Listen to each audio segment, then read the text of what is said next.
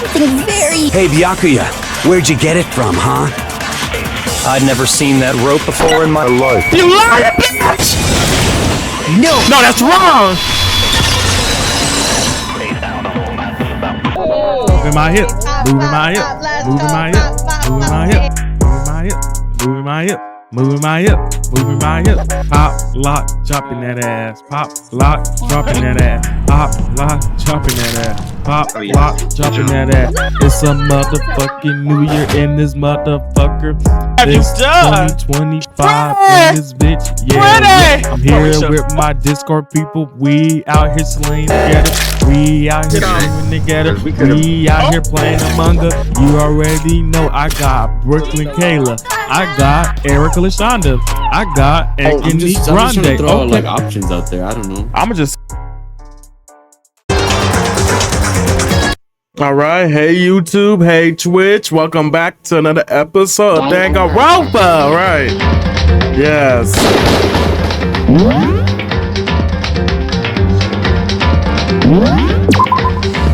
So we found out Leon was the killer, which was obvious. You know, it was obvious it was Leon. Like it was really obvious. Like we all knew it was Leon. Like deep down, we all knew it was Leon. Dot dot dot. Dot dot dot. Dot dot dot. Oh, do I want to get out? Dot dot dot. Dot dot dot. Oh my gosh. Dot dot dot. What the fuck? Oh. Dot dot dot.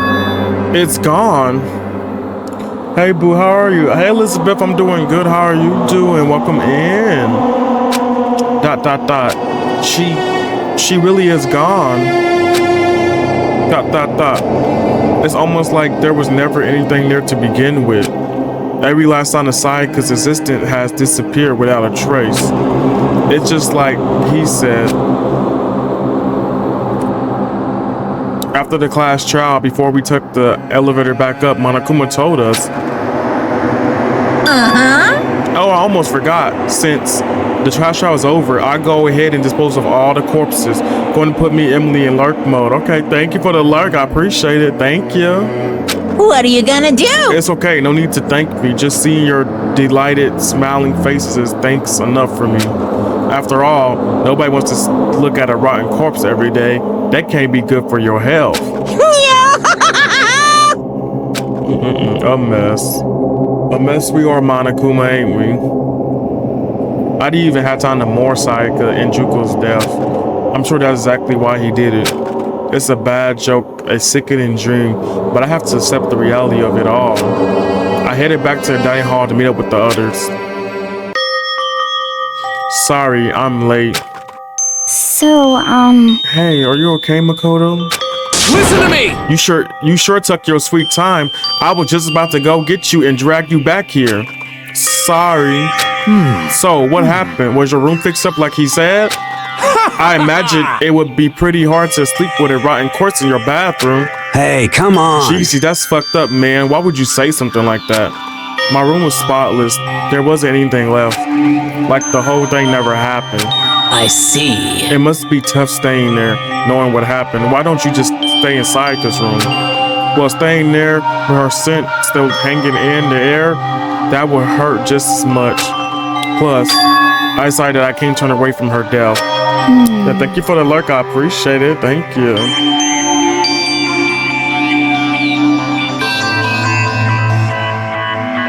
Makoto. Hey, cheer up. Getting depressed isn't going to help anything, right? If we all work together, I'm sure we'll find a way out of here. you got it! So everyone just try and cheer up and get back on the track. Is that honestly supposed to make us feel better? We were already working together, and yet someone was still murdered. Anyone could betray us at this point. Now that it's happened once, it's a question of when, not if the next one's going to take place. Yeah, because Sayaka made the first move. Well... But if we work together against the mastermind, nobody have any reason to do something like that. Stop talking. keep telling yourself that I'll be over here in the real world, working together, fighting a common enemy, like it or not. It's not that simple. What do you mean? Are you okay with this? The mastermind is seen to be much more powerful than we ever suspected. They took over Hope's Peak, which was supposed to be well defended, then modified it to fit their desire.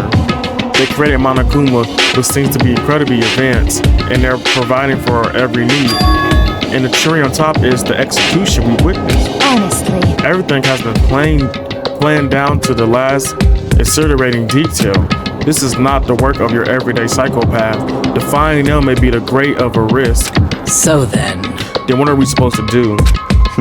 Anyone who truly does want to escape will just have to follow the rules. In which case, the only option is to deceive those around you and win the game. No. What? No, what? I don't want to live. Take it. If it means killing someone else to do it, I don't want to kill anyone else. Huh? Anyone else? What do you mean? It's because... Leon died because we all voted for him, right? It's no different from us killing him ourselves. But So... If we hadn't voted for him, then we all would have died instead, right? This isn't what you wanted, is it? so it would seem. She's right. If you heap that kind of blame on yourself, you're turning into a full-fledged microcyte. The fuck I just said? Churro, listen. You're not to blame. Not you, not Leon, and not Sayaka. The mastermind is responsible for everything that happened. We had no choice but to vote. I can't even imagine what would have happened to us if we refused. And in the end, it was Monokuma who ultimately killed Leon. So don't waste your anger on yourself. Instead, direct it at the mastermind. Bing bong.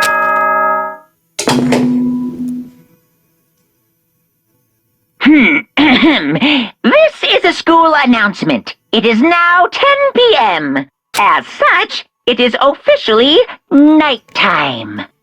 Soon the doors to the dining hall will be locked, and entry at that point is strictly prohibited. Oh, and one other thing. What's the other thing, Monokuma? It was totally obvious before that you were trying to make yourselves feel better and justify what you did. See you, don't see you, see you. That's about how much I can see you, even when you try to hide. Now pay attention and remember this well. The burden of judging others is a heavy one to bear, so be well aware of your actions. Order and stability rely on the sacrifice and responsibility of everyone. Okay then, sweet dreams, everyone. Good night, sleep tight. Don't let the bedbugs bite. What was that about just now? Was he saying it's our fault what happened? That's pretty cruel, man. don't fuck with That me. piece of shit. Who does he think he is? And so the day drew to a close. A tense, maddening day that saw the deaths of 3 classmates, Sayaka, Juko, and Leon. But this is just the beginning, or the spirit has only just begun. Oh, boy's life of despair.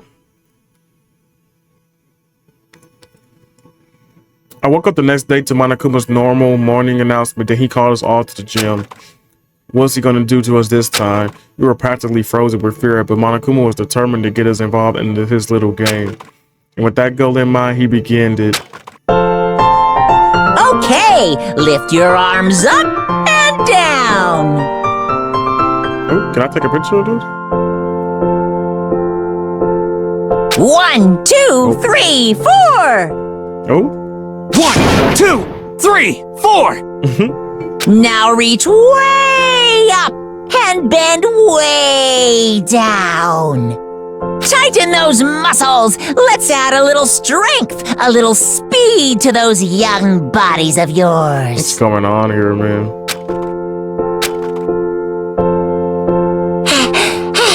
Doesn't this feel just great? Being stuck inside like this, you gotta make sure you stay healthy. You're the one keeping us stuck together.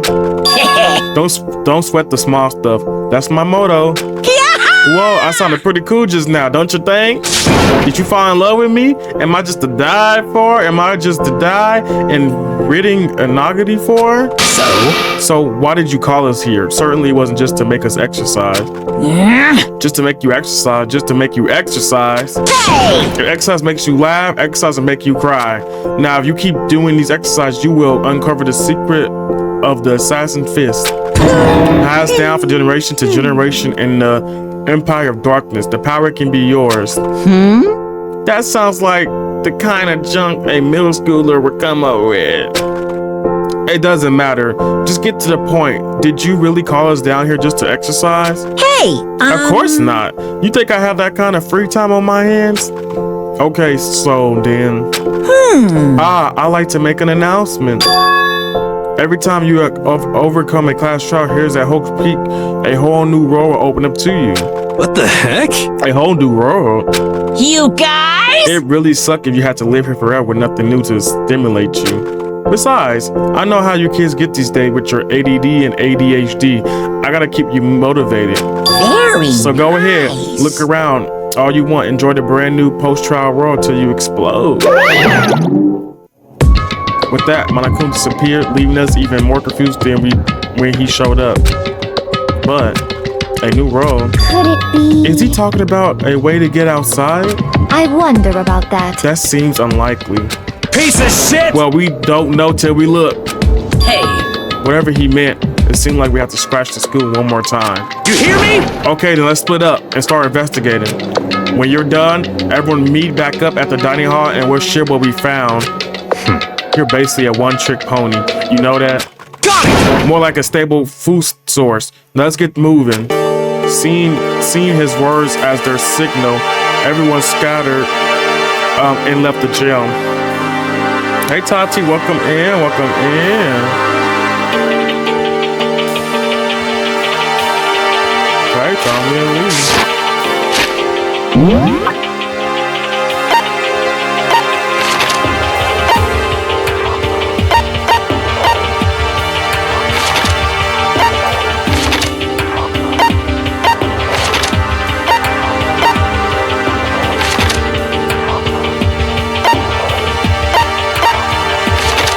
Hey, hi.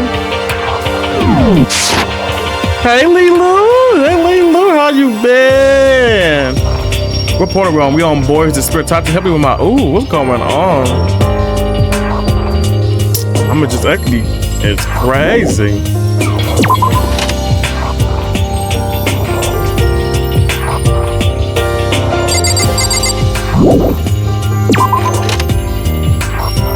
Okay. Ooh. Oh, stairs.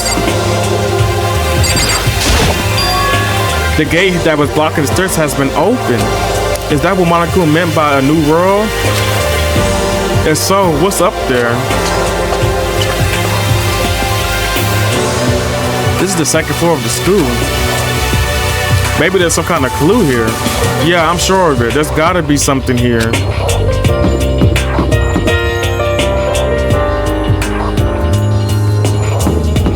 Sayaka, Juko, and Leon.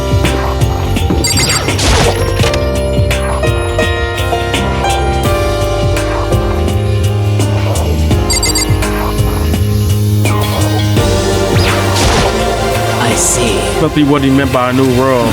I should probably take a really close look around. Yep, you go do that. I'ma leave. Ooh, pretty good. I'ma do Galentine's tomorrow with my bestie. Oh, period. As you should. What do you guys like plan to do? Like, what are you guys doing?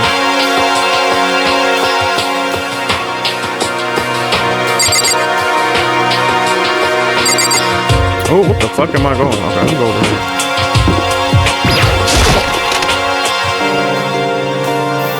Ooh, period. I need to get some teddy bear, period. But still, this library is most interesting. Huh? What's interesting about it? Stop talking. Oh, nothing. I was just thinking out loud.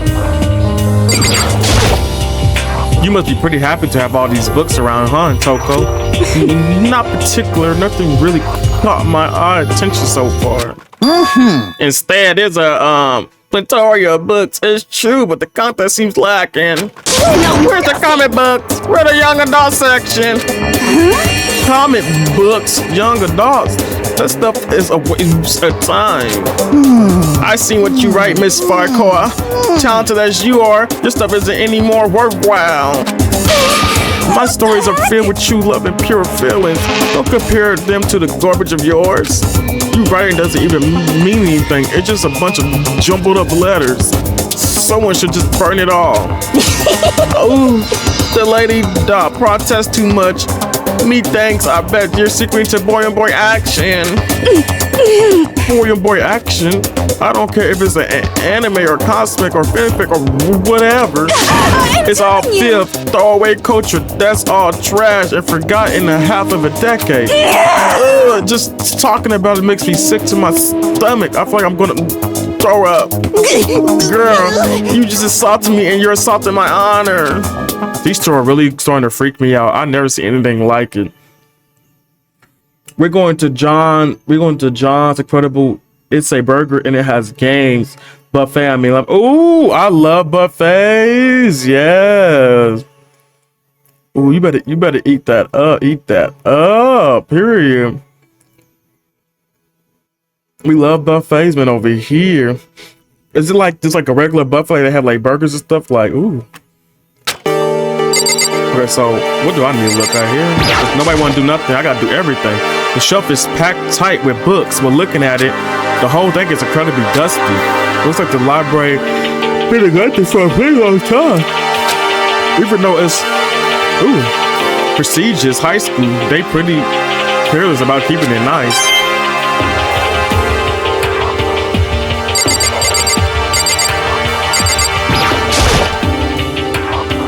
There's a thick layer of dust on top of the desk. It looks like the library's been neglected for a pretty long time. As nice as the school itself, it's whoever's in charge of upkeep has been pretty lazy. Strange. It's gonna grub. They have pizza and soups and desserts. Many things. Ooh, I love that. Yes. You had me at pizza. The shelf is covered in dust, but on the shelf is a ladder. What's this? How's Peak Academy? Indeed. It was a burden under a thick layer of dust. It must have been sitting there for quite a while. Well, shall we see what's inside? But we shouldn't read other people's mail without their permission. Is that right? What we shouldn't do is leave this here without finding out what's inside. Oh, okay. I broke the seal in the dusty envelope and pulled out the single sheet of paper I found inside. I unfolded the paper and read what was written there. From the Host Peak Academy executive office. Throughout the years, we have been committed to shaping the youth who will one day shape the world. We have a long, proud history as an institution of higher learning with full government support. Our graduates enter society ready to take on an active leadership role in every major job field. However, Host Peak Academy was now lowering this curtain on its glorious history for the time being. This decision was not an easy one to make, but serious issues beyond our control have made it necessary. Oh, also, did we find out who killed that girl? Oh, honey, you missed it. But do you want me to tell you who killed it though? It was the class child was crazy. But make no mistake, this is not the end of Host Peak Academy. We intend to reopen our doors as soon as the issue forcing our closure have been resolved. Bro, it was Leon, and it was written on the freaking wall. Like she wrote his name. It was the most easiest murder you can uncover. She wrote. It could say it's one of the ones. No, baby, that's Leon. That was Leon. It was Leon. Yeah, she wrote it when she died. Her dying message. We intend to open up our door as soon as the issue forcing our closure have been resolved. That being said, this is the end for now, and I would like to personally and sincerely thank everyone for your help and support over the year. For now, we are awaiting official governmental authorization to formally cease operation. What does this mean? The content of this letter are quite interesting indeed. It would seem Host Peak Academy stopped functioning as a school.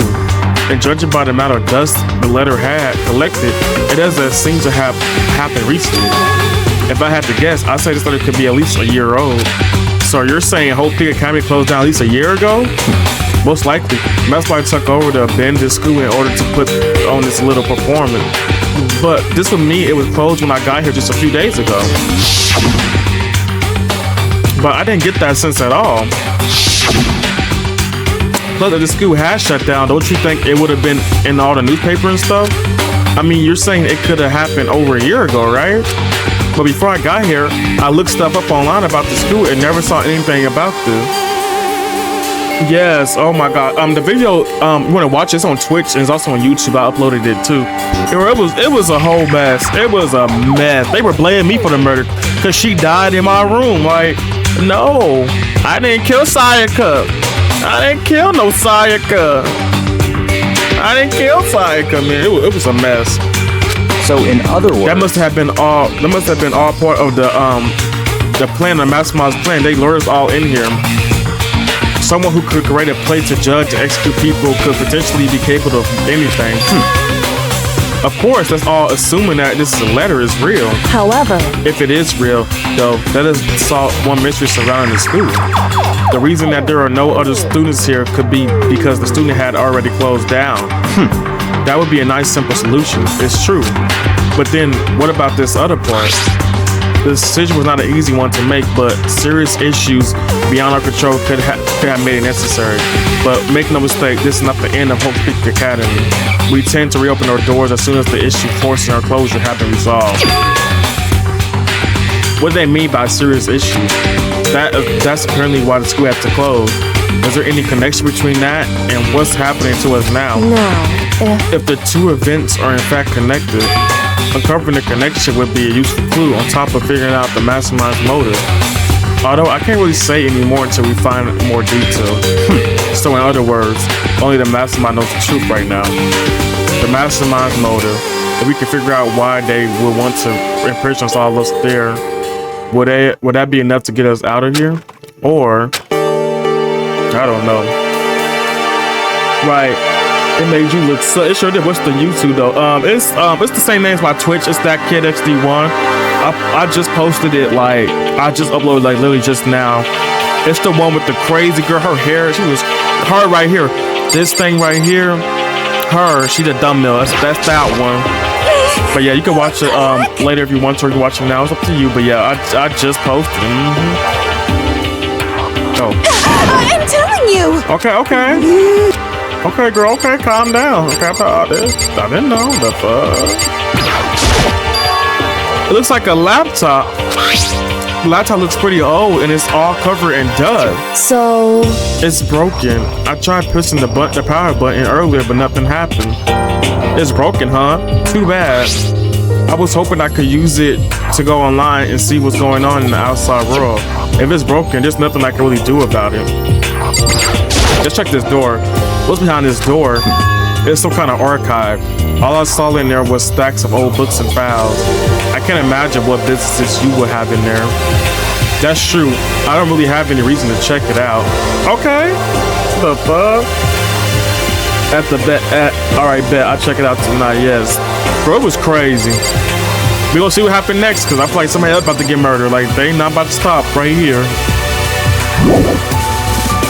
The people I like right now, I love Kyoko. I love her. Like, something about Kyoko is the meter. I love her. Like, she's cool. I like Hina. She's cool too. I like Hiro. I like Celeste too. You know, she's kind of a little weird, but I like Celeste.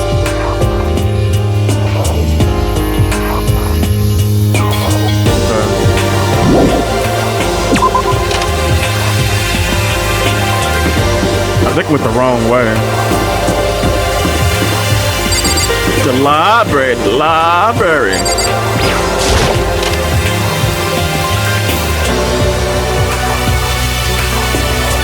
All right, check this room.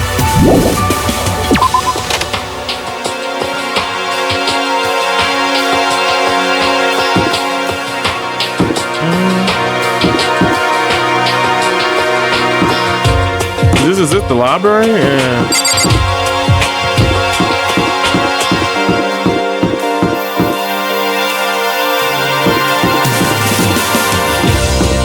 Okay, that's all I see is the library. I see this. It's a rented wall. Boys, girls, bathroom, party, nothing train. Oh, and the pool. We got a pool now. Oh, now she weird. She's a little weird, but I like Celeste. There she. Look at Celeste. Just a second. Oh, Makoto, how? Hey, guess what? Guess what? I found a pool. There's a pool here. A pool. You don't have to keep repeating it. I got it. Okay. And there's a ton of exercise equipment in the locker room. Sayaka's gonna go nuts when she finds out. Yeah, you're right about that. Hina seems way more excited than usual. Look at Celeste, she's just weird, but you know I like Celeste.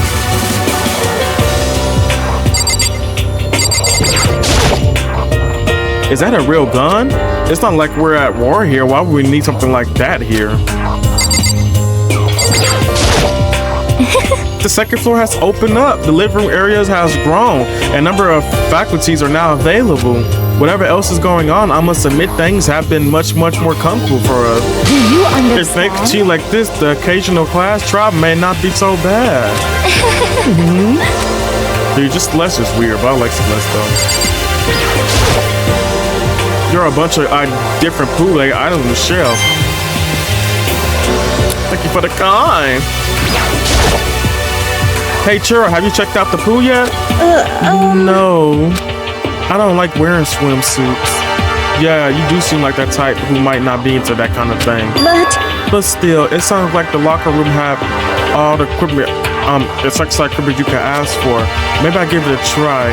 I'm kind of like to get a little stronger. You want to get stronger? I have to say, that's kind of unexpected. Yeah.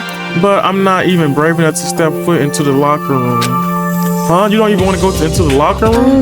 It's not that I don't want to. It's just I don't get it. Is she afraid of locker rooms or something? It's pretty weird. A pretty weird phobia though. I don't know what's going on. Behind the door is a locker room? Yeah. Oh, and I guess you need your handbook to get into the locker room. Really? Of course! Really? Oh! If you want to unlock the locker room, you have to swipe your personal e-handbook across the card reader next to the door. However, to ensure maximum security within each locker room, only a boys' handbook, only the boys' handbook can open the boys' locker room, and the same goes for the girls. And that's the bottom line. But Boy, someone opens the door and then someone else sneaks in. Anyone who commits such indecency will be punished without mercy for the scandalous sexual depravity. Oh my god. Oh yeah, no. You funny leavers. See that goblin gun mount on the ceiling, right? And it'll be do. Oh wow. just a second. I bet it really hurts to get shot by that thing. No, I think I'd be a little worse than that. But what happened if someone loads their handbooks to someone else? A boy could borrow a girl handbook, and that will get them into the girls' locker room, would it not? What? That never even occurred to me. To think someone could be so low, so cowardly, so devilish. Okay then, how would this sound? Time for a new rule. As of this moment, loaning your e-handbook to another student is strictly prohibited. There, so now nobody can get the handbook to anyone else, right? You like that? I'm kind of genius, right? It's because my brain is 100% cotton. Honestly. I do not imagine anyone would have lent their handbook out in the first place. Is that okay? After all, they were likely to be held responsible for anything that person might be doing using that handbook. So, I love Churro. He's one to talk, right? Well, at least he has some DC for girls. Oh my god, I just skipped Hina's talk. I'm so sorry. It's called All Your Teenagers Are Sex Crazy Maniacs. You're at the age you're trying humping a plastic bottle. What's going on?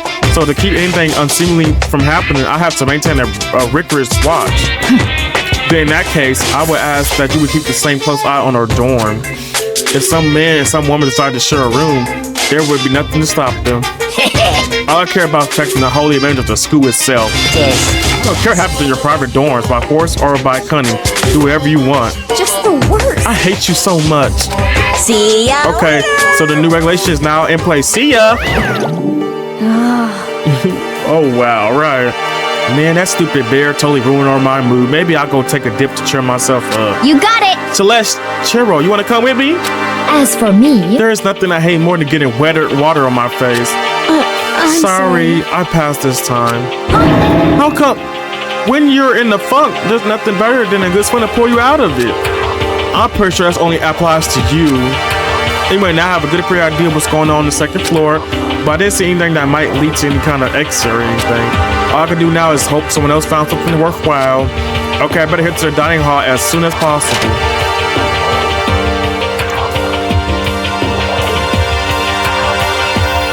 Listen to me! Okay, ladies and gentlemen, how it go? Did anyone discover any interest and knew anything?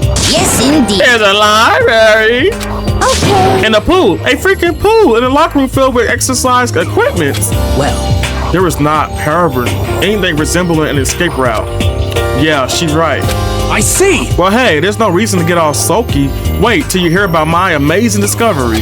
Quiet down The and warehouse and the bathhouse on the first floor of the dorms are now open. You hear me? And the warehouse is chock full of food, clothes, whatever you want. There's so much, it's insane. So go ahead and stuff yourself to the grills whenever you feel like, ha ha ha ha ha. Are we okay with this? Keep in mind, of course, that's going out at nighttime is still prohibited. Please do not forget. Yo, Okay, and what about a fucking way out of here? You find anything like that? Oh, well, what? there wasn't anything in the warehouse we could use to get our asses out of here. Nothing.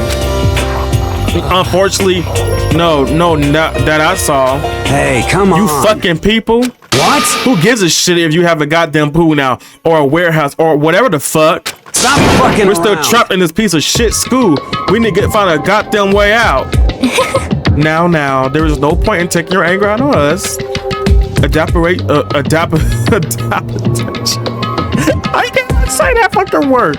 Adaptation is the key. Yes. For now, we must each find a way to our current situation. You piece of... Whatever you say, you fucking loon. Wow. For now, let's just continue our investigation and let everyone know if you should discover something. So then, Laughing out loud. So, are we done for today? Well, yeah, I guess so. Damn, what the fuck is in the air? The air seems so... Yeah, right? The air got fucking heavy as hell. The fuck? Was this the mastermind's plan to give us hope just to turn around and betray that hope? What the fuck?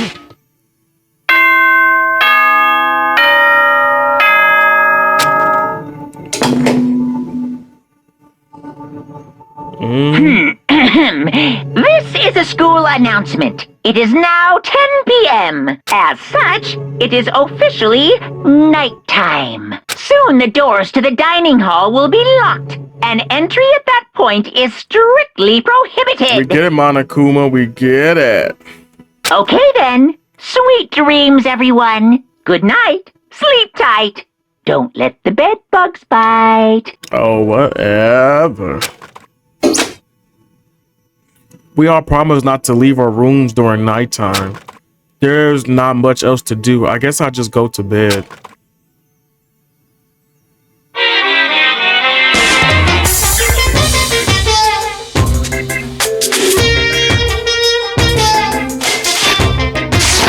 Oh, how do I skip this lame shit? Oh. you see, It's lame, y'all. It's lame. I'm telling y'all. Believe me. It's lame. Ding dong bum bum. Yep, same old, we know. Good morning. Get ready to... Oh, I wanted to Oh. let you know that your e-handbooks have been updated. Something new. New regulations have been added, so please take a look and enjoy your school life more than ever before. Thank you.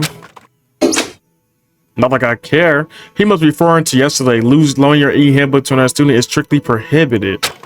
But right now, I need to hurry and head to breakfast.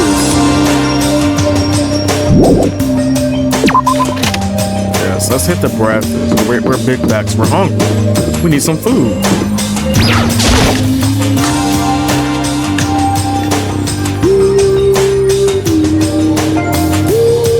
hey Makoto. Morning, Makoto.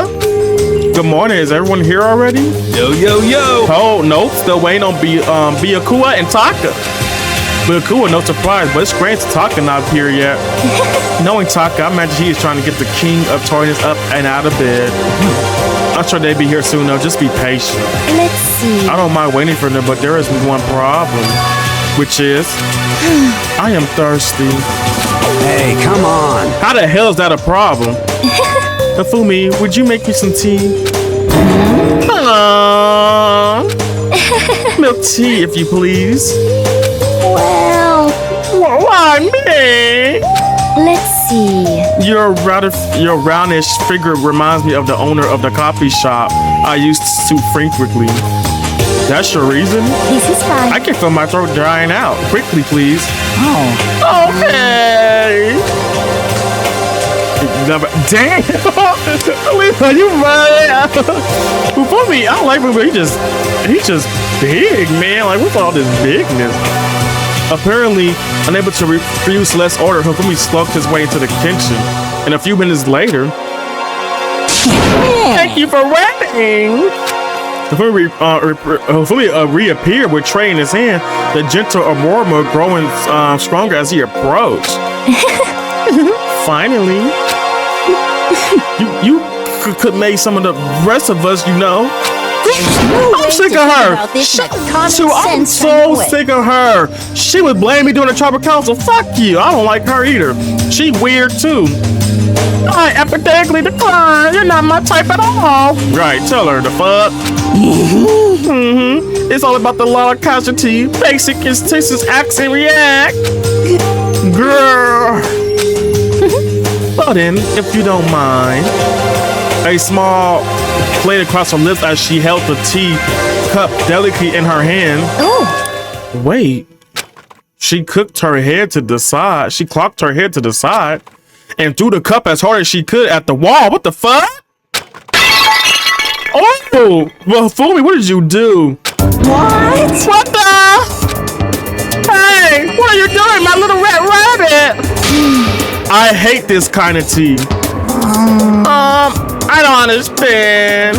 Yes. Imagine we were at a coffee shop, just any normal, everyday cafe. I sit down and order some tea. Then they ask me, would you like lemon or milk?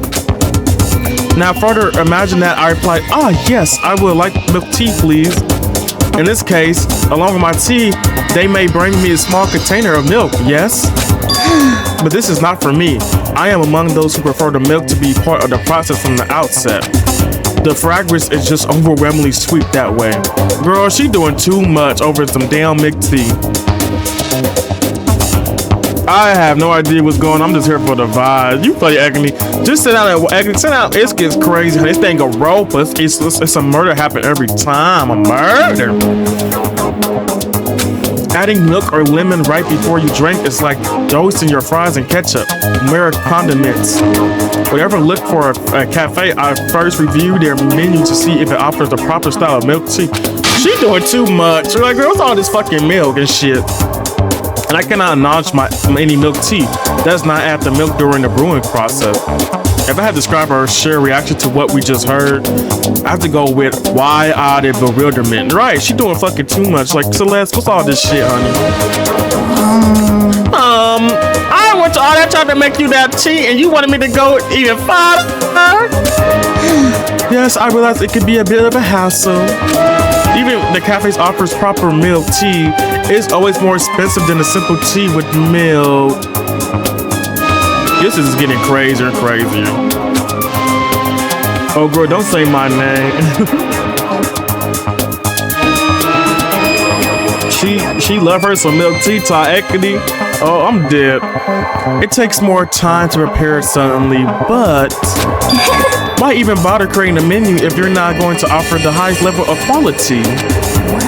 Well, we don't actually have a menu. You little bitch.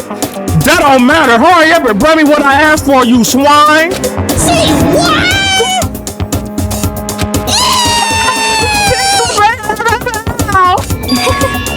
I just do so.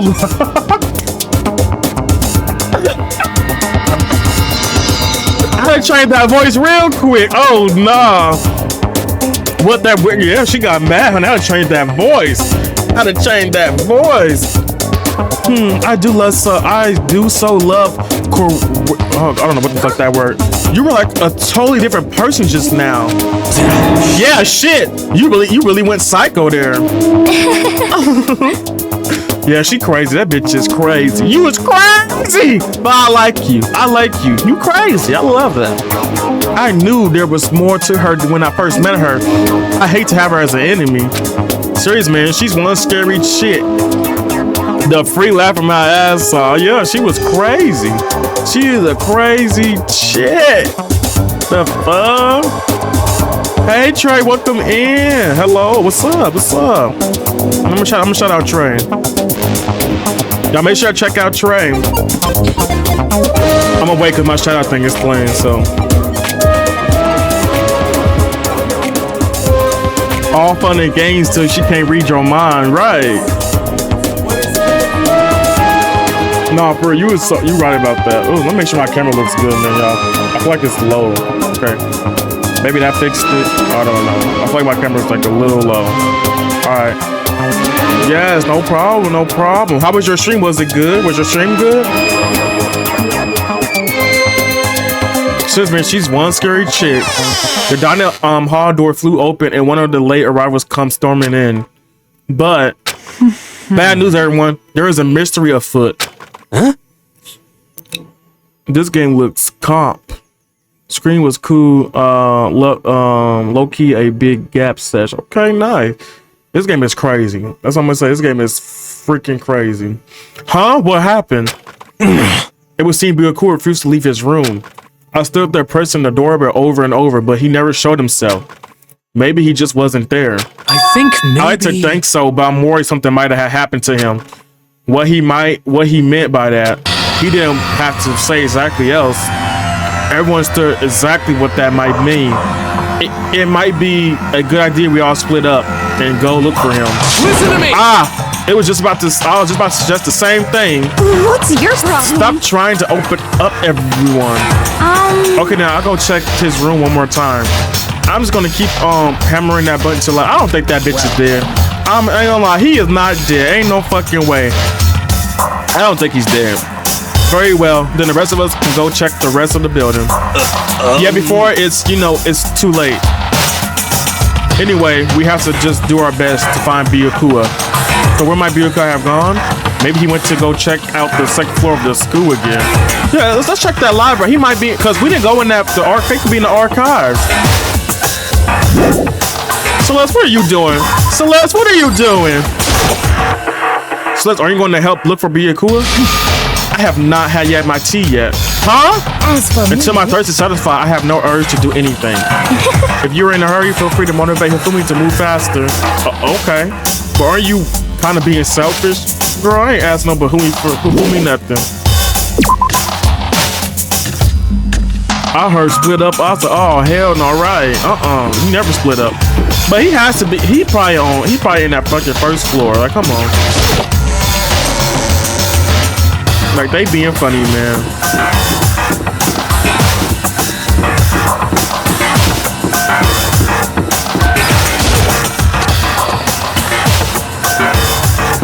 It's my favorite. I love Kyoko. Hey. So you thought to come here too? Huh? So if you think about what Byakuya said was so interested in yesterday, you could probably guess where he is right now, right? Huh? What was it Byakuya was interested in? Come on, like, what's all these mysteries? Like, we fucking know, man.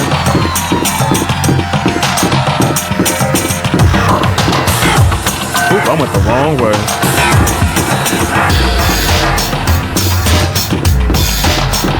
Yeah, he loved that library. He's in our archives. When I opened the door to the library and looked inside, oh goodness, I cried out in sudden surprise. Byakuya!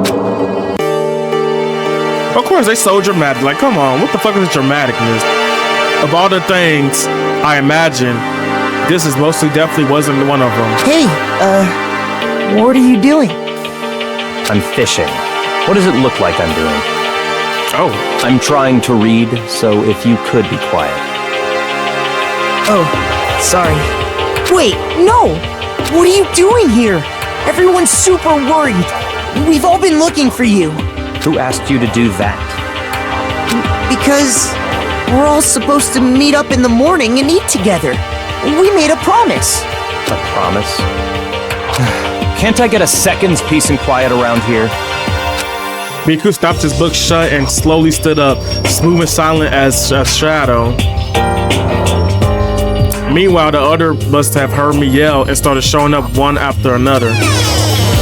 Yo, Miyakua! So this is where you've been hiding? The heck are you doing here, man? We were very concerned. Well, you had no reason to be. I was just reading. I never read such a coarse novel before, but it might just prove useful at some moment. Well... What were you reading? A mystery novel. Well... Wait, so are you gonna use that what you're learning in there to betray us? Don't be stupid. Yeah. It's just something to keep in mind. Yeah, what? Naturally. If I decide to fight, of course, I'll come up with something original. Otherwise, this game of ours would be totally boring, right? If not often you get to take part in such a high-stake, high-tension activity. So if you're going to do it, you have to make sure it's entertainment. His voice sent a chill down my spine. There was an undeniable smile on his face as he spoke. He looked like he was actually enjoying himself, enjoying this deranged killing game. What the fuck do you mean, game? That's fucked up. But it is a game. It's a game of life or death, which can have only one winner. That's all there is to it. He is right. It's a zero-sum game. Huh? Are you okay with it? Is part of a game theory, a mathematical model. In game theory, we are going through now, it's called a zero-sum game. In this type of game, in order for one person to gain something, another must necessarily lose something. In other words, it is a situation in which participants must compete for position or resources. I see. You mean like it's a kind of elimination match? Actually, entrance exams, sports tournaments, job openings, most social interactions fall into this category. Everyone must scramble to attain something which is limited. For you to succeed, someone else must fail. This also applies to the school life we have been subjected to here in this case. Our limited resource is that only one of us can successfully become the blacklist. So in other words, it's going good. I just ate some food, so I'm just chilling. I bet you did, Biggie. You're getting bigger too, unfortunately. So this game was designed from the beginning to force one of us to try and defeat all the others. That can't be what they had in mind. This is why adaptation is so crucial. If those who want to escape were to disappear, there would be no reason to continue playing the game. What? So why would I want to stop playing? It's so much fun. He smiled again as he spoke. That smile was filled with evil intent. It was twisted his face into something not human. It sounded like as if you're not acknowledging even the possibility that you may lose, am I right? Naturally. Of course. You do speak like the others, exactly what I would expect from the Tagami there. The Tagami here apparent. It's just normal ignorance, isn't it? just a second. You talk like that, but what if you end up dead? Not possible. I won't. It's simply impossible. You son of a What the bitch. fuck do you think you are? Who the fuck you think you are? You know, I still just can't believe it. What? Believe what? That an uneducated, brain-dead, useless piece of garbage like you has survived this long. Piece of shit! I'm gonna fucking kill you. Don't make me. Like I said, I won't die. You keep saying that, but do not bother arguing with him. For him, the concept of Luda simply does not exist. He is the ultimate affluent progeny. After all, what the fuck even is that? A boy raised to succeed from the day he was born. He considers Victor his destiny, and he has lived his life accordingly. Tests and challenges are merely ways for him to stand victorious, even if a life and death situation. Is this not so, Byakuya? At least one of you seems to understand. Isn't it And wonderful? because I am the same as you, games are meant to be won. That's enough. Are you trying to suggest that we are on the same level? Close that vulgar mouth of yours. Oh, Well, I do apologize. Anyway, let me just say this all to you. Y'all need to try harder if an opponent isn't going to give their best. What's the fun for me? no. That's a terrible way to look at it. What? What? It's because This isn't a game. Our lives are on the line. You know, to kill your own friends is it's horrific. right. Friends? Who decided that? We're not friends. No, quite the opposite. We're in competition. We're enemies. But You know. What? But what? Stop trying to force your contradiction on me and just accept what I'm telling you. Come on. Yes, if you have something to say, say it. Otherwise, keep your mouth closed. Oh, I'm sorry. I'm sorry. Stop fucking around. Hey, shithead, you get off on bullying people that can't fight back? You want to try that on me? So you're back to pretending to be friends, huh? And how long do you think that's going to last? Piece of shit. Fuck you!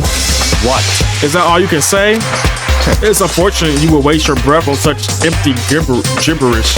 You son of a That's bitch. it. You're fucking dead. Just a second. Hold on. Just calm down. Piece of shit. I am calm. How is this calm? Anyway, I don't have any intention of working with the rest of you any longer. To cooperate during an elimination game is, well, frankly, it's a waste of time, and I hate wasting my time. Waste of time? Possible. Engaging in friendly group meals is out of the question. Someone could easily poison our food, and I'd rather not become part of that Last Supper just yet. Quit talking like you're in a fucking movie or something. Goodbye. All I'm saying is that ultimately you all are free to do whatever you want on your own. Goodbye. Without a second glance back, Real Cool had left. There wasn't anything we could do to keep him from going. His way of thinking was just beyond anything the rest of us could even comprehend. But Was he serious about all that? He was, without a doubt. don't fuck with Well, me. fuck him then. But what he said, he might not necessarily be wrong. I mean, can you say for sure someone won't poison our food? Hey, come on, you too, Toko? Anyway. Well, it's not like anyone could even care if I was gone, right? Actually, I bet you all would want me gone. You all think I'm disgusted. What is going fucking on in this game? Like, these people are pissing me off. Like, shut the fuck up. Like, don't make me crash out on you. Like, they freaking weird, man. Weird. This group is weird. I don't fuck with that. Oh my god. None of us think that. I'm You telling you. just think you don't think that. I know some people like to play the victim, but this is just totally out of there. You think I don't know, but I do. You want me gone.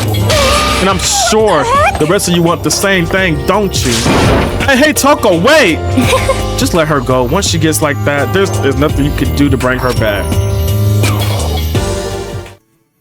Y'all, it honestly depends. Like, if we, like, let's just say I'm playing for like an hour or something, I might go ahead and do the murder case, and I might do the class trial too. It just depends on how the time's looking like. The top thing, where we going live with Luke to play Left 4 Dead. I just need to know about that.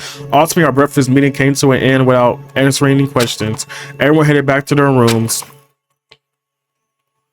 Geez, I'm tired already. But I don't have time to take even one day off. I have to get myself going. Okay, time to talk to hoes. Who do I want to talk to?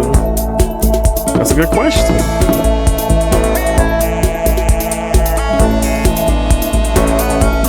All right, just let me know and I'll hop on whenever I'm done with this.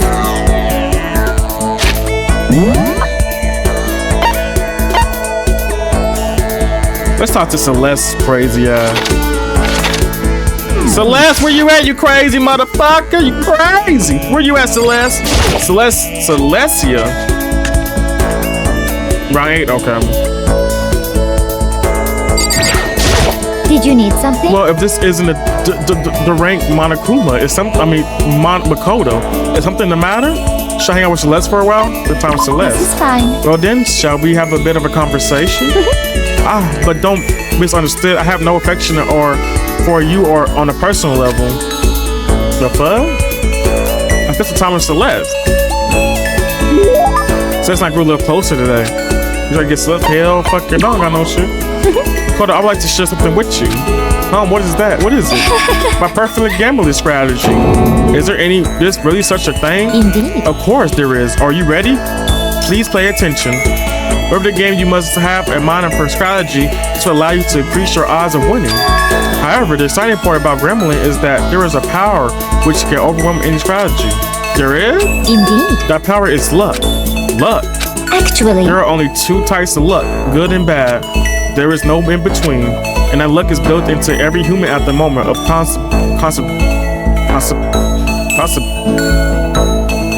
Okay, I fucked that word up.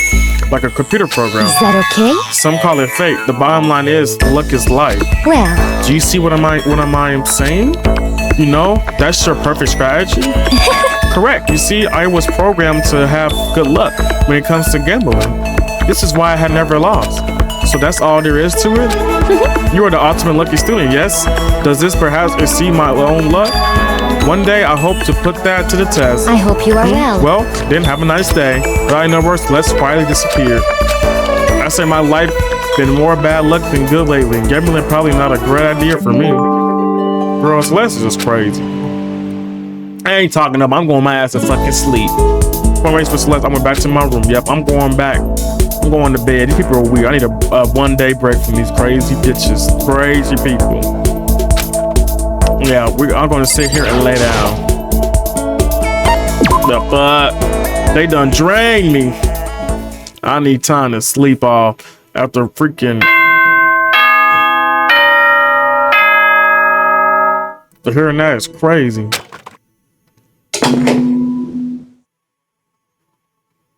Okay, we know. Soon the doors to the dining. Okay then. Bye bye. We know. But we know to say it's over. This game definitely isn't over. How long is he gonna keep going? All the stress and anxiety kept me from falling asleep until late in the night.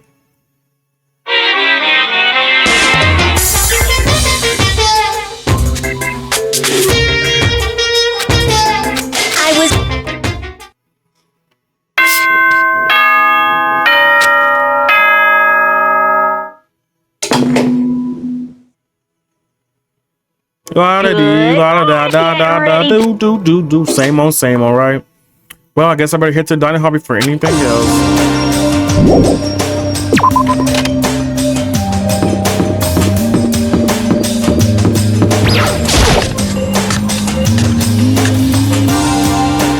I want your breakfast beanie as always, but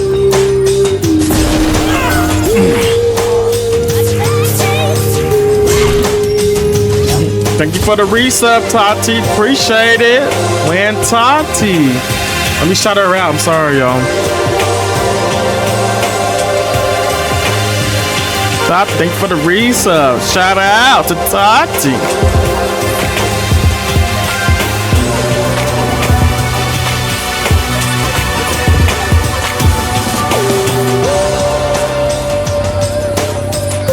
Yeah. Hey. Okay, is this everyone? It feels a little small. Biaku and Toka had stormed off yesterday, and it wasn't too surprising they haven't came in. Not me singing up. I gotta get rid of these clips. You sure do, cause they be coming up. Even the tables looks bigger somehow. I assume this because 3 people are dead and 2 are abstaining. Yeah, if 5 people miss some, I guess it would feel kind of empty. Still, I know Biaku or whatever, but should we go check on Toko? I vote no, she's super annoying. I agree with fucking Hero. How can you be so cold? You are like a piece of rock candy. Did you hear me? What? No, rock candy isn't cold, it's sweet. Anyway, Biaku is the real problem. If we don't keep an eye on him, he might really kill someone. You can see in his eye. We got no choice. Get some rope. We're gonna have to keep him bound and gagged. I think that's going to be a little overboard. Count on it. He's right. In this situation, there's nothing scarier than when an ally turns loose cannon. It's just like when we were kids and someone who go crazy at sport days or whatever. What? What the fuck are you talking about? You got to use the rope to do a tug of war or something, idiot. It can't be. I'm not an idiot. You're an idiot. Who are you calling stupid? Huh, what's wrong, Cheryl? You don't look so good. Oh, I'm going through a little self-loathing. Huh, self-loathing? Well, after what Biaku said to me yesterday, I just got so nervous. I locked up. I couldn't say anything. Mondo ended up having to help me out, and even he said I was someone who can't fight back. I hate how weak I am. I see. So Mondo made you depressed. What? What? How is it my fault? Hey, I wasn't trying to be mean. Besides, girls are just naturally weak anyway, right? Are you crying? Because you were screaming like a lunatic. Aw, don't cry, Cheryl. Hey, come on. Don't cry. It's my fault, okay? I won't yell at you anymore. Really? Now, sure, I can believe that.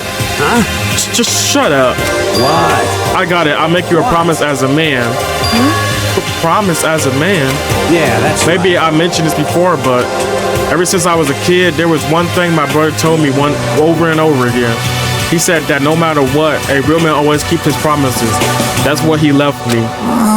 Left you? Yeah, my brother is dead. Oh, I see.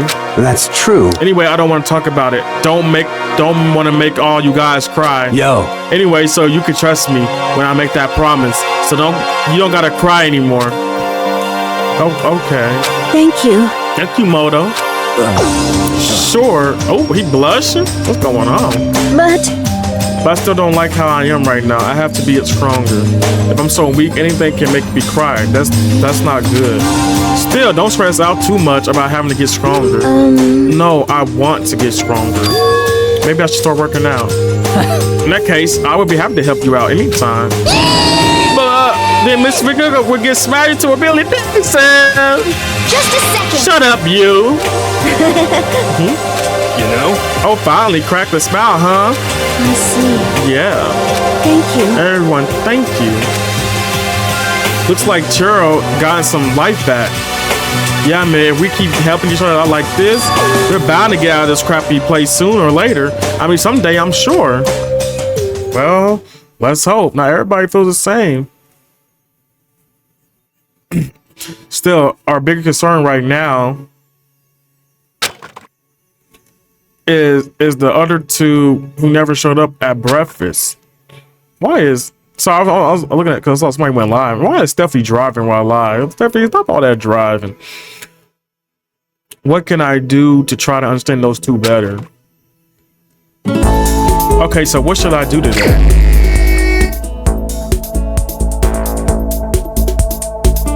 Go to bed. I don't fuck with none of these people, okay? I'm taking 2 days break from these hoes. They too much for me.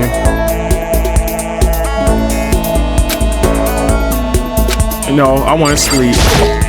The fuck? These people are draining. They are draining. I had to take a 2-day break from these people. I guess I'm feeling a little hungry. I better get something to eat before it's nighttime. I should head to the dining hall then, I guess. You big back bitch, Makoto. You was big. Sorry, y'all, I'm checking stuff. Makoto is big. He talking about you was big. You was a big ass back, Makoto. You big. I just wanted to get something to eat, and now I'm about to get roped into something like this. Actually, no, I guess I'm already roped in. What the fuck is going on? Listen to me! Hey, Makoto, perfect timing. Huh? What's going on? Hey, damn it. I have a favor to ask. A favor? I have a bad feeling about this. What the fuck? Hey, damn it. Come on, Makoto, you gotta be our witness. Witness to what? What? This guy has been talking shit about me since day one, calling me a coward and shit like that. You're corrupt. You are a coward. That's why you turn to violence to solve your problem. That's why you can't do what society asks of you. Why you walk around dressed like that. Huh? The fuck you say? You don't know shit. You hear me? You already lost to yourself. But you're such a coward, you don't even realize it. So what? You saying you're not a coward? You think you tougher than me? Count on it. I know I am. You want to? Okay, then let's throw down. Prove you got what I don't got. You hear me? I accept your challenge. What? So that's what's happening, Makoto? You gonna be our witness? You're gonna throw down? You're not gonna start punching each other, are you? Hey. There's a bathhouse on the first floor of the dorm, right? What? But it's soda inside. I see. I see. A simple endurance contest it is. Got it. We're going to see who can stay in the sauna the longest. Am I right? Piece of shit. Goddamn straight. Okay. So I guess I'm just gonna do the. Oh, you guys really want to go do with this? Shit, yeah. He'll be done in a matter of minutes. Anyway, people like him or without exception, all top. You want to throw? Bring it on. Hell, let's make things interesting.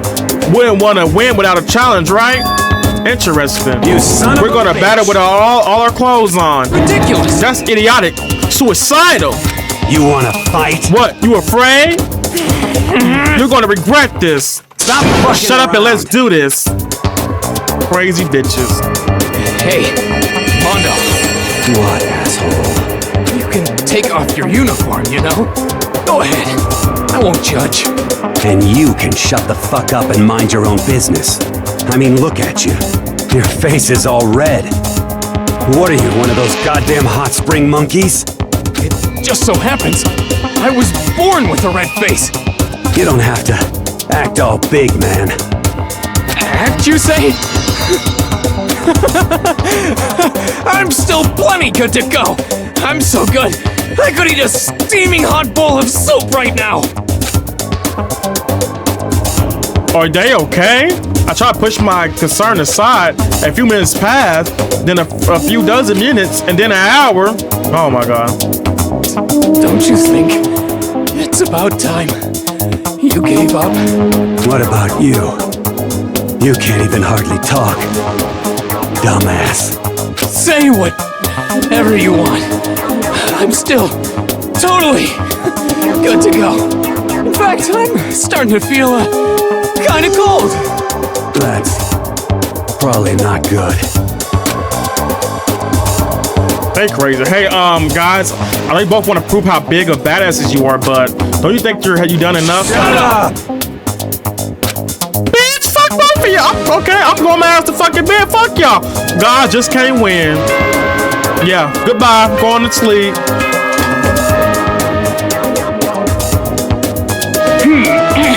Not soon, the doors. Okay then. Bye-bye. Hey, did you hear that? It's nice to hop, but we call it a tie. In a true competition, there's no such thing as a tie. You win or you lose. That's the only thing that matters. Listen to you son of a bitch. What the fuck is going on? Bring it on. I'll push you right up to the gates of hell. The gates of hell, this is not a good place to push someone. This isn't good, guys. Yeah, you hear him? Better crawl on back to your room. I'll let you know how it went in the morning, then you can start spreading my legend. Come tomorrow morning. You'll fall down in front of me, down on your knees. I'll show you where to do it.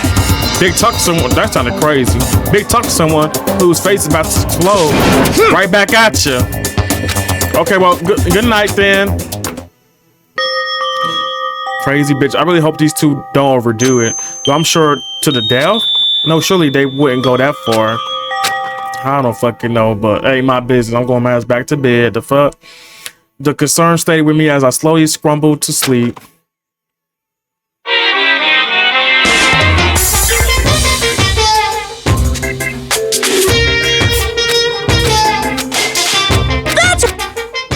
I don't read that shit. Fuck.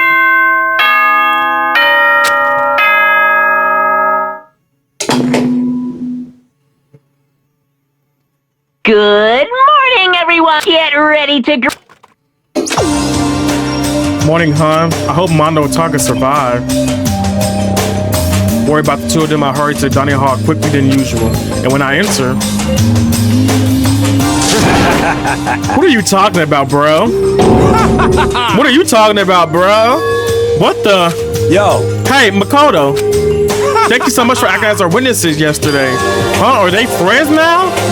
They've been like this all morning. They were all buddy-buddy as soon as they walked in. It feels gross. What? Feels gross? Hell no. Feels great. More like... It almost felt like a sexual harassment somehow.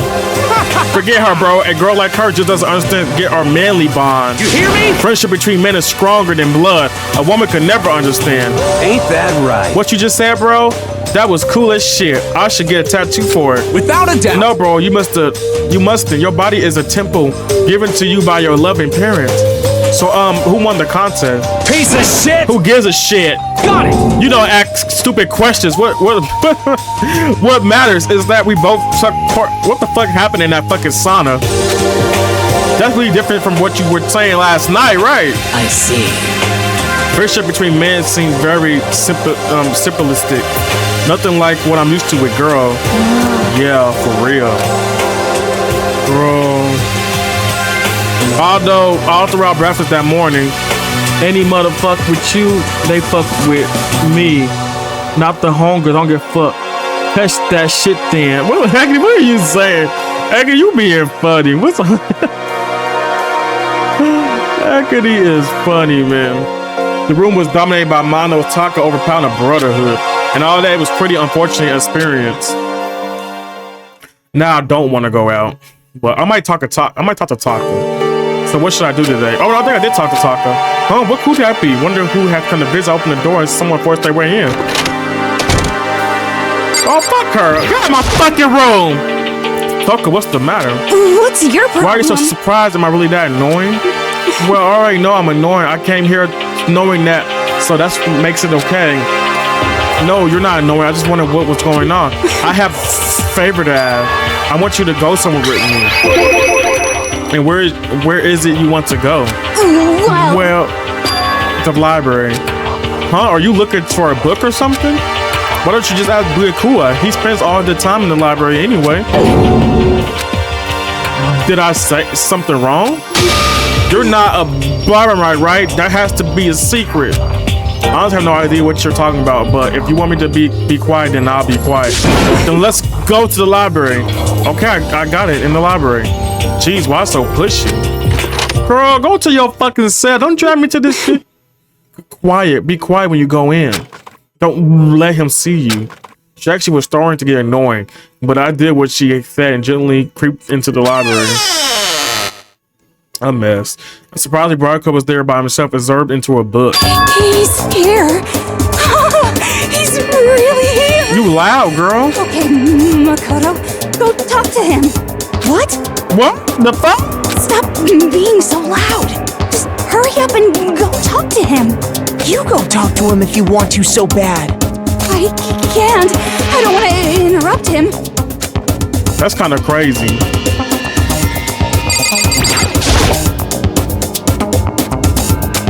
You should really focus on that book. It doesn't seem like it's the best time to talk to him.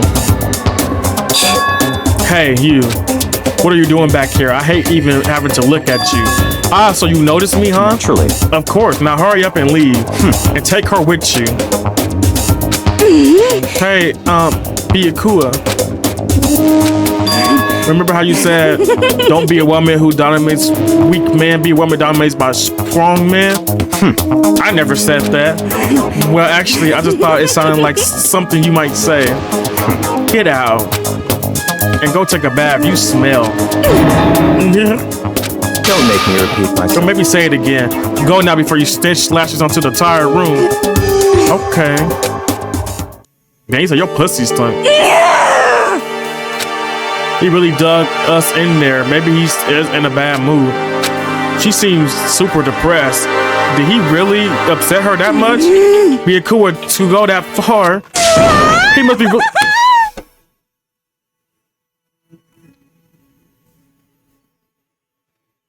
Oh, fuck no. What's going on? What did this crazy girl got me into? That's why I don't like her. Laughing like you flee it like, what the fuck did she got me in here for? He must really concerned about me. Huh? He told me to take a bath and everything. He must really care about my well-being. Hey, Makoto, what do you think? Think about what? Do you think Byakuya and I would be good together? Well, now, I don't really know. That's true. That's really no way to know. But the distance between us doesn't change our love. Because as soon as you realize your feelings, the love is born. That's how love works. Okay. There might come a day when you understand. Maybe someday. Well, bye. What the fuck? Ah, young love. Ah, well.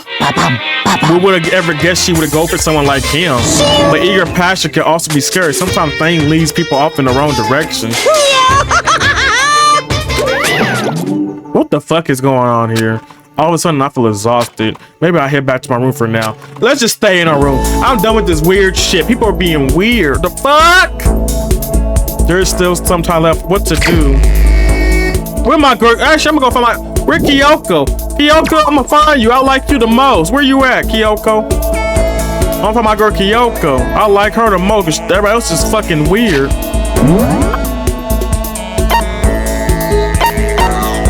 Everybody acting all weird, acting strange. Oh, you gotta be. I'm not asking her. I ain't asked her for shit. The fuck?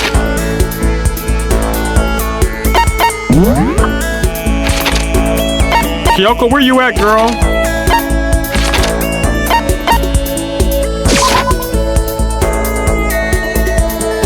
Kyoko? Where the fuck you at, you crazy motherfucker? Kyoko! I love you the most. Why? Who set all this up and why did they choose us? There are so many mysteries. Yes, the normal person around here, man. Well, I'm in no position to tell you what to do. You're free to do as you wish, right? But I have my own way of doing things. Girl, go ahead. I'm with you.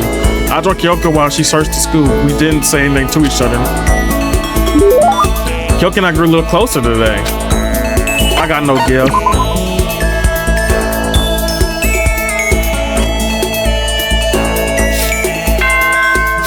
The only known person here. Ahem. Nighttime is quickly approaching, but before it arrives, all students, please gather in the gym immediately. Emergency! Emergency! Got in the gym? Why now all of a sudden? I really don't like the sound of this. I have a terrible feeling. Oh my god, what is it? Another murder? Another motive? It must be another motive. Kyoko, what's going on, girl? We just hung out. Oh, Kyoko, did you hear about the announcement just now? indeed. Yes. I don't want to go, but we don't have any other choice, right? Right. I can imagine it's going to be good news, but it's not a good idea to defy him right here and now. Goodbye. So I'm going on ahead. I really can't do anything except for my tell. Okay, yeah, come on, let's go. Get your ass over here, Mondo. It's time to go.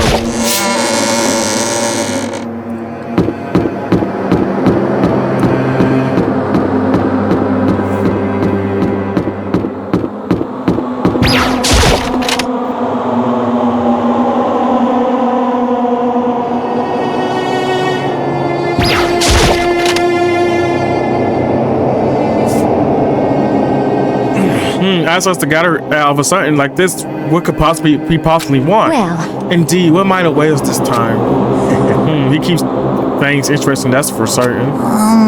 How is that funny? Can't you smile like a normal person once in a while? Like how the housewife on the classic TV show smiles at the end of an episode? What the heck? There's something totally messed up with you if you can laugh at a time like this. Which of us is actually messed up? Huh? What's that supposed to mean? Nothing particular, just admiring, that's all. I don't want to kill anyone, but I also don't want to stay here, living in blind denial day after day. I was just admiring how you could live like that and keep your sanity. What is this? I'm not in denial.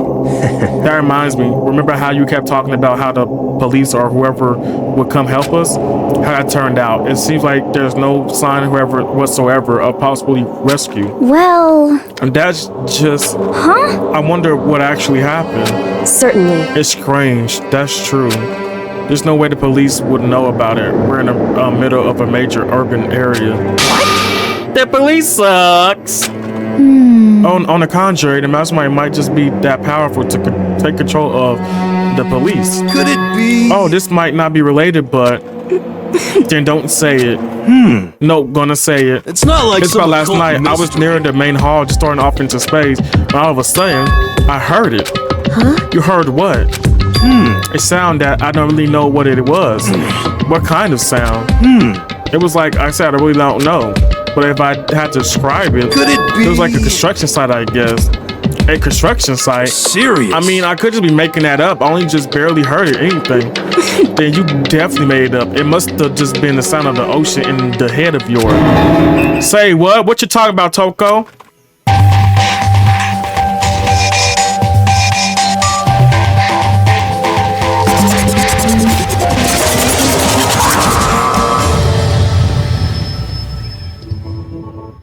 The fuck?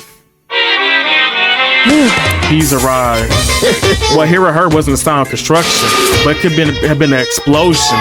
Huh? Or maybe a machine gun. That kind of may sound like construction in a way. What are you talking about?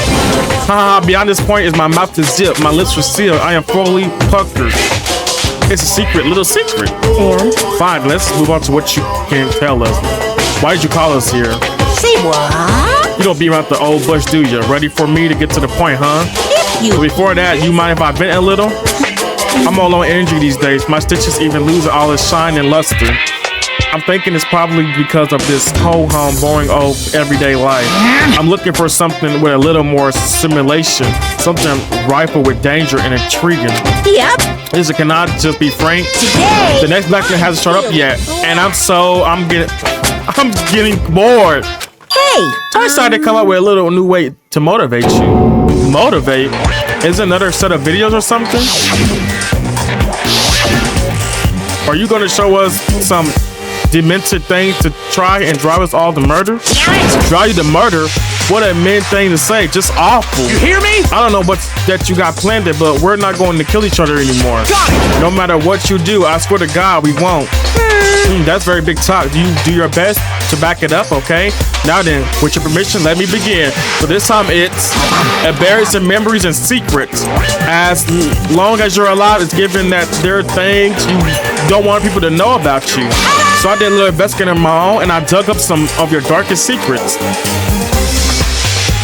And those embarrassing memories and secrets are all contained in the envelopes I have right here. I'm going to hand them out now, so take a second to take a peek. As Monokuma spoke, he tossed the envelope at her feet. I quick snatched the envelope with my name written on it. I nervously pulled out what was written inside, and my tired body suddenly went rigid. Maku went to bed and said he was in 5th grade. That ain't fucking shit. That ain't nothing. Who would kill over that? How did you find out about this? Everyone started talking at once. You got 24 hours. If someone doesn't become blackened by then, all your deeper, darkest secrets and most embarrassing secrets will be exposed to the world. Maybe I rolled by a crowded intersect and the van stopped it with and split all the beam. Hello, happy Thursday, Danganronpa rules. Hello, welcome in, St. Michael. Yes, Danganronpa does indeed rule, yes. Yeah! Wouldn't that be so embarrassing? So that's what you meant by motive. Yep, you got it. They're all pretty unpleasant, trust me. None of you want to reveal that stuff, right? It's definitely something I'd rather people not know, but we'll never kill over something like that. I mean, some might. It depends on the secret. Yours not that bad, but who knows what they secret is upholding, you know? What'd you say? Count on it. He's right. Your plan is doomed to fail. No one's going to murder someone for this kind of thing. This is Oh, no. It's because of for better or worse, your memory is still a way to connect to the outside world. That's stuff I wouldn't want anyone to know no matter what, so I assume you all be the same. Which is why I put so much effort to preparing this next motive. Man, you're saying you really won't kill each other over this stuff? That just sucks. Well, what can you do? Okay then, 24 hours I spoke all your secrets just to make myself feel a little better. okay. So sad, so depressed. Fair, not well. Please play the other games, and I highly recommend Raincoat. Yes, I will. What an almost convincing looking of depressed dejection on his face. Maku wrecked into the gym depths. So, I didn't know what to expect at first, but maybe we dodge a bully on this one? I mean, yeah, having no secret reveal is gonna be totally embarrassing. But that serious not enough to give someone a reason to kill, right? Listen to me. Good news, everyone. I have a brilliant idea. You hear me? Why don't we just confess the secrets in those envelopes right here and now? Without a doubt. If we do that, and all the motives for murder would vanish, that's pretty smart, right?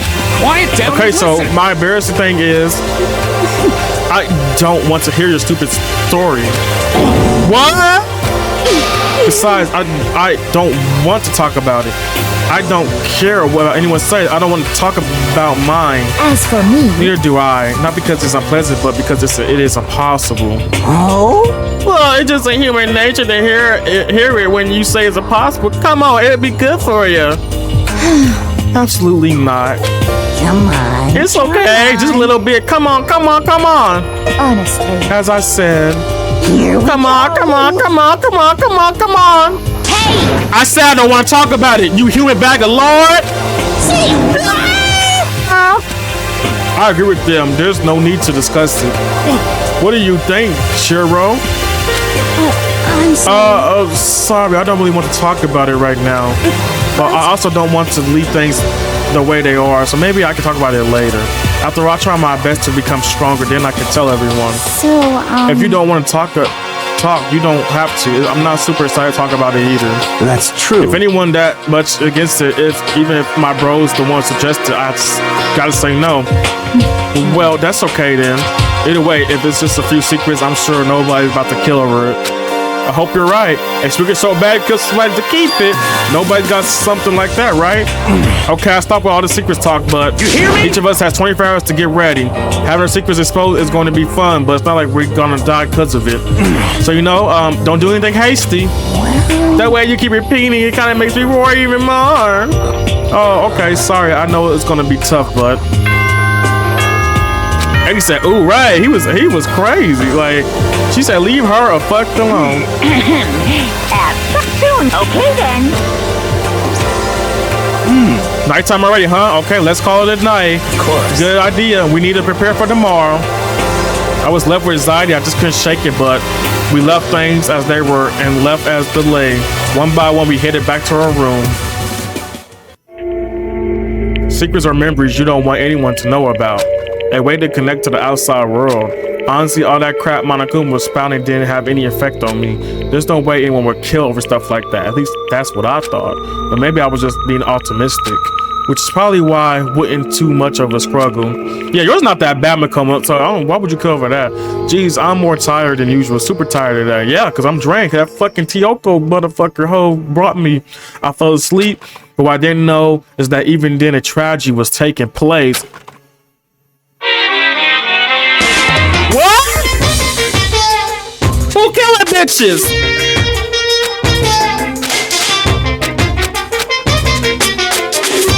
Oh my god, you can't.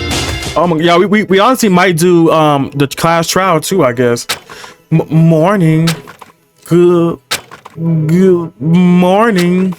Good morning! Ah! Nice reaction. I'm glad you didn't disappoint. What are you doing here? Yep. I want to spice things up, so instead of a school announcement, I decided to wake you up in person. What the hell for? Because it's fun. As soon as I'm here, I figure I'll let you hear it from the bare mouth. Hear what? Are you sure you should be acting this laid back? I mean, even though something happened to one of your buddy classmates. What? Say what? Say what? Your face is blue like someone on the verge of death. What happened? What are you talking about? This for me to know and you to find out. Good luck. Something happened to someone. Was it? No, it can't be. There's no way someone would. What if are pointless, especially now when the dining hall needs to go to the dining hall. Oh fuck, somebody done got killed. Where's Kyoko at? Makoto. Are you okay? Hey. Did Makuma talk to you too? Hiro, Hina, Sakura, and Byakuya. You're the only one here. Where's everyone else? Either they're already off trying to verify what Monokuma said, or they fallen victim to the something that Monokuma mentioned. The something. Perhaps. It can't be. Has it happened again? Murder. After hearing what Monokuma had to say, the worst possible force is weighing to my mind.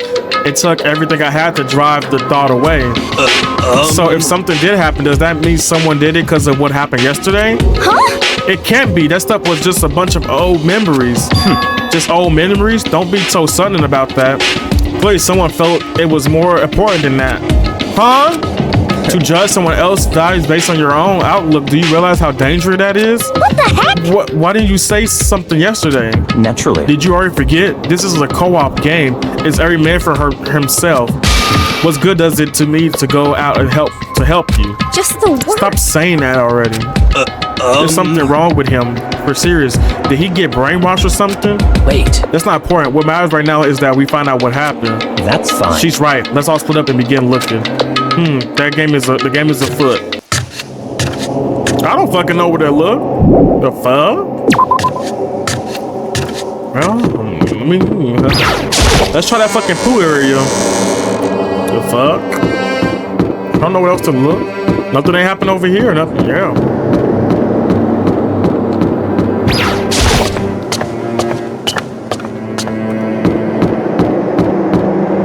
I don't like this noise, man. Ooh, I'll be going the wrong way, man. It's dark and creepy.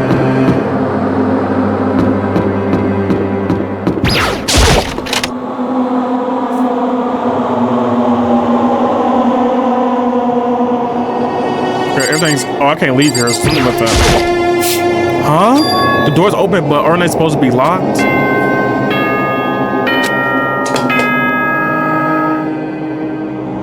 For this investigation, I have unlocked the doors. Please look around to your heart's content. Investigation? Hurry, Acne. When, Acne, when? Investigation? It's all clear now. Just as I thought. Byakuya, I see. judged from what he said, there can be no doubt a murder really has taken place. Come on. And the locker room. They're suspicious, very suspicious indeed. Wouldn't you agree? Huh? Suspicious? It's like nobody scratched the locker room. Let's start with the girls' locker room. He was wondering as if he was talking only to himself. While waiting for a reply, he pressed his hand against the girls' locker room door. And the door swung open without a sound. Oh, fucking God. What happened in that moment? A girl died. In that moment, time seems to freeze.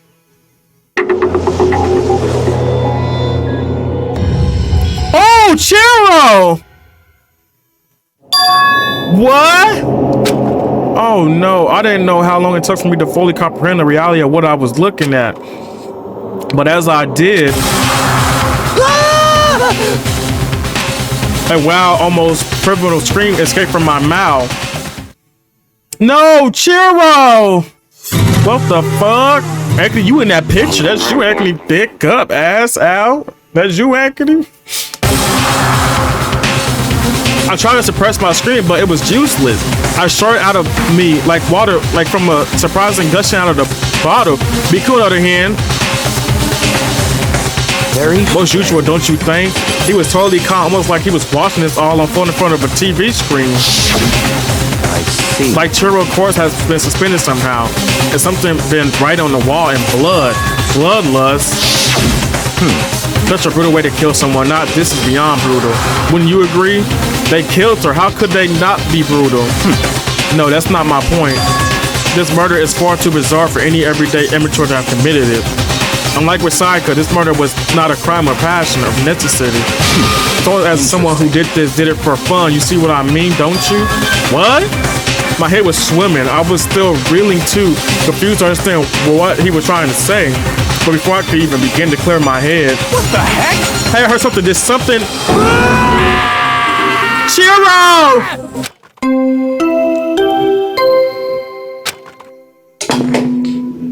Oh no.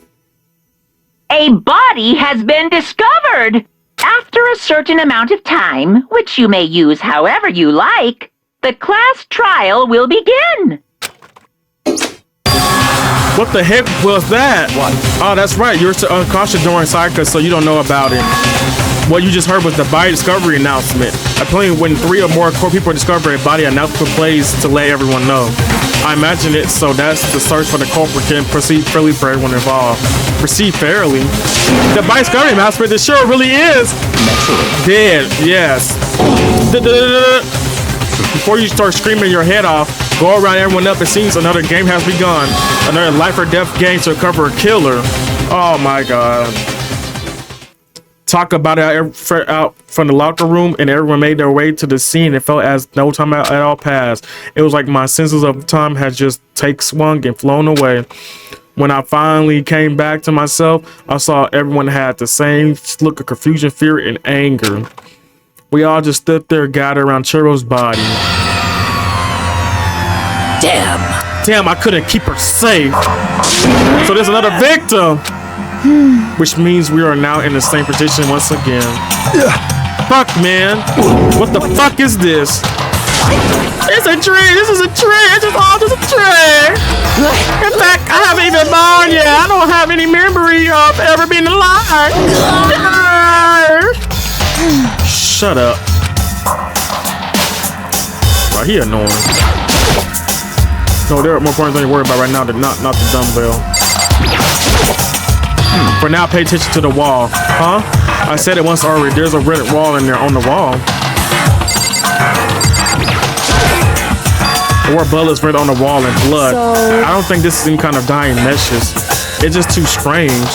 But you know that thing about writing bloodlust in blood, doesn't it sound kind of familiar?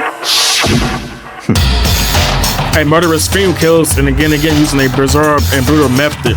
After seeing the crime, the word bloodlust is written in the victim's own blood. They're like a ghost attacked and suddenly then slipping away before the police can catch up to them. And what nickname did the internet give to this mystery serial killer? What? Genocide Jack! Genocide Jack! The murderous fiend whose grimsy attacks were famous all across the country. The ultimate murderous fiend creating a reputation of abnormal, downright crucial killing? What is this? This is some copycat killer trying to imitate Genocide Jack style. But why would anyone do that? It's just the work of the real Genocide Jack. The real? Wait, are you saying Genocide Jack is here in the school? No way! There's no way. But going as far as to write bloodlust at the scene, I'm inspired at this stupidity. Well, I can't imagine a worse situation dealing with a stupid murderer. What is it now? Toko. He was pointing towards the entrance to the girl's locker room. What was their last to arrive? Now she was just standing there. No, why?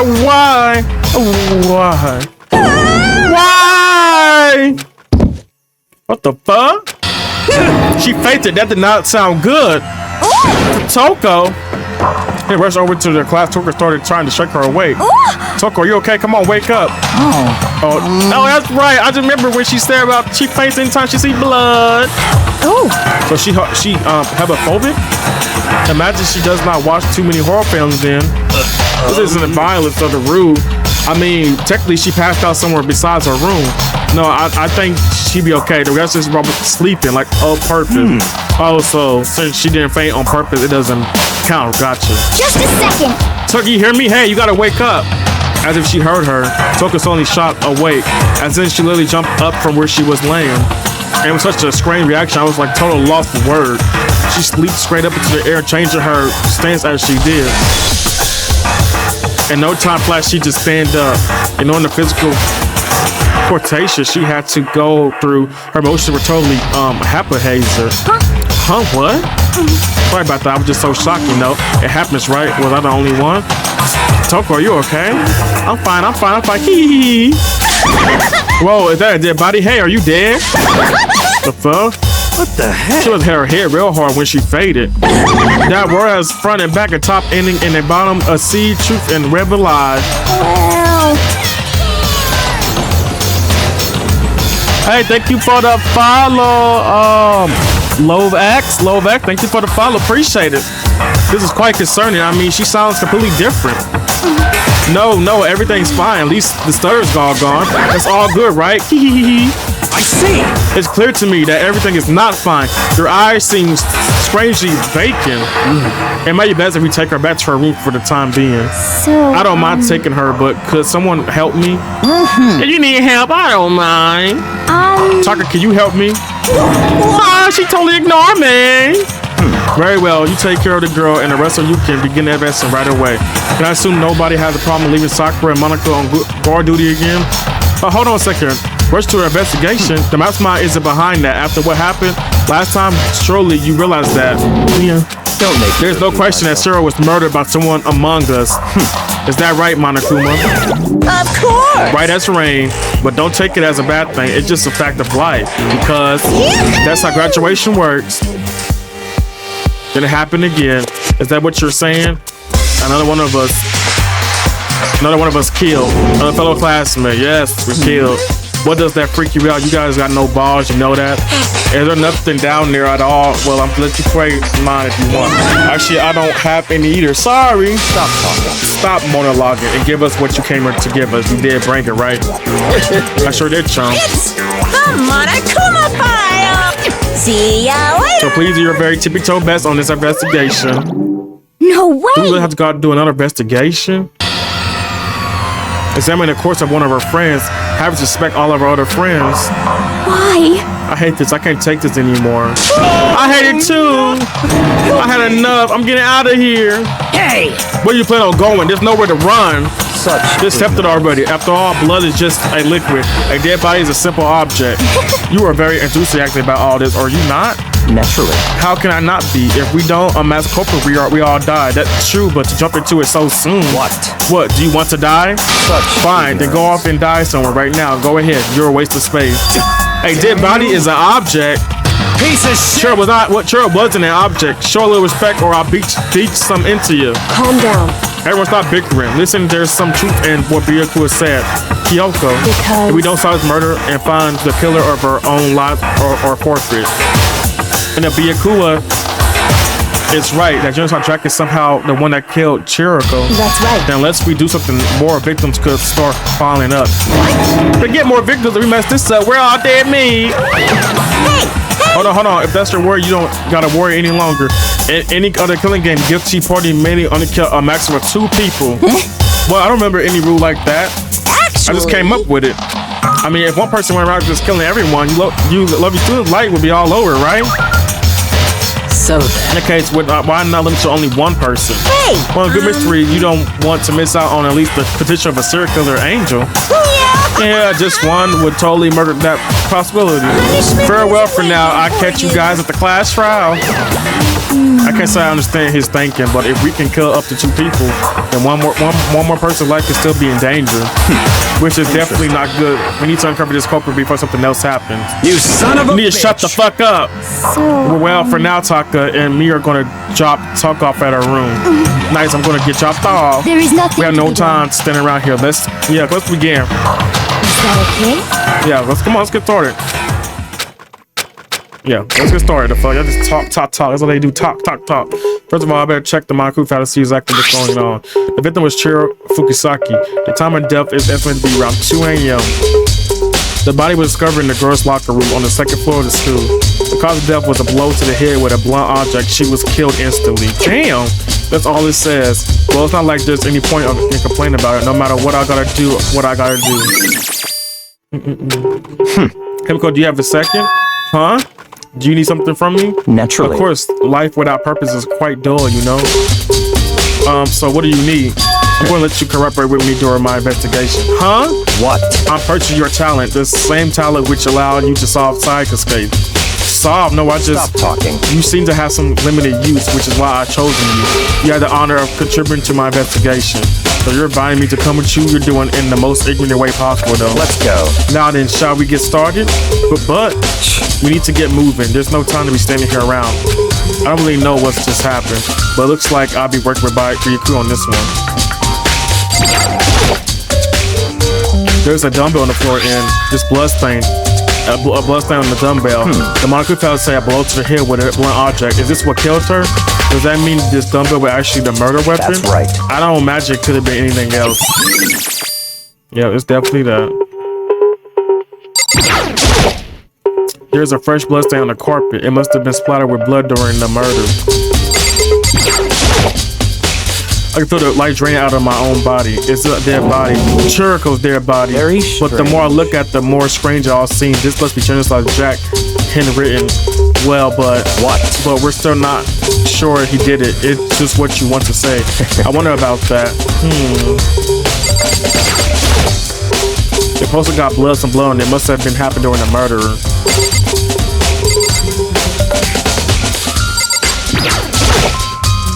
The word bloodlust is written all on the wall in the bloodlust. What's the meaning behind the bloodlust? Okay.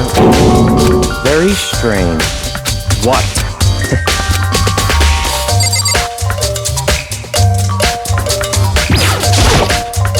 You have time to talk. You have to start. Okay. Dude had a real complex about being weak. You hear Chirico talk about it, right? Oh, I need to get stronger. Yeah, I do remember she said that more than once. Sure did, which I guess explained her trip down here. But did she really need to go get stronger that badly? You already mentioned it, but she was a girl after all. Most girls aren't all that strong. I don't know, man. Haven't really thought about that stuff. It calls the Chirico complex. I can't help wonder what it might be.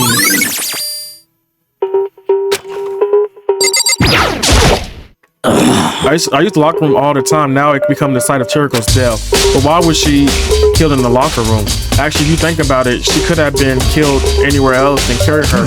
She was very light. That is true. It wouldn't be hard for someone to carry her, but still, I still think she came here on her own by choice. What makes you say that? She's been talking a lot lately about how she wanted to get stronger. So you're saying she came here to exercise? But according to the Baku found, apparently she was killed around 2 in the morning. Would she really have been exercising that late? Perhaps. Hina or myself are usually in the locker room during that day, so she was probably avoiding it then. Although we were invited to join us more than once, she never showed up. So I can only assume she was trying to avoid us. And instead, she came to exercise in the middle of the night. However, perhaps, but it's difficult for me to imagine she would have came alone. She did want to start exercising, but she specifically mentioned she couldn't do it by herself. She needed some support from others. So you're saying she could have came here in the middle of the night to train in secret? But that she also would have come with someone else. It's possible, I think.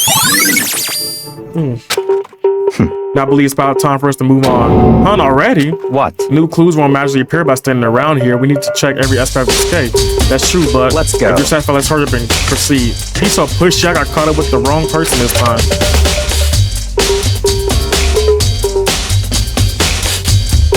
So this is our next location. The place is related to the investigation. Figure it out yourself. We had no time for you. What the fuck? Oh yeah, the gun? Maybe the gun was used to sure would roll. What the fuck? Okay, I'm good. I remember the card reader is meant to work with our handbooks, right? What? Do you have any issues with it? So you should take it up with Monokuma. He said that quickly, then sharply clapped his hands together. Did you call for me? You called for me? He has been domesticated. The fuck? Right. It seems that Makoto has a question for you. You need something? Sure. What's up? Well, it's just about this card reader. Yep. Yes, the card reader have all button designed to interface with each of your he book. You can only enter the locker room corresponding to the gender listed in your individual handbook. And it's impossible for 2 people in a row to go through while the door is unlocked, correct? If those were some sort of erotic terraces on the pro, the Ceiling Mountain Gillen Gun would initiate a Swiss cheese slaughter. And the school regulation perhaps anyone from bleeding someone else in the he handbook, right? Correct? Correct. So then, that means only girls can go in the girls' locker room and boys. Right, we know this. In other words, cervical body being found in the girls' locker room would mean. Kamikoto, can I see right? I can see right through you. See right through me. Allow me to tell you what you're thinking. Since Sarah was found in the girls' locker room, the killer must have been able to get in there. So, in other words, as such, the killer must have been one of the girls. Didn't I get it right? Such ignorance. Good Lord, you're simple. But am I wrong? You should pay close attention to the regulation. The answers has been in front of you the entire time. Loaning your e-handbooks to another student is strictly prohibited. Only the act of loaning a handbook is prohibited. Borrowing someone else is perfectly fine. I wouldn't expect it less from the prodigal son of a noble Tagomi family. So you managed to snip on the loophole in the regulation. Knowing you, I would bet you created it on purpose, didn't you, to add a little more excitement to things. You're treating me like a punny little appetizer instead of the main course that I am. Now then, since the dead can't actually talk, they're not people anymore, they're things. Yep. Get it? Got it. Good. Wait, hold on. You're saying that it's a loophole, but in order to borrow something for someone, then that means someone would have to loan them. So, so sleepy. Just listen to you makes me want to pass out. Be more like Byakuya and get your poop together. Or else I change you with criminal negligence. No more questions. Figure out the rest of your damn self. Damn. That's fine. Well, I know you're unfortunately lacking in the mental facilities, so I'll fill you in myself. Let's hit to the main hall. The main hall, that'll help you understand what's going on.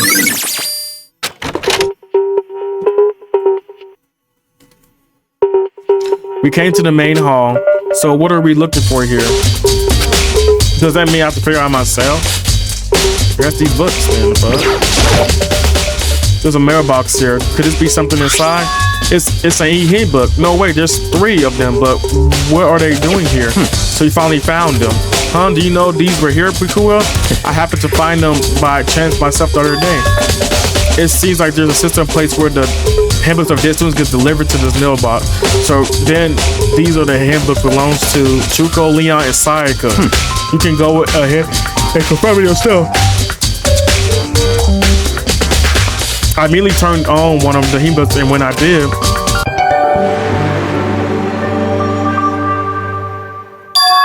you're right, this is Link Sayaka's handbook. How did you understand this is the key to the leap code that I revealed earlier? Yeah, I feel like I'm starting to get it. You should play characters in red, yellow, no. I see, yeah, I understand. What? What? Hold on a second. What's wrong? Very strange. It's strange when the handbooks won't turn on. Is it broken? Who is it? The other handbook showed Juka's name when I started it up. Then the one that won't turn on must be Leon's, right? I see. It would make sense, yes. After all, he did get plumbed with dozens and dozens of baseball, plumbed with balls. Memory of it came flooding back. The crew punishment led to Leon's death. The execution that the mastermind coded a crew heartless death. You're right. It would be surprising for the e-hibber to break down the kind of assault. Damn it! Hey! What? The e-hibber is essential to students' life here. Crucial, integral, instrumental, a super big deal. There's no way it would have break that easily, but it did. That's If I say it wouldn't break, it wouldn't freaking break. It had withstand up to 10,000 of pressure, and it's waterproof up to 100 meters. Okay, I don't care how many balls you hit with it, it wouldn't do crap. Oh, but even my amazing e-hibber does have one single weak point. It does. I can't hear But it's a secret. I wouldn't want you to go break it anymore. E-books. What? Yeah, Leon must have broken it somehow without realizing what the weakness was, right? Hard to say. You know what I think? I think this e-book isn't actually. His e-book isn't actually broken. What? But you might ask, how could that be? Leaving that question hanging in the air, Monokuma disappeared. What just happened? Monokuma said it's just not broken, but it's undeniably fact that it's not turning on. That's fine. Well, I don't see any connection in the case, so it just doesn't matter. Let's move on. You think so? Either way, something about it still bothers. Okay, then it's time. We should be enough to get things rolling. Let's go investigate in earnest to track down the true culprit. Yeah, we need to find out who killed Chirico. To exact, not quite. Huh, not quite? Oh my god, what the fuck, man? Stop wasting my time. What do you mean by that, Yoko? To be exact, not quite. Finally, I want to reveal Chirico's killer, but more precisely, I want to discover the true identity of Genocide Jack. Do you really believe Genocide Jack is the one that killed Chirico? Don't make me repeat Absolutely. There's no Jack. Genocide Jack is the culprit in this case. The murderous fiend is Genocide Jack, right? What? There's nobody else that it could be. A murderous fiend who kills again and using a bizarre and brutal method. They're like a ghost attacked suddenly, then slip away before the police can catch up to them. And what nickname in the dinner give to this mysterious serial killer? Genocide Jack. To say he's killing thousands of people, but that's gotta be an urban legend. Still, could one of us really be determined psychotic killer like that? You're not wrong to wonder, but words means little right now. That's something that will prove and I can show you.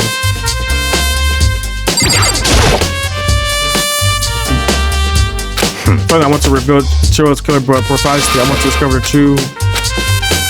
Don't make me repeat myself. Is that really proof? There's somewhere I'd like to take you. Does it prove all the evidence you need? It's all clear. Evidence that Genocide Jack is the one that killed Chirico. Evidence that something like that, really? Hey, you two. Big trouble, need your help. I don't have time. We're busy, leave us alone. But it's emergency. Come on, please, you gotta help me. This is a serious emergency. Please, you gotta help me. Just calm down, Hina. But there's an emergency. Oh my god. Or emergency. What happened? Well, Something wrong with Toko. She acted super strange. Well, I mean, she was acting pretty strange earlier, right? What should we do, Byakuya? Very Since Toko, I must admit, I'm intrigued.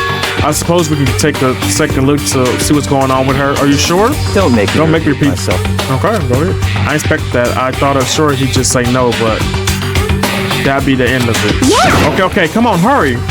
Wait for us, Hina. Let's go. Looks like she headed to the dorm to Tucker's room, most likely.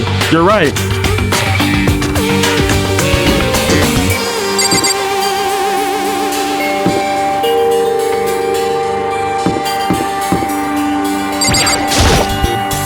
It's talking about some kind of emergency. You guys are too slow. I think you're just too fast. So what's this emergency? Well, after what happened in the girls' locker room, we left Tucker in her room so she could lay down. After a while, we came back to check on her, you know, and she was doing, but when we did, it was weird. She refused to come out, and she kept saying all this weird stuff. Weird stuff? That's fine. We should try to talk to her herself. Yeah, good idea. I may as well give it a shot. Door swung open slowly and silently.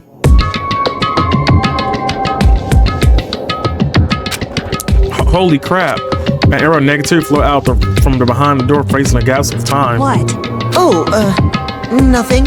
It's just that Hina was really worried about you, holding yourself up in your room. Leave me alone. Yeah, sure thing. But could you open up just for a second? Won't allow it. Huh? Won't let Genocide Jack have control. The fuck? And just like that, she slammed the door in my face. What was that? She been acting like that the whole time when I rang a little while ago. I drive out the killer, drive out the murderer's feet. It doesn't make any sense, right? I was afraid to leave her in there alone, so I tried to bust down her door, but felt like something was holding it shut on the other side. I couldn't even budge it. Tucker was scared enough to even bar her door. Does she think the same thing as Byakua? Does she think the serial killer Genocide Jack really murdered Chiriko? Is that why that's why Tucker's so scared? Whatever it is, I really worry about her. Isn't there anyone who might be able to persuade her?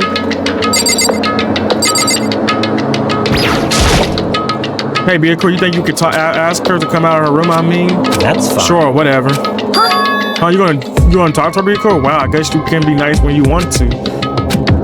We stood in front of the door and not making a sound and pressed the doorbell. After a few moments. What do you want? Leave me alone, you all so annoying. Bakula. It's Byakuya. I'm sorry, I couldn't keep our promise. But don't worry, never again. I won't let Genocide Jack have control ever again. And with that, the door slammed shut. Even Byakua couldn't pull it off. There's nothing else we can do. Let's go back to the investigation. Hold on. Hey, because what was talking about just now? Something about a promise. What? Oh, I have no idea. Another one of her delusions, I'm sure. But stop. If I say I don't know, that means I don't know. Just let Hina take care of her. Oh yeah, I'll stay here and keep an eye on her. Let's go. But then let's go. Without waiting for a reply, Byakua sped away. Byakua! And I hurried to catch them. I tried to talk to him several times as we walked, but he didn't even look back, let alone say anything. He just kept on walking towards his destination. Finally, his feet brought him to a stop in front of a certain room. The library? Come on, let's go in.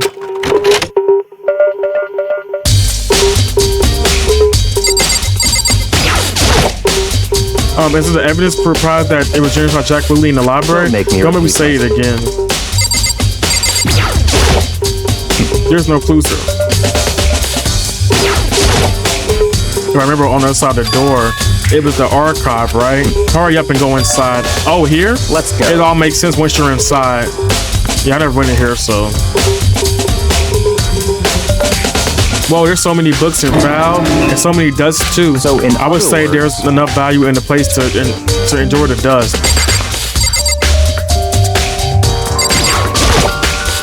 Just ton of dick file stuff into the bookshop. If you really think that's looking through any of them, let me give you a little warning. Those things are filled with graphic, disturbing photos from all kind of crime scenes, and this is the kind of things any normal person wouldn't ever want to look at. Be careful. Huh? What do you mean? All those files there are investigation reports related to different cold cases. There are internal documents for police eyes only. They're only the kind of things you expect to leak. Oh.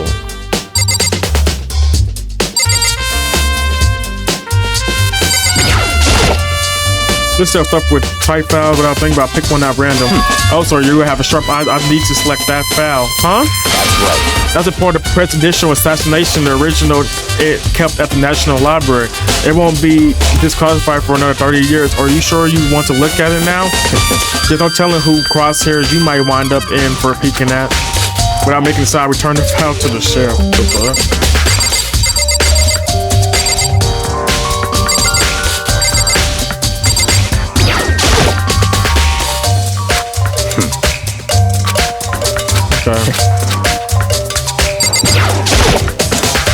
Somebody popped up and said, what's all these things? We'll talk about dangerous. Dangerous? It teaches our people who control the world from behind the scenes. Stranger truth for a commoner. You mean like murder, like members of the Diet or something? No, I mean the ones with real power, the secret council controlling everything from the shadows. If you're ready, you ready to be this pretty cool, Messi? Yes, right. Just prepare for it. Take a look at their very interesting people in there. You're just kidding, right? Am I? I just take a look, let it go for now. Now, how about you just show me what the fuck I'm looking at? The fuck?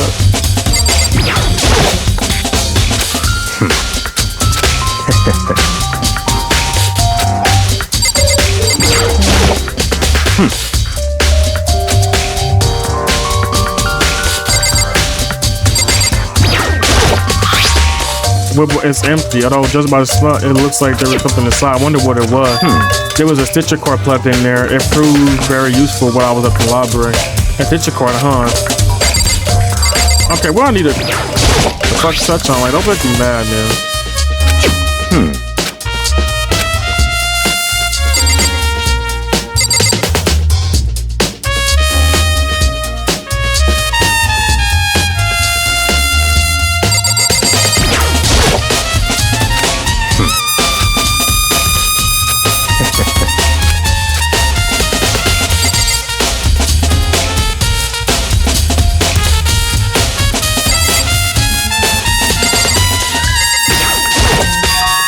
Oh, it's a desk lamp.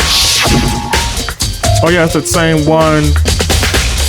W Music laughing. I'm dead. Oh yeah, it's the same one I saw people using in the library before. What? You have a problem with that lamp? It was here before, then I moved it over there. It's too dark over there, so I thought I'd put it to good use. So are you finally beginning to understand the true splendor of the library? The top reason I was interested in this library is because of this room right here. The home to classified government documents, police records, things no ordinary person would ever see. Isn't it magnificent? This can't be for real, right? That's sure God's problem. Anything that doesn't fit into your perceived reality, your label is a lie. Well, it's not that. It's just it's not like I totally refuse to believe it, but I mean, there's just too much. So much. How could anyone have put all this stuff? I suppose it goes to show that just how much hope people truly wills, or perhaps the mastermind may have. They talk so much in this fucking game, man. Mastermind may have wanted to rise with enough entertainment to keep us from getting bored. It's no use. I can't keep up all this. Just too unreal. What's wrong? You still can't believe it? What about you? How can you believe it so easily? Things like this are usually impossible. What do you mean unusually? Usual, normal, ordinary, simple? Those things don't exist anywhere in the world. If you don't understand what they actually represent, you don't understand the mature or anything. You don't pour your punches, do you? Besides, what you consider usual is based on your common sense, right? But what makes you think your own? Sorry, I stretched out. My bad. Ooh. Ooh. Ooh. That felt good. What makes you think your own common sense applies to me at all? The documents gathered here are genuine. I have reviewed them multiple times. Hold on, you're saying you read all these documents more than once? Well, all this has to be the top secret confidential stuff, right? So why? My family has a reading room just like this at our home. Everything, ours is bigger, of course, and not as dusty, huh? Yours or Tommy family has access to various government-related documents. That includes foreign powers as well as domestic. How is that possible? So in I told you, there's a secret council that controls the world from the shadows. My family is a member of that council, and I have within the bloodline that will allow me one day with my family. But to become such a ruler, I must know all the levels that this world backwards and forward. So whenever I have time, I like to review whatever documents and material that interests me. Which is why I can't. Okay, can you go on the fucking murder case? The fuck? Well, this means the cold case police report. Gordon knows. Show us the fucking. I'm skipping all this. Show me the fucking. Yeah, finally. He talked behind court, grabbed the big file from the shelf. That's right. This is the complete case file. Every single report surrounding the Genocide Jack case has been complied here. Because there are so many, allow me to quickly summarize the main points. To begin, there are two notable characteristics in Genocide Jack's murder. The first characteristic is that every crime scene, the word bloodlust is written by the victim in flown blood. And the second is that when the victims are murdered, their bodies are suspended in certain ways. Bloodlust written in blood, and the victim's body is suspended. It's exactly the same as what happened to Churro. Say surprise, the best part is yet to come. For the second character, where the victims are suspended, the only ones who know about the particular facts were members of the police and other higher up. For all the cast, nobody in the media ever find out. In other words, no one on the news, no one online, nobody knew about that aspect of each crime. Only key officials and the killer himself knew about this act of mounting the victim. Now, if you recall Churro's corpse, her body was most likely certainly mounted in that fashion. So how could the killer have known about suspending the victim? That's right. Hello, your boy Maverick. Hello, what's up? Welcome in, welcome in. How are you? That's the key question. But in fact, the answer is quite simple. So the culprit isn't a copycat killer, it's the real Genocide Jack. Yeah. In other words, that's right. There's evidence that Genocide Jack has hidden himself among the rest of us. The Genocide Jack really is such a beautiful finished killer, really is walking around among us. Things are starting to get interesting, aren't they? I never imagined a killer with such reputation around even becoming part of a little game. Now, don't you think it would be good for you to take a look? I already seen. You might just manage to find out a clue or two. If you get rid of on your knees, if you get down on your knees and beg, I might even show you myself. Oh my god, fuck you and show me the fucking file, you bitch. Hate these people, man. Be cool about this check case. Can you let me see? That's fine. Well, you didn't beg, but I guess it's okay to just fucking show me, man. Don't make me mad. You could hand me the file and I flipped through it with tense, nervous fingers. Suddenly my hand stopped. I had reached a page where photos from the scene of each crime had all been collected. The names are, but this is, yeah, but that person was suspended with no damn, oh my bad. She wasn't with scissors. It was like, oh man, too. Ran off the several pages. Ken, 32, Toshiro, 17, Shaki, 23, Kano, 14, and Tanashi, 30. Kamoto, Taro, yeah, it's all man. But one thing became perfectly clear as I read, all the clear counselors were killed and suspended exactly the same way. And at the scene of every murder, the word bloodlust was led in the victim's own blood. Yeah, but that was by a rope. It wasn't by no good. I'm good. How about you? I'm doing good playing this crazy game. Now that I take a look at the next page, and you'll find another interesting tidbit. The next page. Profiling results. All the crimes took place either on weekdays at night or during holidays, either day or night. The most common time for the killing to take place was on holidays in the afternoon. Based on these facts, it could be suggested that maybe a student. It would suggest that the suspect lingered at the scene, but when they did leave, they were in panic. Because IRS came forward, it's unlikely they was on an external reason for this. The confusing behavior suggests that the suspect potentially suffers from dissociative identity disorder. So, in other words, the key point here is that the culprit may well have been split personality. A split personality, that's the kind of thing you see on TV. So I'm part of another totally unbelievable story. But this is the only one unbelievable to anything else until now. Or maybe this really isn't. I don't know how to feel. Like my mind has gone numb. Let's go. All right, we should get going soon. Where are we going? Anywhere but here. We finished our business here. Wait, be a cool. As usual, be quick turning left without another word. I hurried to the library to catch up. Well, this is where we part ways. I have some things I need to take care of before the class trial. Just all of a sudden like this? I don't have to. Come on, enough of your annoying misapprehension. Did you really think we'd be together the whole time? Take sponsor for yourself and do something useful. Move to investigating forward on your own. Goodbye. Well, goodbye. Just like that, he was gone. Just as quickly as he said he joined me, he left. He cut me off. In the end, I felt like I was just some plaything getting tossed around. At the same time, I recovered some really important clues thanks to him. And turns out, okay, in the mirror screen, it's one of us. But who is it? I have to find that no matter who it takes. To do that, it's somewhere I have to go. Investigate one more time. I have to go back to the privacy, the girls' locker room. I should check the boys' locker room too. And the others might have come up with some information I might find useful. I'm at it. I need to find out everything I can. Let's go back to this fucking library.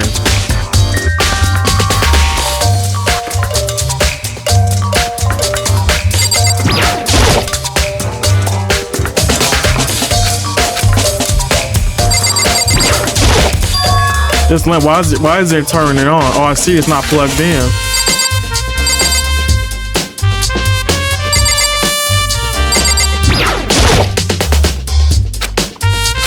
Oh, my bad. Oh, yeah, it was plugged in last time, wasn't it?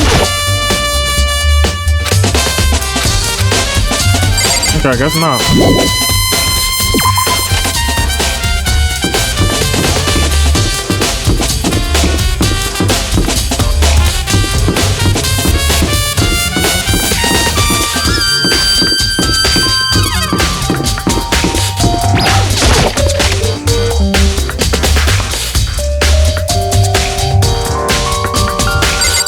You will fool me.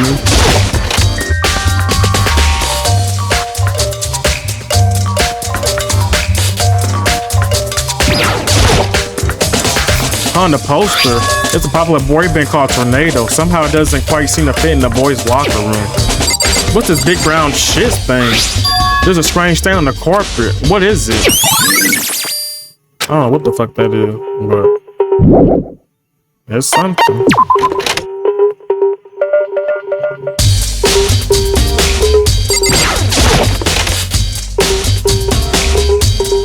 The poster might have been switched because the girl right here and it's supposed to post a little smooth part, but the big breasted swimsuit model is pretty noticeable too. A girl locker room doesn't seem like that kind of place you find something like this. Oh, but wait a minute, that reminds me, the poster in the locker room that's right, that's definitely something strange about this. Boys' locker room is a poster for a popular boy band. The girls' locker room is a poster for a big breasted swimsuit model. Could the poster have been switched? But if they were, why? What was the reason why anyone do this? Maybe I should talk to someone who knows a little bit more about this. Talk to Psycho. It's a brown thing. You spend a lot of time exercising in the girls' locker room, right, Sarah? Of course. I see it nearly every day since I opened up. Sometimes Tina and I used to get together. Okay, then let me ask you something. Do you think the poster in the boys' and girls' locker room could have been switched? I'm sorry. I can't really say. I never really paid any attention to the posters. I see. However, but there's something that's been bothering me about the locker room. You see, I like to drink a lot of protein and a coffee every time I finish exercising. We have protein coffee in the warehouse. It's not the highest quality, but I don't have a lot of other things. So I played Kidney Crush with me. I'm dead. You like Kidney Crush and Kidney Furious? Anyway, the other day I spilled some on the carpet in the girls' locker room and it left a stain. A stain? But I don't see any stain on the carpet now. Of course. Exactly, I noticed it earlier. The stain has disappeared. I can only assume someone came along and cleaned it up. But still, isn't it unusually clean as if there was never a stain here to begin with? Oh yeah, we found it in the other room. This is bothering me about her, but I can feel the light in y'all.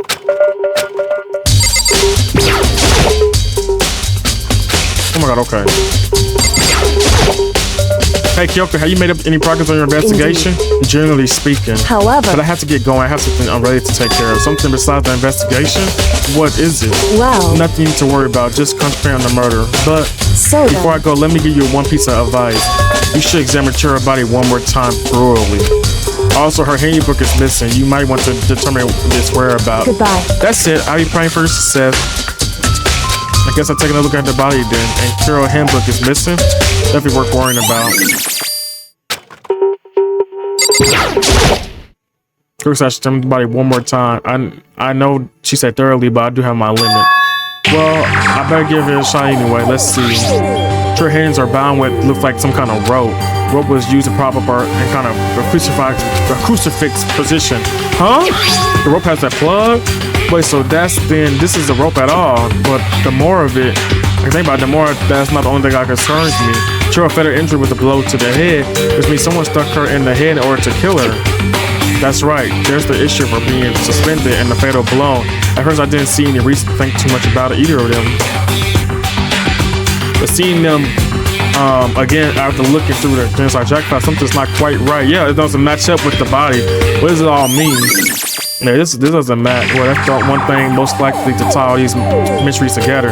This true nature of the rope that was used to suspend Jericho, and to figure out that one, there is a certain piece I need to revisit to look over again. Plus, it helps me look at the Jersey jackpot one more time. Okay, the fuck. Oh, excuse me, just talking, man.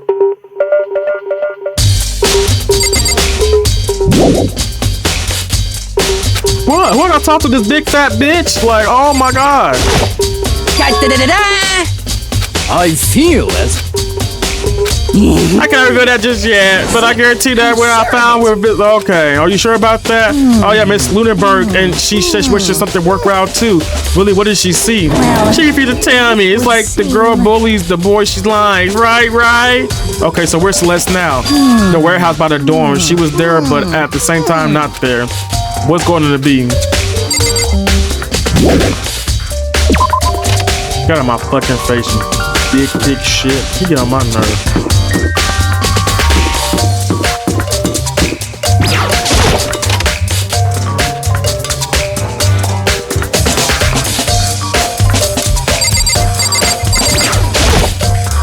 The lamp won't turn on. I see it's not plugged in. The lamp cord isn't long enough to reach the outlet from, but last time I saw it, it was definitely on and it was definitely right there. Oh, that's right. Byaku was using the extension cord. But there's no extension cord here now. I wonder if... Yeah, it was switched, okay. Now let's go find Celeste, right? Oh, yeah, let's go back.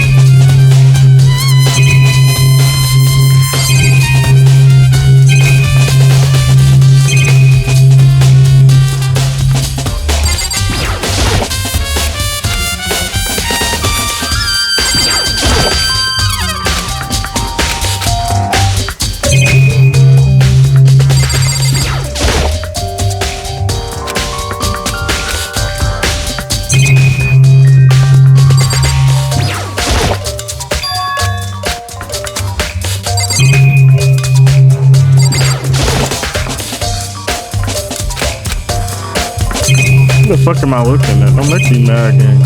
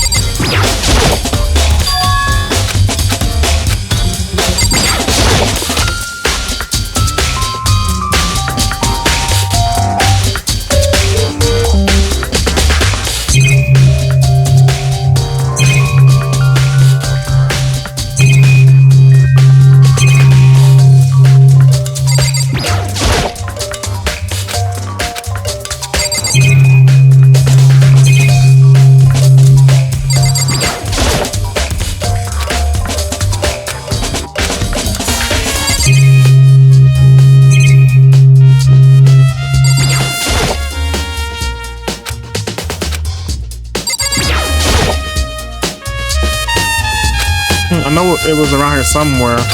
It was gone. Did someone take it out the archive? But the only one who could have do something like that was, I could think of anyone but Buakua. I sure like, come on, the fuck? Like, don't make me mad, man.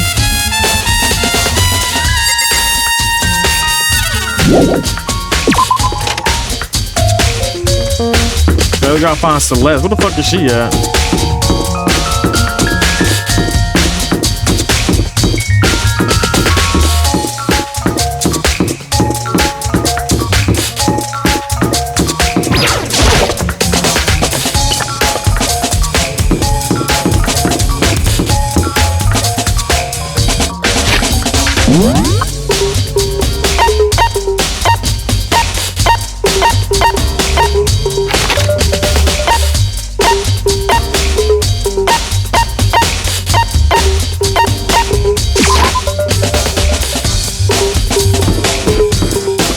Where's this warehouse at? I never went there.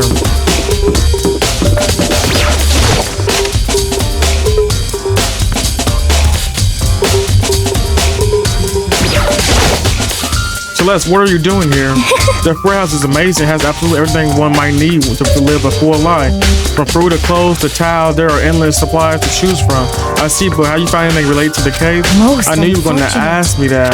I thought talking about the warehouse itself redirected you, but I see it has pointless. Then you did find something? Very well, I would tell you and only you. Actually. Last night I saw her Shiro was in the warehouse. What, really? Indeed. This was right before the nighttime. What are you doing out this late? Oh, I was just... Are you planning to go exercise, perhaps? What? How did you know? Because I can see a blue track jacket sticking out of that duffel bag you're carrying. Oh, you're right. Thanks. Well, I'd better get going. I'm kind of in a hurry. She stuffed the jacket into her bag in a hurry. It was almost like she was trying to hide it. And just like that, she was gone. Yes, I assumed indeed. she was really shocked enough to go exercise in the morning, but it would appear she ignored the nighttime rule and headed directly into the girls' locker room. If she hadn't broken her rule, none of this would ever have happened. You get what you deserve, I suppose. So apparently, she went to the girls' locker room late at night in order to exercise without anyone knowing. But the strange thing is, there was no trace of the tracker jacket or duffel bag unless he saw Current, which means the killer would have gotten rid of it somehow.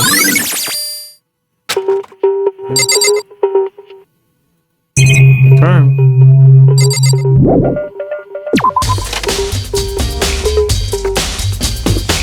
Where do I go now? The fuck?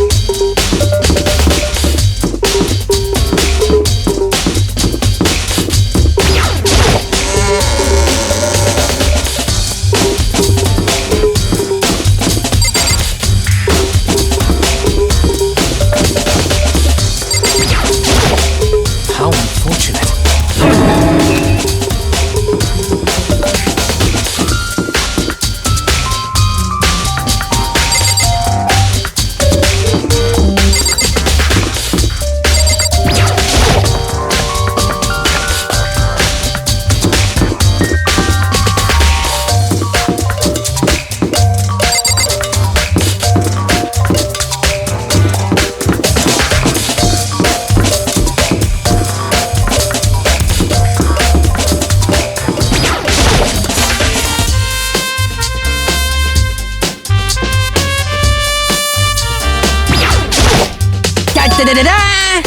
I feel.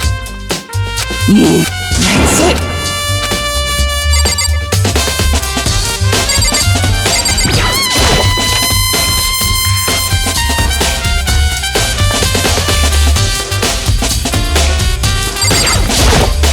I'm sorry.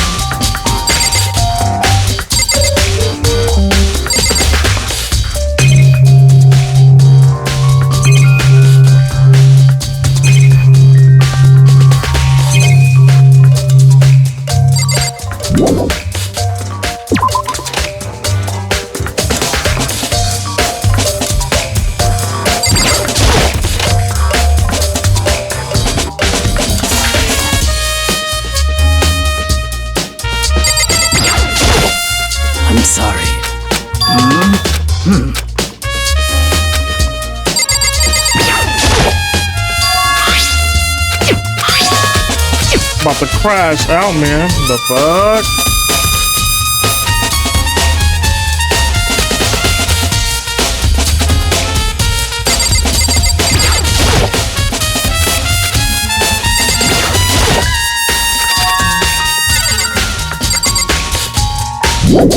I don't know what else to do. Well, I found everything. So, where's Churro's notebook? Oh, let me check on that, I guess.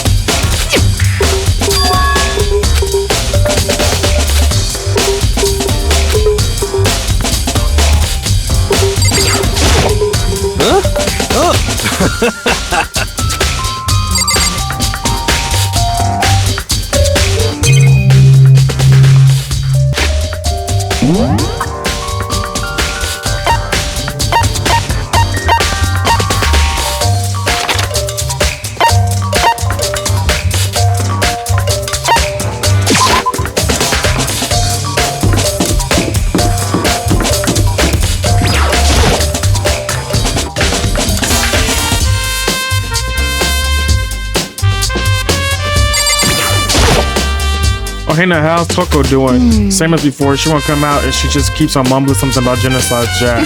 So I just left her there. You left her there? My head was all swimmy and I was getting pretty hungry. Yeah. Oh, but don't worry, I'm gonna head back as soon as I'm done eating. Toko's not exactly pleasant, but I'm still worried about her. Speaking of which, what are you eating? A donut, of course. Of course. There's two things I'm such God-created, utter space and donut. Really? I bet Shirko would have liked to eat more donuts. Maybe that's why her one big regret. I should have tried to spend more time with her. Come to think of it, who did she spend time with? Well, yeah, she was just a little big screen.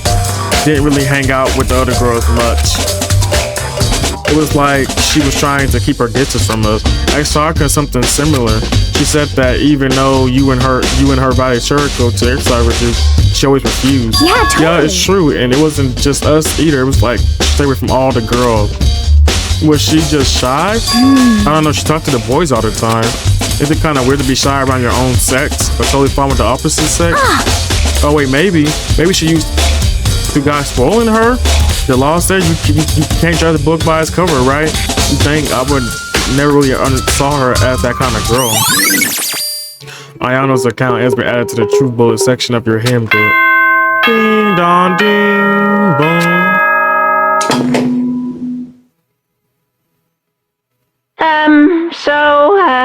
I'm getting tired of waiting. Shall we just plunge right in? It's the moment you've all been waiting for! The class trial! You remember where to meet, right? Please go through the red door on the first floor of the school. See you soon! We begin the class trial, or it's about to begin. The red door is right through here.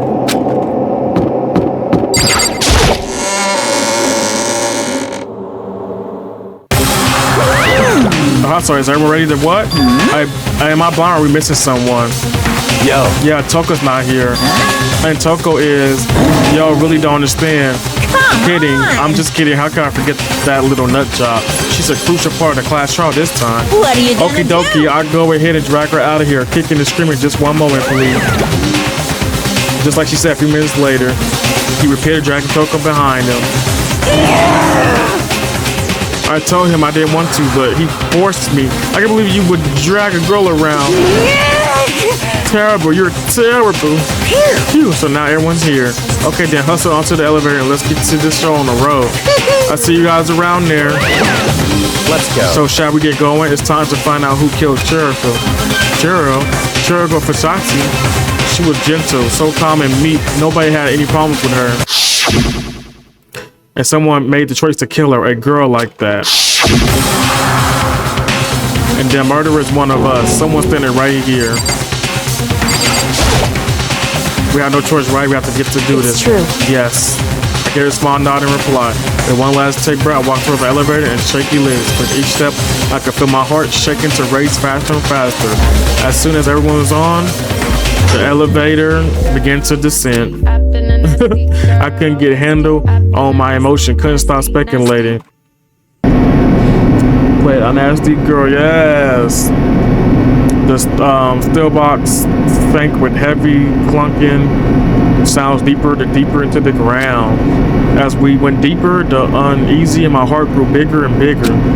The elevator was affected, however, and continued to descend without hesitation until finally it came to a sudden stop. What do you think? I redecorated it. Isn't it so fresh? Isn't this exciting? Don't waste your time, Mr. President. Let's get this over with. Good. You're ripping the word to go. Gotta say, I don't hate it. Not at all. Well? Good then. Let's get this show on the road. Everyone, please find your assigned seats. Let's get on the road, y'all. And so the curtain open once again. A daily judgment, a daily deception. You know, we know. So you have to keep repeating yourself. We know. The fuck. All right, y'all, here come the class show. Y'all ready? Get your popcorns. Get your popcorns. Oh my God.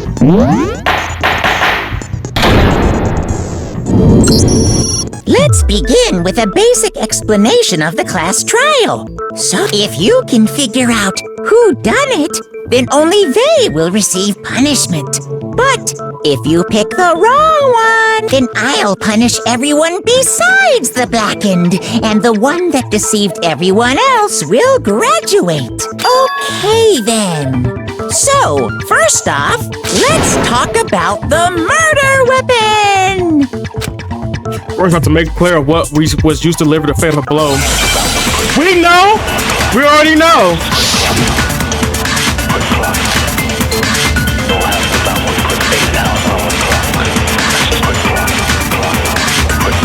Chihiro's fatal injury. It appears it was a head wound. Oh, y'all feel like the music is so loud. Okay, I can't pause the game. According to the Monokuma file, the killer used a blunt instrument.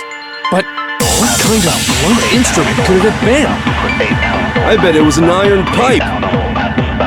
Interesting. That certainly would make for a powerful weapon. Poor Chihiro. The weapon had to be at the scene of the crime. There was something with a blood stain on it. Chihiro's fatal injury. It appears it was a head wound.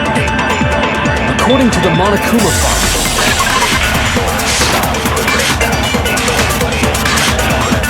What kind of blunt instrument could it have been? My bad. I bet it was an iron pipe.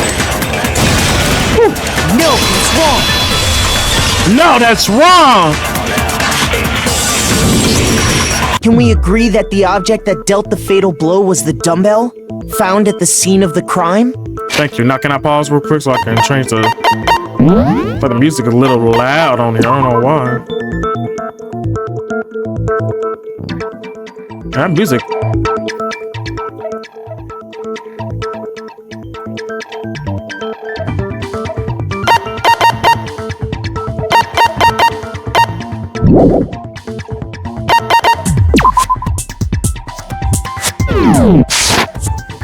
It was covered in blood, and there was nothing else at the scene that could have caused that kind of injury. And the wound on the victim's head is consistent with the shape of the dumbbell. As far as I'm concerned, there's no mistake and no room for doubt on this one. Right, tell him, Kyoko. You looked at her head wound? Yay! That's so creepy! If you don't mind, I will proceed from here. Let's move on to discussion of the culprit. Although, I believe the criminal behind this heinous act is already quite clear. What? For real? Chihiro's killer is the fiendish serial killer, Genocide Jack. The fuck? Genocide Jack was the fiendish serial killer. Did he really kill Chirico? A new element has been added to the non-state debate. Would you like to hear? Sure. For this debate, lines of white noise will appear to disrupt your reaction. Your true border will disappear if they hit these lines, so think of as obstacles in your debate. But there is a way to keep these light noise from getting in your way. Push A to attach the silencer when you use. Okay. Thank you.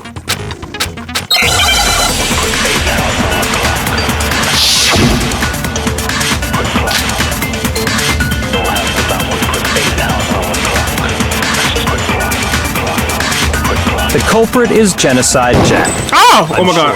That was an Case accident. closed, as far as I'm... But that's impossible! Why? What makes it impossible? Well, I mean, come on! There's just no proof for it.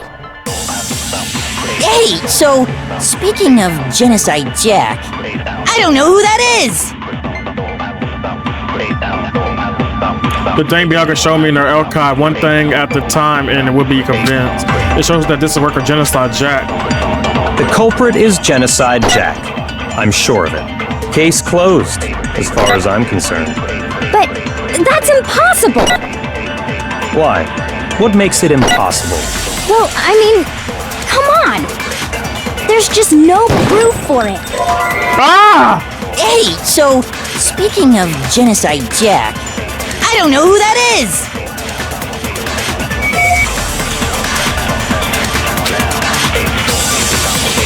The culprit is Genocide Jack. Case closed. Oh god, I'm not trying to do that. I'm concerned. But that's impossible! Why? What makes it impossible? Well, I mean, come on! There's just no proof for it. Oh, I'm not doing that! Hey, so, speaking of Genocide Jack, I don't know who that is! The culprit is Case closed. But Why? What makes it well, I mean, come on! There's just no proof for it. No, that's wrong! No, that's wrong! Even though I don't believe Genocide Jack killed.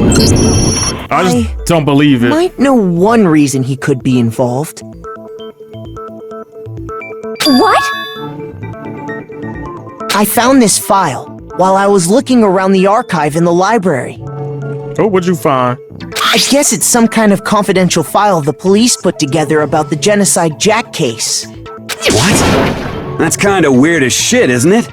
What was something like that doing in the library? The why of it is probably more trouble than it's worth. So let's forget about that for now. More importantly, it outlines all the specifics of every Genocide Jack case in exceeding detail. According to the file, there appear to be two defining characteristics in every Genocide Jack case. The first is that a bloody message is found written at the scene of every murder. Oh, that's right. Boob lust. No. No. It's actually bloodlust. Right, the fuck? But more important is the other characteristic, and it's something that has never been made public. Never made public? What the hell is it? Why don't you tell them, Makoto? The other characteristics of every Genocide Jack case which the world as long doesn't know, and I'm not mistaken, it has to do with the position of the body.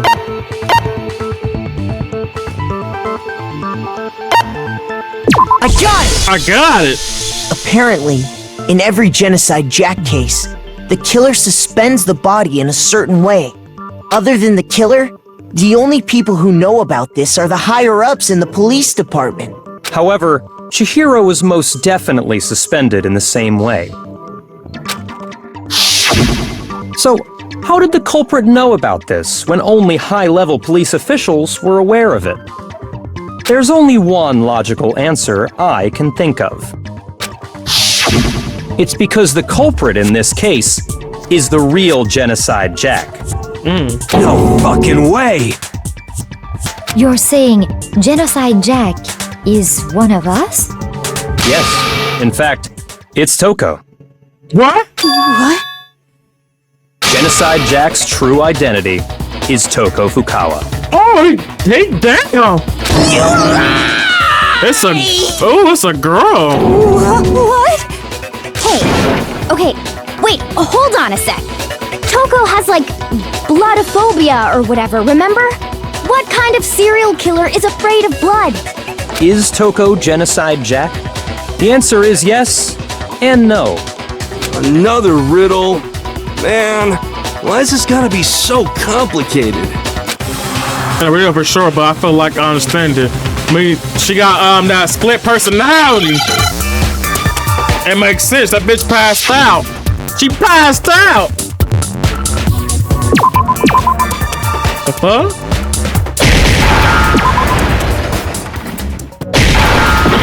Oh. Oh.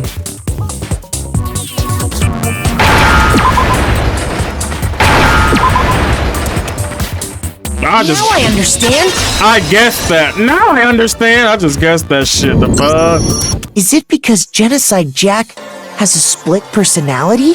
Yeah, she do. Huh?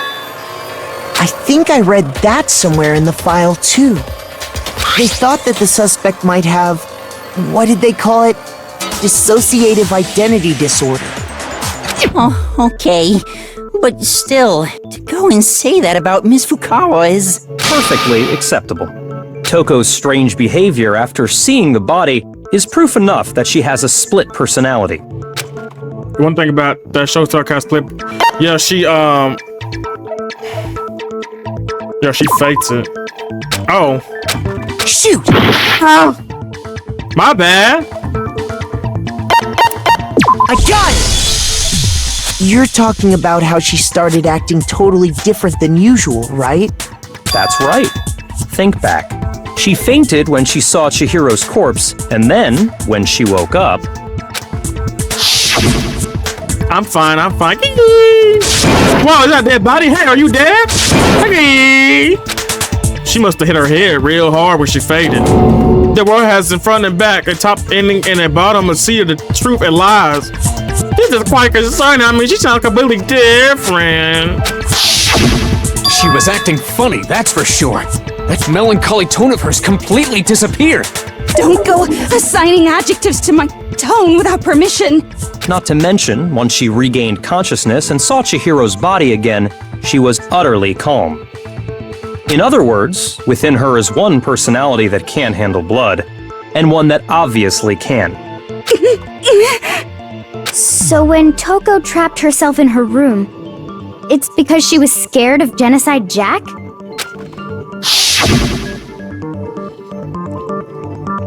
I won't let Genocide Jack have control. I'd drive out the killer, drive out the murderous fiend. The reason she locked herself in her room wasn't to keep other people from getting in. It was to keep her other personality from getting out. What? Toko was afraid of the murderous fiend inside of her, of killing even more people. How? Yeah. How can you know all this? I do believe you misunderstood her. What she's trying to say isn't, how can you know all this? No. What she wants to know is, how could you tell them? Huh? Last night, just before Monokuma gave his motive speech, Toko and I had a strange conversation. She told me a most interesting story. She said a murderous fiend lived within her, and she was afraid it could appear and attack at any time. And that trepidation is what's caused her to have such a bleak attitude. Isn't that right, Toko? Oh, the tea is spilling. This is all a lie. Right, Toko? You said you wouldn't tell anyone. What? You promised! I can't believe you lied! You have only yourself to blame. You came to me with your tragic little story. I didn't ask you to. This is the real world, not some romantic fantasy fairy tale. Besides, you broke your promise first. You said that as long as you were here, no matter what, you wouldn't let Genocide Jack kill anyone. Oh? But in spite of that promise,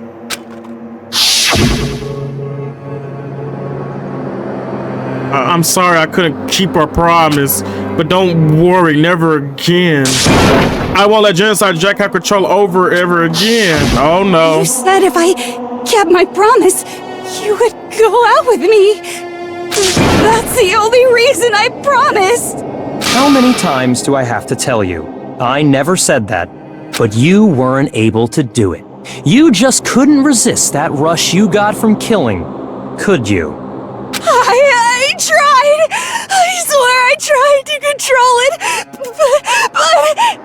But your efforts were useless. What a disappointment. I hate you. Well, the opening act is nearly finished.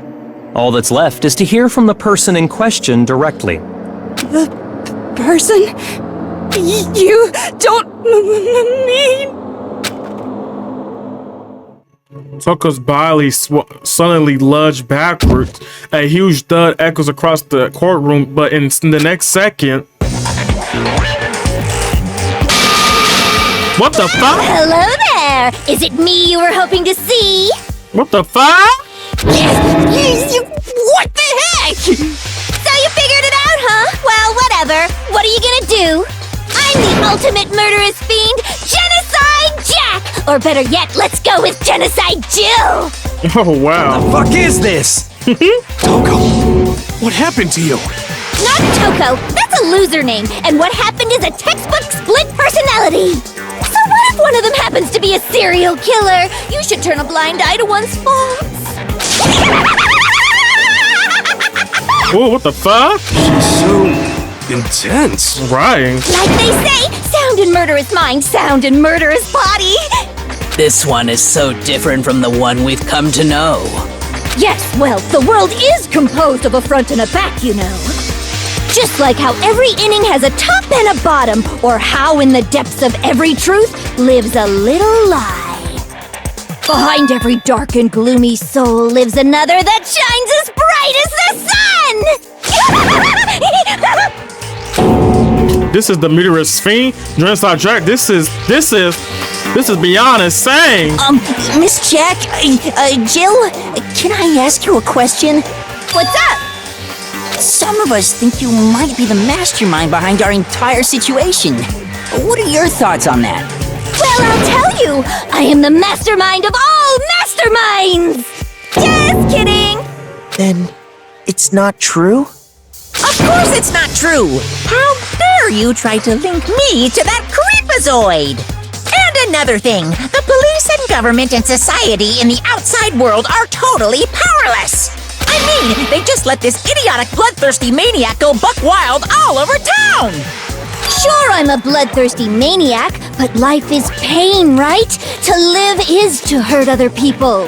It's a necessary evil if you want to survive. The act of living itself causes pain for everyone. Just kidding again! This girl is crazy! This should be enough to convince you. This murderous fiend is responsible for Chihiro's death. There's clearly a motive, so there should be no doubt. It's too early. A motive? Hey, Ready! Ready! Let me shut you out real quick, Ready.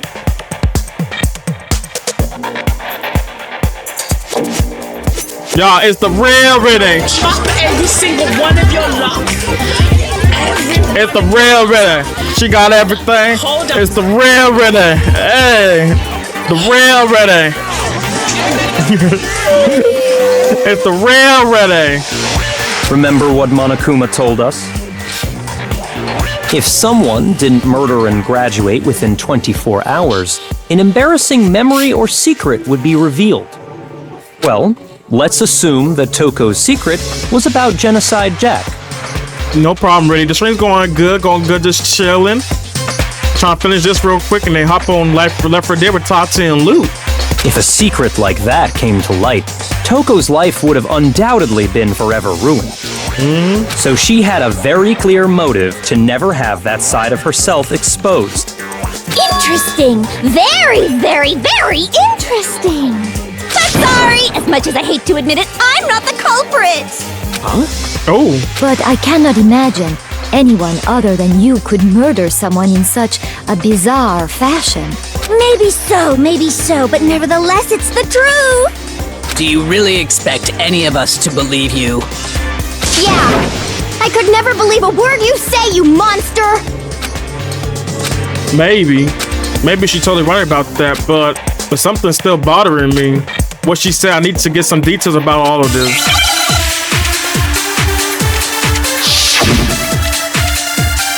It's my phone!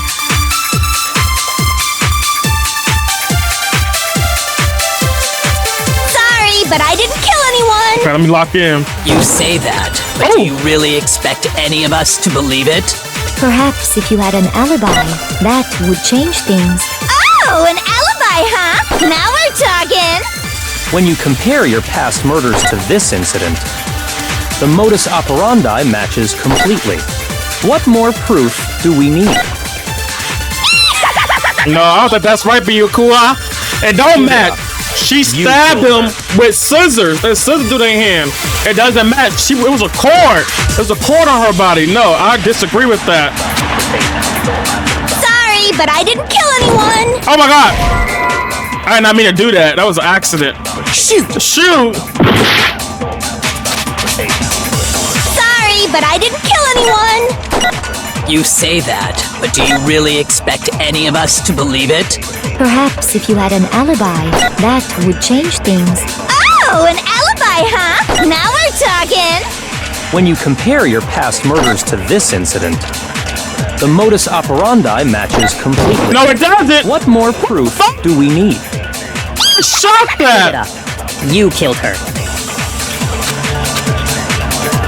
Sorry, but I didn't kill anyone! You say that, but perhaps if you had an... Oh, an alibi! When you compare your past murders to this, the modus operandi matches completely. No, it doesn't! That's wrong! No, that's wrong.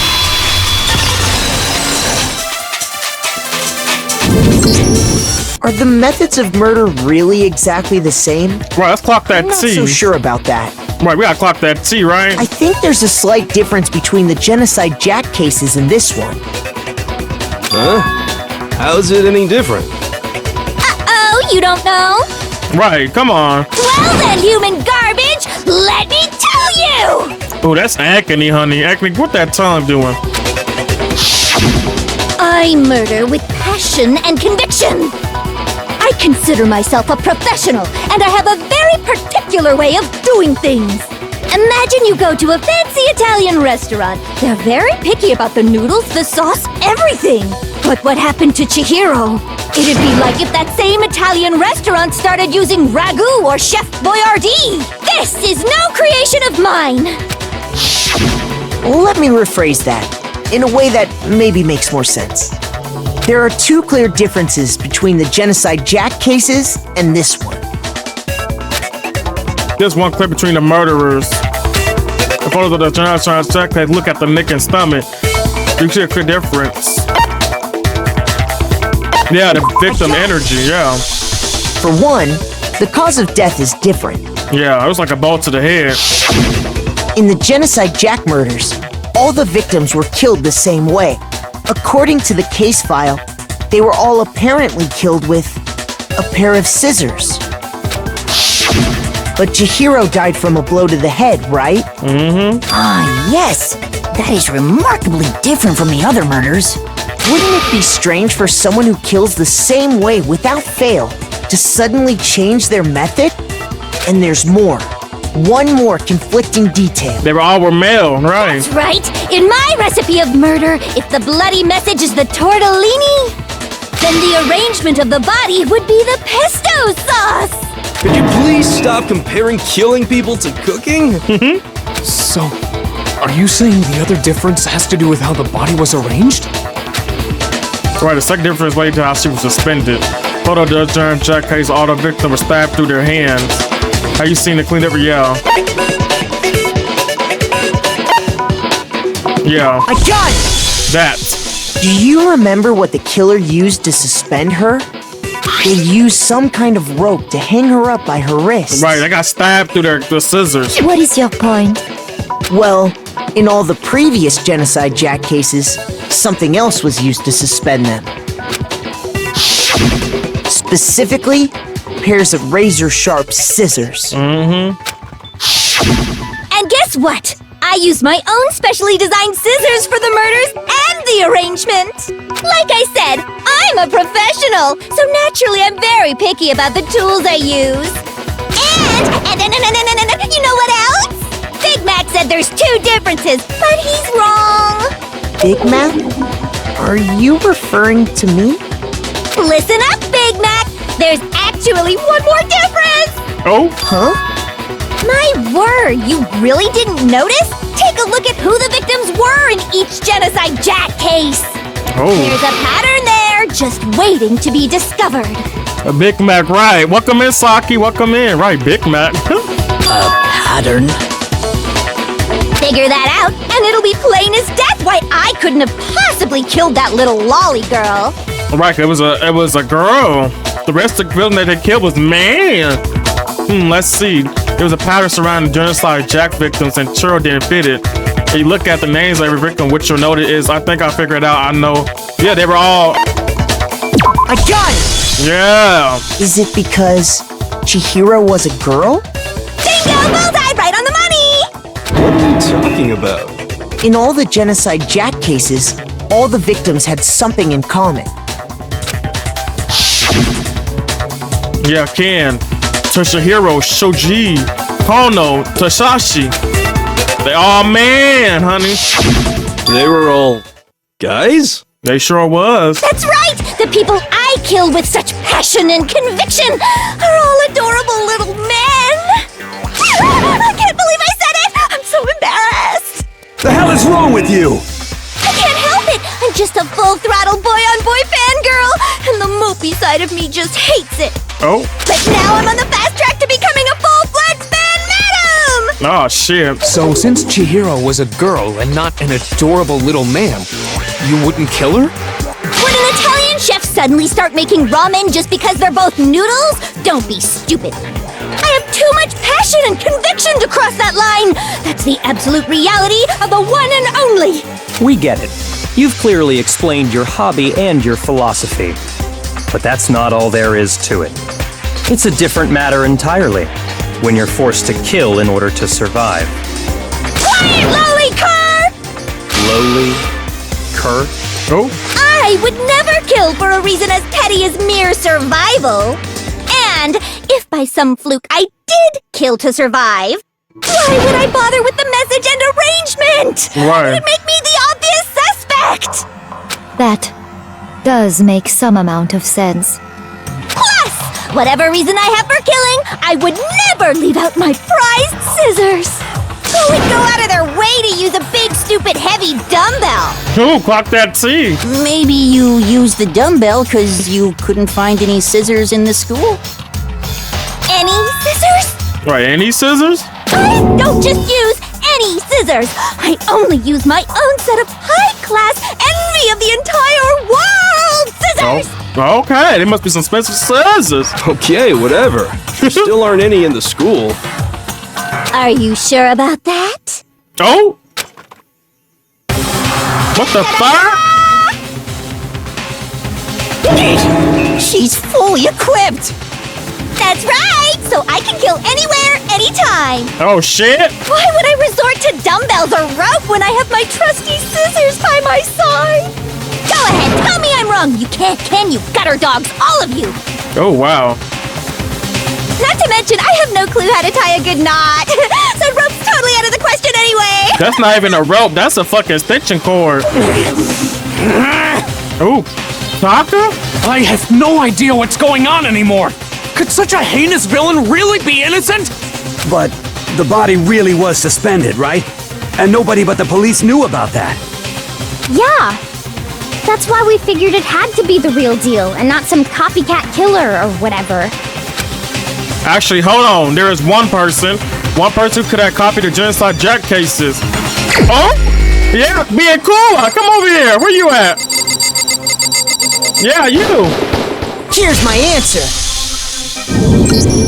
Byakuya, it's possible you could have found out, isn't it? Yeah.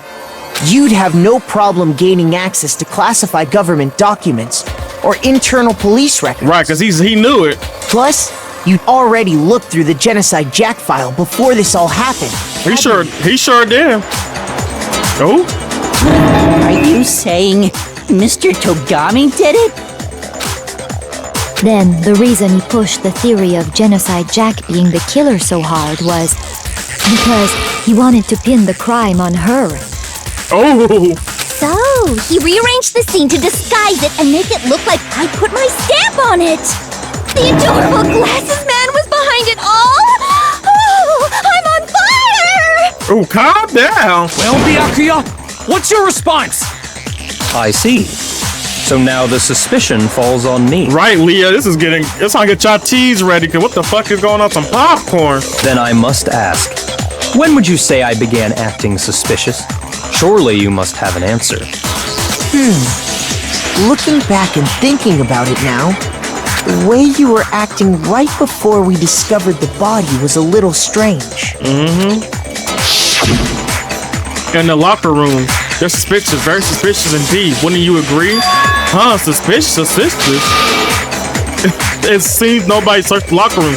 Let's start with the girls' locker room. Yeah, you knew where to go, the fuck? You wanted to go to the girls' locker room right away, right? But since you're a guy... I should have naturally thought of the boys' locker room first. Is that what you want to say? But you wanted to go in so quick, too. Like, that was sus as fuck. The victim was Chihiro, a girl. Hence why I said we should check the girls' locker room. Yeah, but we didn't know who died, though. The fuck? We didn't know who died yet. Nothing strange about that, I'd say.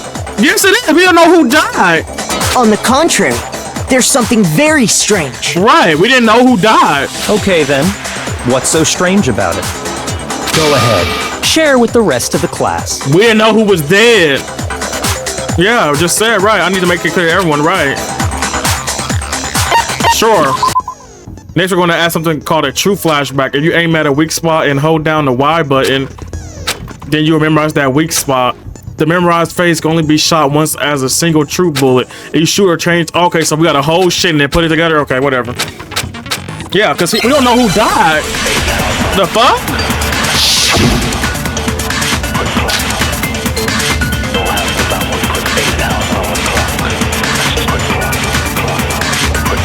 So, you said Byakuya was acting kind of weird before we found the body.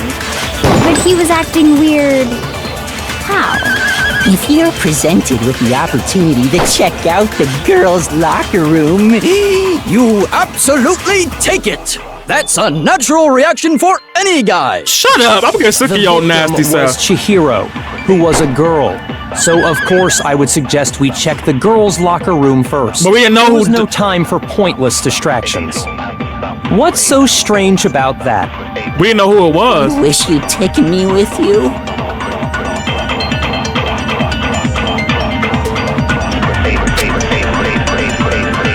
Right, that's what I'm saying. That makes sense how you found out. So, you said Byakuya was acting kind of weird before we found the body. But he was acting weird... how? If you're presented with the opportunity to check people are out the stupid. girls' locker room, Don't make me mad. You absolutely take it! That's a natural reaction for any guy! The victim was Chihiro. We don't know that. That's what I was saying. We didn't know that. That's wrong.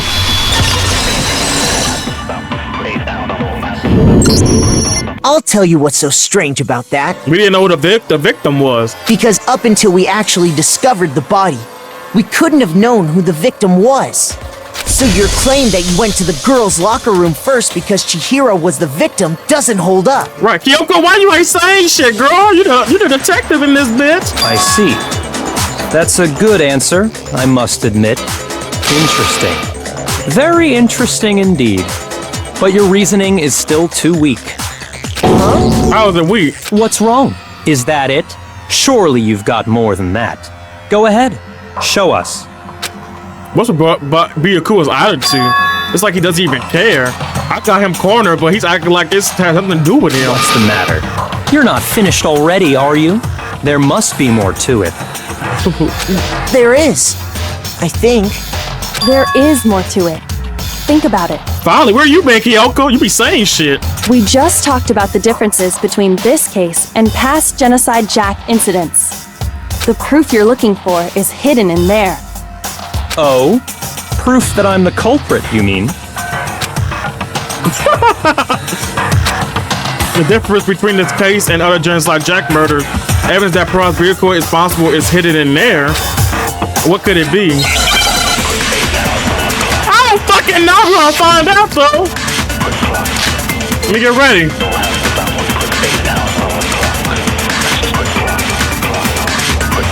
What? The difference between the cases? You want me to explain it again? When I want to kill, I use my very own special scissors. And I use those same scissors to arrange the body. Oh yeah! Chihiro was suspended with... It was some kind of rope. No, it was that lamp. That's right! It absolutely was! Then there must be something very fishy indeed about that rope. Hey, Byakuya, where'd you get it from, huh? I'd never seen that rope before in my life. You lied! Obviously, somebody else must have had it hidden away somewhere. I missed! Oh no! I'm so sorry, I missed. What? The difference between the cases? You want me to explain it again?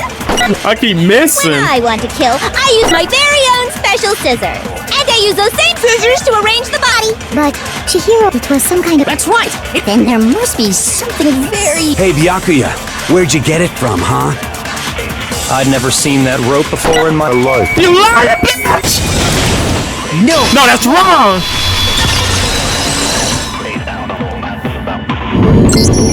Actually, I'm pretty sure you have seen it before. Yeah. Because, you see, that rope, or should I say... Extension cord! That extension cord? Clock that T. What? An extension cord? Byakuya, you've used the extension cord in the library more than once, haven't you? And the same extension cord that was in the library all this time went missing after the murder. And there's no way someone who uses that extension cord as much as you do wouldn't discover that fact. And Byakuya must be the one who took the extension cord. I can't imagine any other possibility. That's really what you think? Then your conclusion is something like this? I killed Chihiro in the girls' locker room, then hung her up and wrote that bloody message. I intentionally made it look like Genocide Jack was behind it. Oh? Is that about right? He's doing it again. He's totally calm, totally unconcerned. As if he's not even involved. Wait, not even involved. What's wrong? I asked you if you think that's what happened. Hell yes, that's what happened. So that's it, right?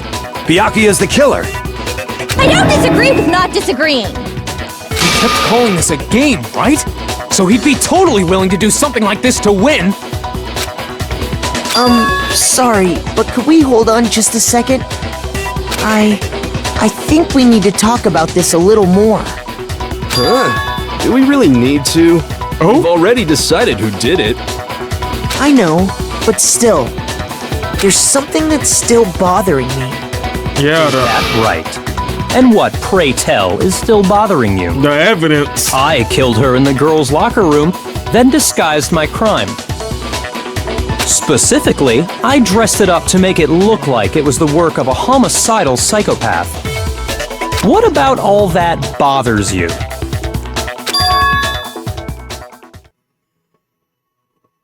Wait. What was that just now? Something's not right, yeah. Sure, her body was definitely found in the girls' locker room, but does that mean... Can I really just accept what Byakuya said as the truth? No, I don't think so. That's definitely something off about what he said.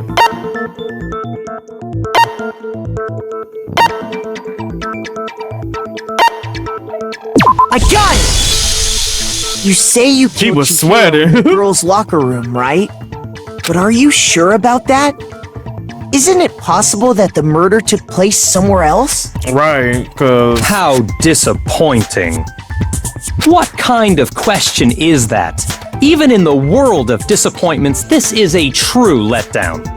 She was found dead in the girls' locker room. There is absolutely no question about that. How could the scene of the crime have been anywhere else? Well, I think it's entirely possible that she was killed somewhere else, then carried there later. Yeah, cause that blood on the poster kind of says in this thing, Sayaka said her drink, it was spilled, it was moved. Along with the rest of the murder scene. The rest of the murder scene? Yeah. That was awfully specific. Please tell me you have a reason for saying all that. Oh, you don't know about it, Byakuya? I believe I do. Hey, Byakuya, did I just take you off guard? When the story suddenly moved to the crime scene, Byakuya, who've been so caught up to now, maybe you can't never even realize that the actual crime, the scene of the crime, could have been somewhere else. Hey, don't just move on without permission. What do you mean she was killed somewhere else? Come on, Makoto. Who? If there's any chance the murder took place somewhere else, let's see the proof. Evidence shows that the murder took place somewhere else. There was something that was switched between the boys and girls' locker room. Yeah, it was this. Honey, it was that poster. I got it! I got it! The proof that she was killed somewhere else is the poster that's hanging in each locker room. Your proof is some posters? Yeah, the blood. The poster in the girls' locker room was a picture of a big-boobed supermodel. But don't you think that's kind of strange? Why he say it like that? Like, come on, what the fuck? Why would the girls' locker room have a poster like that? I bet those massive jugs of hers were totally fake! Oh, wow. Meanwhile, the boys' locker room had a poster of the super popular boy band Tornado. Again, that doesn't really seem to belong in a boys' locker room. I mean, it could. So you're saying that maybe the posters were switched?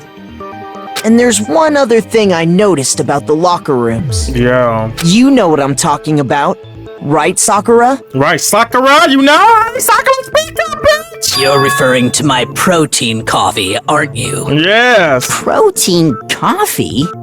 While I was in the girls' locker room earlier, I spilled some protein coffee on the carpet. But I noticed that after the murder, the stain had been totally scrubbed away. No, it's not that the stain was scrubbed away. Yeah, it was smooth, honey. It was smooth. I got it! I got it. The stain on the girls' locker room carpet wasn't scrubbed away. In fact, I found it on the boys' locker room carpet. Yes. That's definitely the stain from my protein coffee. Sure is, honey. Then, does that mean that the carpets were switched too? But why would anyone do that? To move the murder scene from one locker room to the other. It's certainly plausible, don't you think? Yeah. In other words, in order to completely swap the scene of the crime, the blood-stained poster and carpet were moved along with the dead body. By doing this, the killer was able to change the entire room where the murder took place. I can certainly follow your reasoning, but why would the culprit bother doing that? Huh? Why would they go to all that trouble of switching the scene of the crime? Actually, an even bigger question. If the murder did take place in the boys' locker room, then how did Chihiro get in the boys' locker room in the first place? Oh? Oh, yeah. To get into the locker rooms, you have to swipe your e-handbook across the card reader device. But Chihiro's handbook should have only allowed her access to the girls' locker room. Ooh. She had no way to get into the boys' locker room to begin with. Oh, she got clocked by T. No, she did have a way, and I can tell you what it was. Oh yeah, the e-handbooks, right? I highly doubt that. Shut up! I'm telling you, I know how she could have done it. Tell her. Is he right? Because Chihiro really had gone to the boys' locker room somehow?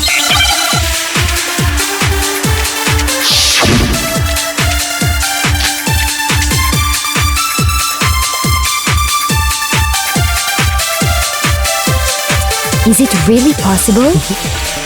Could Chihiro really have gotten into the boys' locker room somehow? Ah! I've got it! She must have hacked her e-handbook! She was the ultimate programmer, after all. I'm sure that would have been no problem for her. No, I don't think that's it.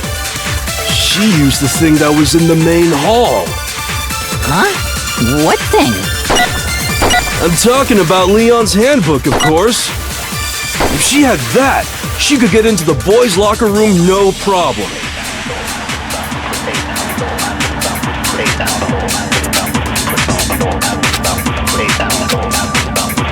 Is it really possible? Could Chihiro really have gotten into the boys' locker room somehow? Ah! I got it! She must have hacked her e-handbook! She was the ultimate programmer, after all. I'm sure that would have been no problem for her. No, I don't think that's it. She used the thing that was in the... Huh? What? I'm talking about Leon's handbook, of course. No, that's wrong!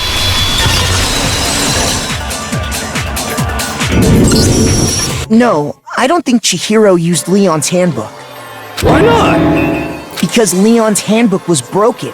Yeah. Oh. Well, then, yeah, I guess that'd be pretty impossible, huh? I am struck silent by how quickly you gave up. Plus, isn't there a regulation against using someone else's handbook? Probably not. Actually, the rule states that loaning your handbook is prohibited. It says nothing about borrowing one. In other words, you could borrow a dead person's handbook all you want, and you'd be safe. Yeah. Yup. Hit the nail square on the noggin. Of course, if it were broken, that wouldn't make any sense anyway. So then, she must have hacked hers, like I said. She used her ultimate programmer skills and... Psst! You can't fix an e-handbook. The instant you open one up, a security buzzer starts blaring. So, if she didn't use Leon's handbook, and she didn't modify her own handbook... Maybe Mr. Naegi's initial assumption is just wrong? I don't fucking know. It seems like there's no way she could have got into the boys' locker room. So I guess so. Okay then, I vote for Byakuya. I was changing my background music. Is that it then? Cherry was killed in the girl locker room and Byaku's the one who did it? Really? But still, I don't know what else I can do. Hold on a second. Oh, Kyoko? I agree with you, though.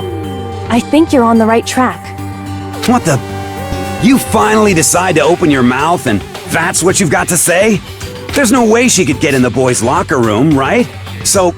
Why are you so sure she couldn't get in? There's still one other way she could have gained access. What? What are you talking about? What other way is there?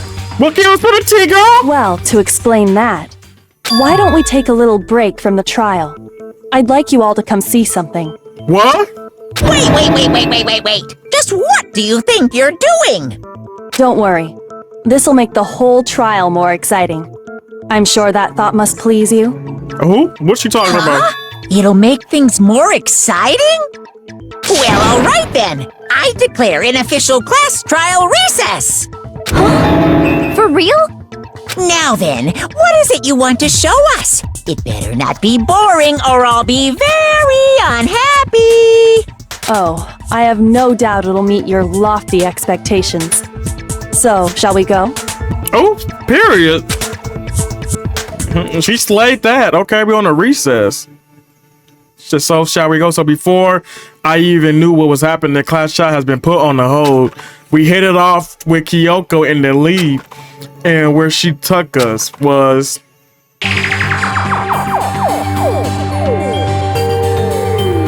The girls' locker room? Oh, they talking, period. How the hell talking? You've already searched this place top to bottom.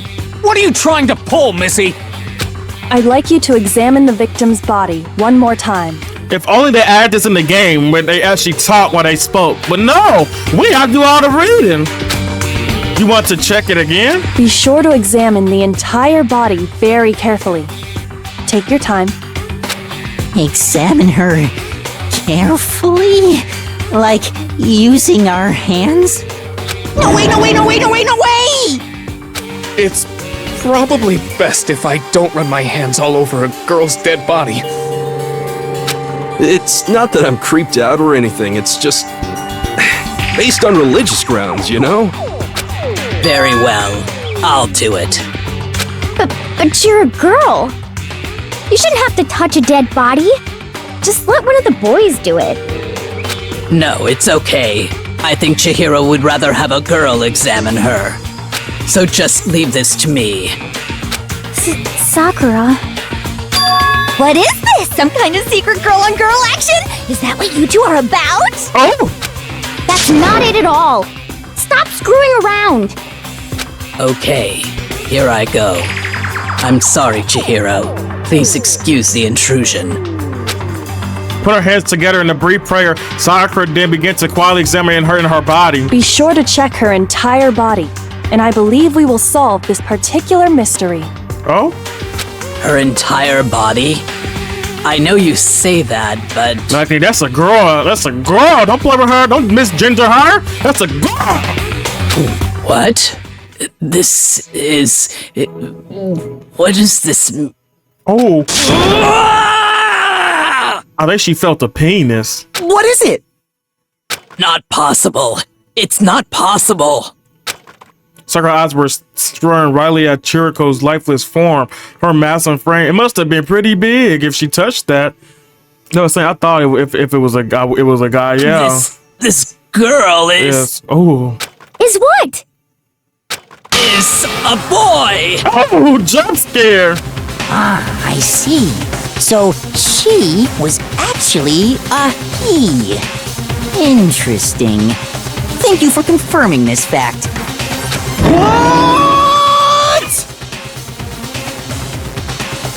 You're joking, right? I wouldn't joke about this.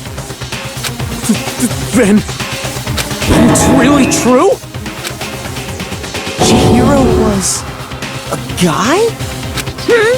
Oh, what? You guys didn't know?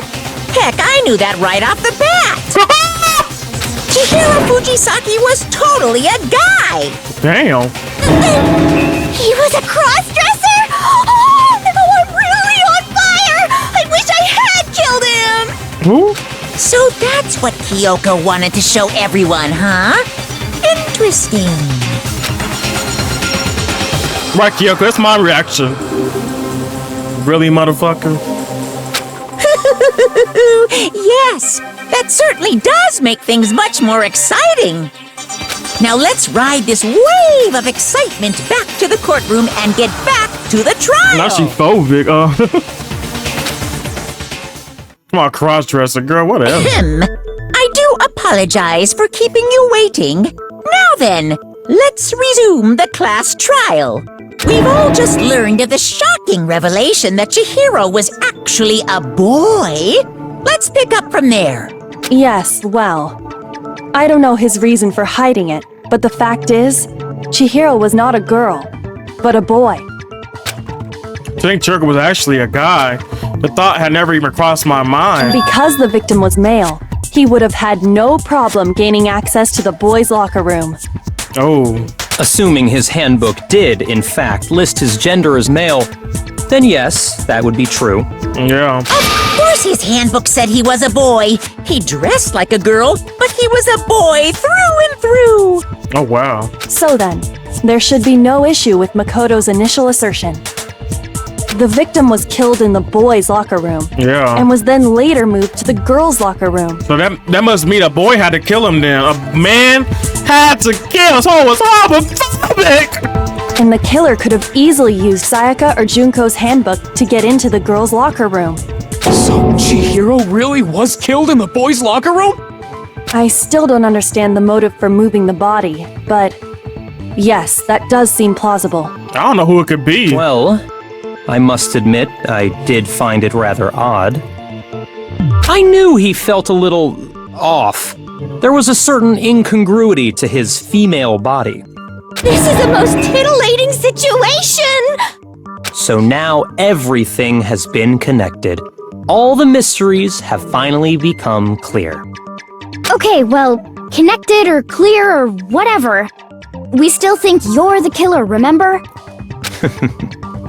Very interesting. He's off in his own little world. Oh, he's just getting bigger. What about you, Makoto? After everything we've learned, do you still think Byakuya's the killer? I don't think so. I feel like it was easy. Well, without a doubt, Byakuya is the one that made Chihiro's death look like Genocide Jack did it. But I think he might not actually be the killer after all. I don't think so either. What? But aren't you the one who accused him in the first place? He just seems to be too easygoing about all this. Like he's enjoying us solving the mystery. Right. The way he's acting, it makes it seem like it doesn't have anything to do with him. And you think that might be because it doesn't have anything to do with him? Plus, the evidence he left behind was a little too... how can I put it? He consciously chose to use the extension cord. No one could connect him to the murder. Right, because he's the only one that used that shit. Nobody else used that. At least, that's how I see it. I agree. And Byakuya, when you found out the murder took place in the boys' locker room, it seemed to rattle you. Yeah, like you were surprised. And then again, when you found out Chihiro was actually a guy. If you really were the killer, that stuff wouldn't have had any effect on you. Right, you probably would have knew. Somebody knew. So that's your thinking, huh? Well, it bothers me that you don't have more concrete reasons, but it's fine. I guess I'll mark it as correct for the time being. Mark it as correct? He's right. I am not the culprit. I just happened to come across the corpse in the girls' locker room and decided to alter it. Are you fucking with us right now? Why would you do that? No, I am not effing with you right now. I'm telling you the truth. Well, I find it very hard to believe. Go ahead. Find it very hard to believe. You're free to be executed along with the rest of us. If you're really telling the truth, then why? Why do you do that to his body? Hey, why would you do that? My reasons hardly matter right now. Uncovering the culprit is much more important, wouldn't you say? Now then, if it wasn't me, who was it? Well, I don't think I can say for sure without talking about it a little more. Yeah, I don't know who. We're seriously gonna keep going? We're all good, aren't we? I thought it was clear Byakuya did it. No, I'm with Makoto. If there's any doubt whatsoever, we need to explore every possibility. Because if we're wrong, we all die here. That's true. Very well then. I'm with you too. Damn straight. Count me in. Do you not have a mind of your own? Of course I do. What am I, an ant or something? Anyway, let's discuss this all as a group one more time. We still have time to make our decision. That's very true. Right. Our lives are all on the line. Excellent. Then shall we resume our game of hide and seek? But if y'all didn't do it, then who's the real killer? Who murdered Chirico? The one thing we can be sure to know about the killer was able to gain access to the real murder scene, which means the killer is a guy. It has to. Because the crime scene was the boys' locker room here, and you would need a boy handbook to get in, right? Since Leon is apparently broken, the killer wouldn't have had to use their own. In other words, it had to have been a guy. But this still not enough. I need to find some more clues. What the fuck you saying, you dumb bitch? The fuck?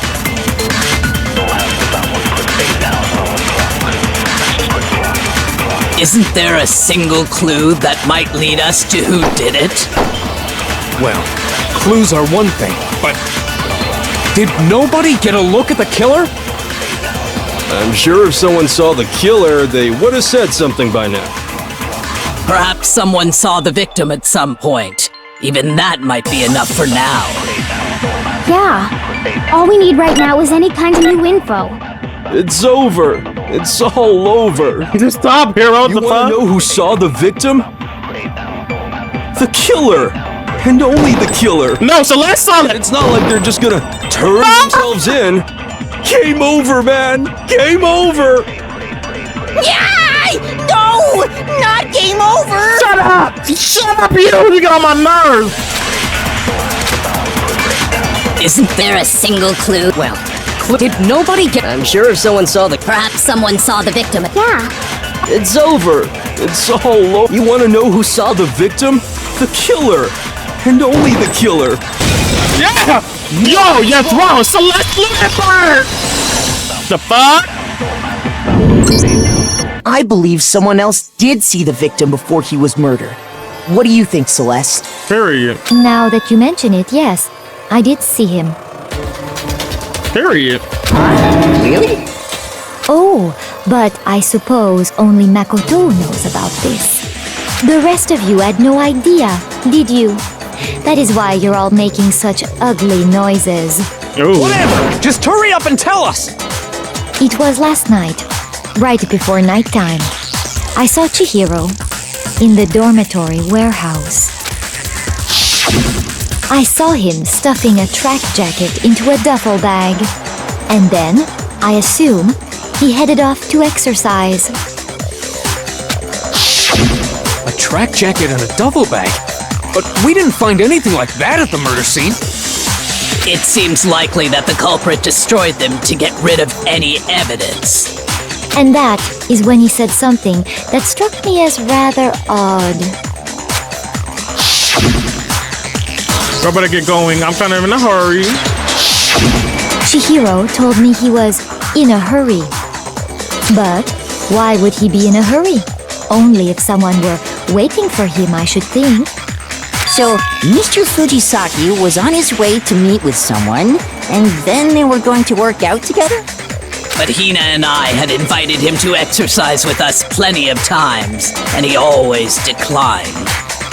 Probably because he was afraid you'd find out the secret he was hiding, right? Which means that conversely, he must have trusted whoever he was meeting with very much. Enough so that he was willing to risk his secret being revealed. Oh, what a marvelous friendship! Oh! He trusted somebody. Mom? The point is, whoever he met up You with better is tell the me it's culprit, not right? you, Mondo! So we just gotta figure out who it was. I remember what you said. You said you trusted. Mondo better not be you. I started to like you, bitch. But knowing what we know, I can't even guess.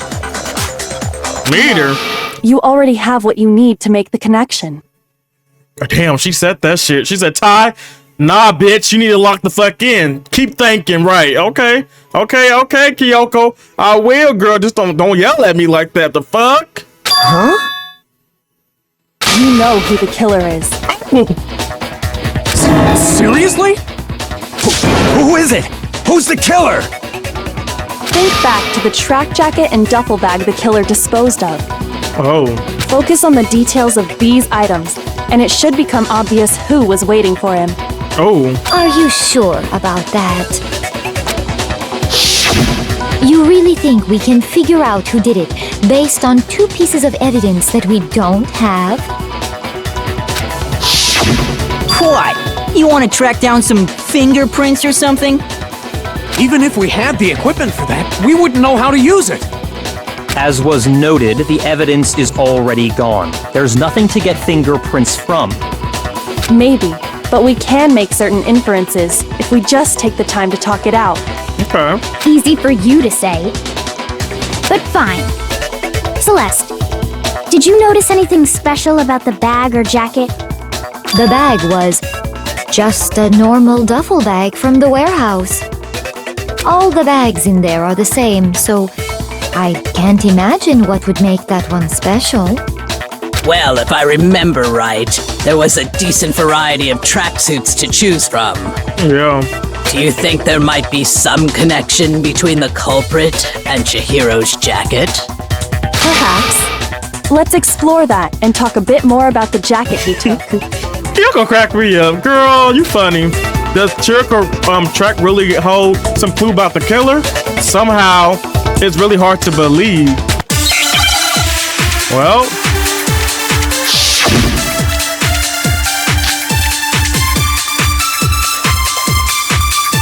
Let's look at y'all, we ready? First of all, we know where Chihiro was headed. He was on his way to go exercise. Right. So next we have to ask, why did he choose the specific tracksuit that he did? Right. What do you mean, the specific tracksuit? I got it! He picked that tracksuit because it matched the one the culprit was wearing. So, what you're saying is, the killer was wearing the same blue tracksuit as him? My tracksuit is black. What? I don't even have a tracksuit. It's you, Mondo! I have a white tracksuit, personally. I got it from the warehouse, if you must know. Did any of that really help us get any closer to figuring out Yeah, who the Celeste. culprit is? Yeah. No way. Not a chance. Wait, Mondo, it's you! You heard him, right? What he just said without even realizing it? Yeah, I heard it, Kyoko, I heard it! Right, you would not know it was blue! First of all, we know where Chihiro was headed. He was on his way to go exercise. So next we have to ask, why did he choose the specific tracksuit that he did? Oh, Mondo. The Why did you do that, Mondo? I got it! He picked that tracksuit because it matched the one the culprit was wearing. So, what you're saying is, the killer was wearing the same blue tracksuit as him? My tracksuit is... Oh, the fuck? The hell are you talking about? You little bitch! Don't make me mad, Mondo, it's you! First of all, we know where Chihiro was headed. He was on his way to go exercise. So next we have to ask, why did he choose? What do you mean? I got it! It matched the one the culprit... So, what you're saying... The killer was wearing the same blue tracksuit as him? No, that's wrong. No, that's wrong. Hold on a second, Mondo. What did you just say? What the fuck did you just say, Mondo? Huh? What'd I say? What the fuck did you say? When Celeste testified a few minutes ago, she said... Right. She never said about the collar. I saw him stuff in a jacket suit into a duffel bag. And then I assumed he was headed up to exercise. She never said anything about the jacket's color. Right. So why did you say Chihiro's blue tracksuit? What are you? You just... Mondo. Hey, Celeste. What color was Chihiro's tracksuit? As a matter of fact, it was blue. And before we began the trial, did you tell anyone that? The only one I told about any of this was you. Then, Mondo, how did you know what color Chihiro's tracksuit was? Right. Because I'm sure he saw the clothes at some point in the investigation. no, that can't be it. Right. Oh, no! What'd you do? It broke my heart, couldn't it? But he could, right? Oh my god. The clothes were surely disposed of by the time we began our investigation. Right. Then the only reason he could have known what color the tracksuit was is if he saw Cherry with it before he died! That's the only possibility! Cherry? Are you talking about Chihiro? So, how about it? Did you see the tracksuit or didn't you? just by chance. I just happened to see it last night. He walked past me, and he was carrying the tracksuit in his hands. No, that can't be it either. According to Celeste's testimony... Right, he was meeting somebody. She stuffed the bag into her bag in a hurry. It was almost like she was trying to hide it. And just like that, she was gone. Oh, yeah! When Celeste noticed it, Chihiro made a point of making sure the jacket was completely in the bag. It's over, Mondo. It's over! If you just ran into him briefly, you couldn't possibly have seen what color the tracksuit was. Oh. Yeah. It would appear you've dug your own grave. You did. Perhaps. But you handed him the shovel, didn't you? That's why you said what you did. Oh! Kyoko cut through, honey. Focus on the tracksuit and it'll be obvious who he met with? What a bunch of nonsense. And it worked, bitch. Ah, now I understand.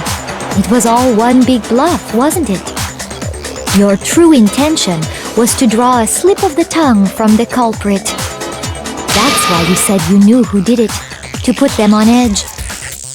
That's right. However... Period. I love that Celeste and Kyoko double team. Mondo was my target all along. I had my suspicions about him from the very beginning. I didn't know until like the second half. But why? What made you so suspicious? That's a good question. I said the way he talked. There was a certain turning point that she tipped me off. Maybe you didn't notice it, Mondo, but you tend to refer to men and women differently. Oh yeah, during the locker room, he said that guy. You only call guys dude. For girls, it's chick. Oh yeah, he sure did. And after he was killed, you happened to refer to him as dude.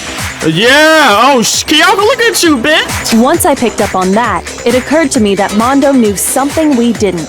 Oh. Did you notice such a tiny detail? Are you a witch? She's a witch! You're positively frightful!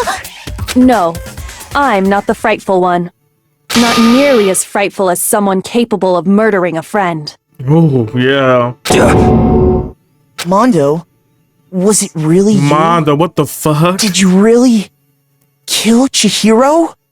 I didn't kill anyone! You've been all over me, judging everything I say, putting words in my mouth. What gives you the right to treat me like a goddamn criminal? Yeah! He would never do something like that! This is a false accusation! It's true. My reasoning on that is pretty shaky. That was fast. Well, this does present us with a problem. It seems we are all out of leads. My time has nearly come. That's what my little ghost friend is telling me. Oh yeah, that reminds me. Hifumi, weren't you telling me you'd found some evidence? Really? What kind of evidence? Actually, you know, now that I'm thinking about it here calmly, it might not be all that relevant. Sure, you big motherfucker! You know I get mad at me? Jeez, did your confidence just get up and walk away? It's fine, man. Just tell us. If you really insist, then... Here it is. See, here it is. Don't make me mad, Hifumi. Don't make me mad. I might be big myself, but come on. Show the fucking evidence. You big meatball motherfucker. What do you have there? It happens to be an e-handbook. I found it laying on the ground, so I scooped it up. You found it on the ground, right? They must be belong to Chihiro. They had to. We know Chihiro's handbook was missing from the scene of the crime, right? For a fact. Period. For a fact indeed. I was totally sure I'd found it. Then it must hold some clue about the culprit, right? Well, that's what I was hoping. But it's busted. It won't even turn on. I imagine the culprit broke it to get rid of any evidence after the murder. Oh, he must have broke it while he was in that sauna with Taka. The heat must have been the weak point of it. I just realized. It's all making sense now. It's all clicking in my head. That's odd. I didn't think the handbooks were quite so fragile. Because it's not. You're right. They're not. They're totally waterproof and shock resistant. It would take an awful lot to break one. And yet, this one does appear to be broken, as is Leon's, sitting useless in the main hall. For all your confidence, that is a remarkably high failure rate. Do you think there might be some kind of mystery in there somewhere? How precisely did the handbooks get broken? I got it! You already told us before that the handbook has one weak point, didn't you? Yeah! You remember that? Sure, maybe I let that slip, but I never told anyone what the weak point actually was. But if the handbook is supposed to never break, and two of them broke in quick succession, then we can only assume that someone's figured out its weakness. Yeah. You know what the weakness is, right, Monokuma? So, what is it? You're asking me? I think it's a necessary piece of information if you want this to be a fair trial. But if I tell you, and someone else decides to copy it, that would be very not good. Just tell us already! Why would we want to break our own handbooks? Oh well, I have a weakness for pushy demands, But you're sure you won't follow their example? Then allow me to make a special announcement. The weak point of my cutting-edge e-handbook is... It better not be fire or something heat. Or it's Mondo for sure. When it's exposed to high temperatures for too long, it will suffer a meltdown and totally break! Mondo, it's you, bitch. I flippin' knew it! You knew it? Yeah, because I found the handbook laying on the floor of the sauna. The temperature in the sauna can reach over 200 degrees. Strange how you don't get burnt, huh? We was looking to kill her, right? Mondo, what the fuck? It's because as your sweat evaporates, it creates a cooling layer of air around your skin. If the hot air of the sauna were somehow pushed directly onto your skin, you'd definitely get fried. That layer of air would get blown away. That's why you may feel a burning when you move around. So when you're in a sauna, make sure to keep nice and still. Wow, interesting. I learned one new fact today. That is a mere trifling speck of knowledge. And we know who to kill. Anyway, if you found the victim's handbook in the sauna, yeah, then the killer must have been purposely trying to raise its temperature in order to break it. Meaning the culprit somehow knew its weakness. Yeah. But how'd they find out? Monokuma said he didn't tell anyone, right? Because I accidentally broke it when he was in that fucking sauna. He had all his clothes on. But you don't know that. Only me, Taka, and Mondo knows that. Indeed. Quite the mystery. What if they found out by accident? Right, Kyoko, yeah. What do you mean by accident? What if the killer took their own handbook into the sauna, not knowing its weakness? Yeah. And it broke. Because he had his clothes on. I forgot about that. They'd realize it was broken, of course, and it wouldn't be hard to figure out why. And once they had Chihiro's handbook, they knew they had an easy way to dispose of it. Yep. I won't say it's not possible, but who would have done something like that? Mondo. I don't know of anyone who took their handbook into the sauna. I do. This was killing me. I know who took it. I might know someone who did. Oh, shit. Whoa! Seriously? I think the one who may have taken their handbook into the sauna was... Hey, you know!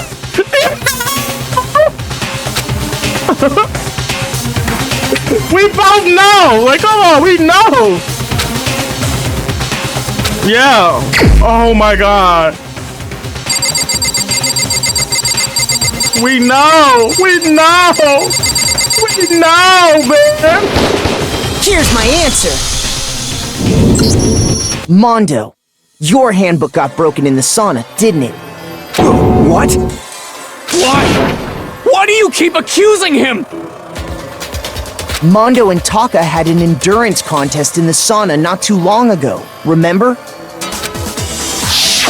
Yeah? And for the contest, Mondo just so happened to keep his school uniform on. Right, clothes, everything, Taka in there naked, dick out, ass, everything, don't even care. But little did he realize, he'd also left his handbook in one of his uniform pockets. And when it was all over, Mondo discovered that taking your handbook into the sauna could easily destroy it. Fuck his... No, wait, hold on! You've got it all wrong! He would never kill! I don't accept this! Show me the proof! Oh. The actual solid proof! Honey, that was his man! They were lovers, man, I'm telling y'all.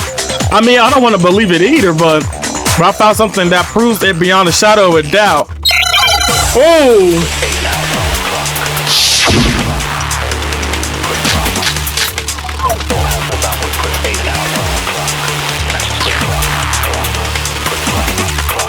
Let's test Makoto's assertion. If what he says is correct, then Mondo, you broke your own handbook.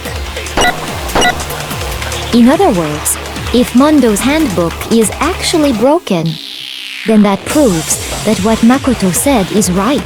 There is a lesson. My goddamn handbook works just fine! See? Look! Makoto was wrong after all! Mondo wouldn't hurt a fly!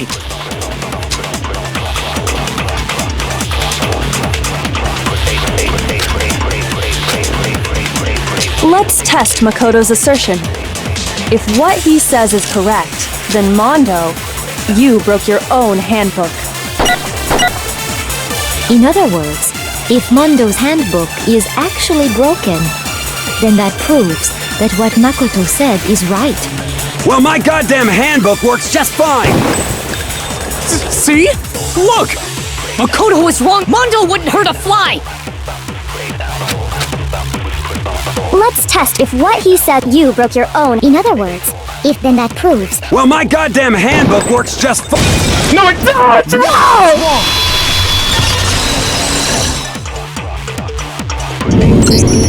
Mondo, the handbook you have right now, is it really yours? The fuck is that supposed to mean? The broken handbook that was in the main hall. Isn't that one actually yours? What the heck are you talking about? What I mean is, I think Mondo swapped his handbook out for one that actually works. I think he took Leon's handbook and replaced it with his own. Oh yeah, I didn't think about Leon! After all, Monokuma said himself that Leon's handbook never should have broken. That's right! The punishment it suffered wasn't nearly enough to destroy it. So then, the broken handbook in the main hall is actually Mondo's, which would mean that the handbook Mondo has right now is actually Leon's. Yeah. But doesn't that violate the school regulation that says loaning out your handbook is prohibited? Well, here's how I look at it. There is a rule about loaning your handbook to another student, but if they're dead, they're not a student. It's kind of a gray area, I admit. But no worries. If anything, it just makes things more interesting. As such, I decree that exchanging handbooks with a corpse is not a violation of the rules. Well, Mondo, if I'm wrong about this, you're welcome to say so. I'm happy to admit I made a mistake, but... Son of a bitch! What's wrong, bro? Come on! Tell him he's wrong! You are wrong! You have to be wrong! Everything you just said is wrong! You made it all up! Okay, then why don't we look back on this case one more time, from the beginning? That way, everything will become clear, and we'll all see if I was right or wrong. Man, he want to hear some Mondo, baby. Oh man, this makes me sad. Look at Celeste. Look at Celeste, bitch. I love Celeste, man.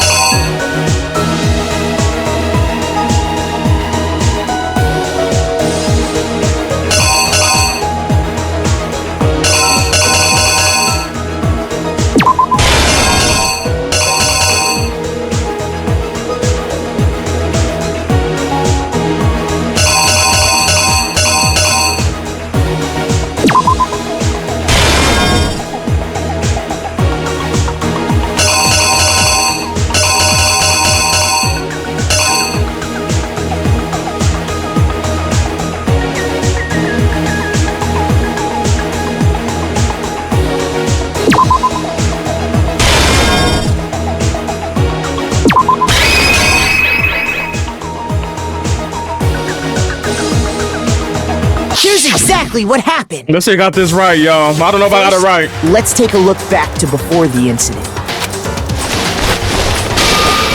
Last night, Celeste saw Chihiro in the warehouse, correct? At the time, she was apparently stuffing something into a duffel bag. That something was a blue tracksuit. You can confirm this, right, Celeste?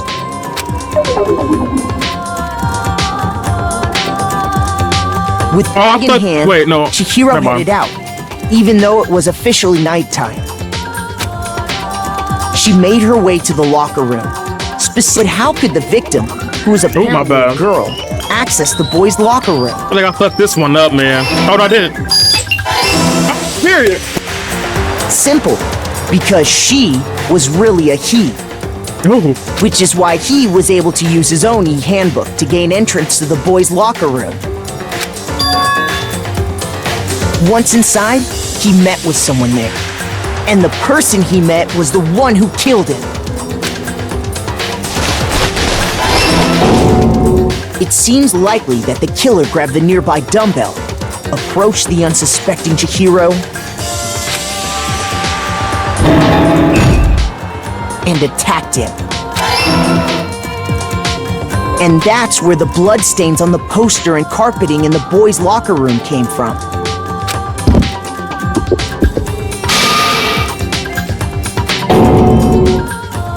It was likely in the heat of the moment. The body was arranged, but the murder itself felt unplanned. Which is why the killer hurried to try and hide the act. First, then removing the bloody poster, and finally carrying the corpse into the girls' locker room. A girl's handbook was necessary to get into the locker room, of course. But this alone doesn't prove that the killer was necessarily a girl. After all, Sayaka and Junko's handbooks had been placed in the main hall. Using one of those, a boy could get into the girls' locker room without much problem. And that's exactly how the killer did it. With the carpet and the poster they brought with them, they got to work. They changed the layout of the boys' and girls' locker room in what you might call a crime scene switch. That could have been the end of things, but no. Byakuya discovered the body and decided to intervene in the situation, making things even more complicated. So, after stumbling on the crime scene, he went and grabbed the extension cord from the library, and then he got to work. He used the cord to string up Chihiro's lifeless body.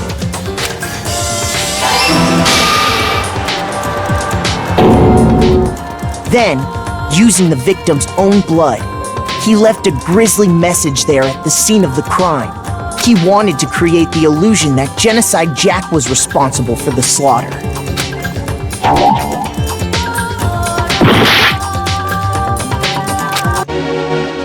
I knew it. I fucked something up.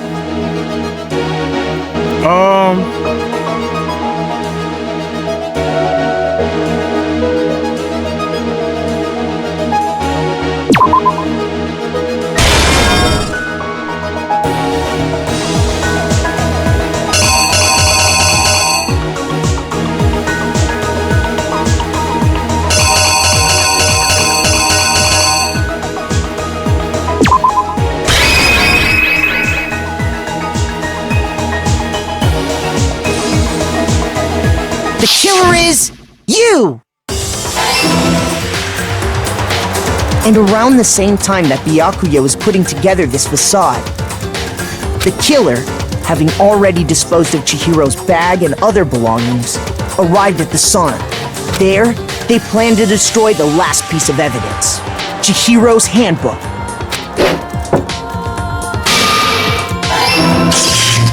And just as the killer expected, the steamy sauna was enough to ruin the electronic gadget. Somehow, The killer knew that the handbook couldn't stand up to the heat of the sauna. And the reason they knew that is because the sauna had already wrecked their own handbook. And that's how it all played out.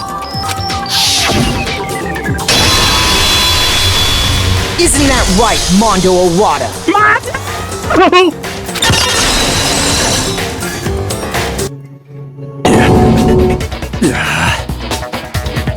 Wait! No! This can't be right! Your man! Where's your evidence? Yeah! Where's your evidence? You need evidence! You need proof! Without any proof, you can't pin any of this on him! Evidence Mondo is the killer, that's already revealed itself earlier in the trial. If I somehow can show where Mondo handbook is right now, once I do that, everything will become clear.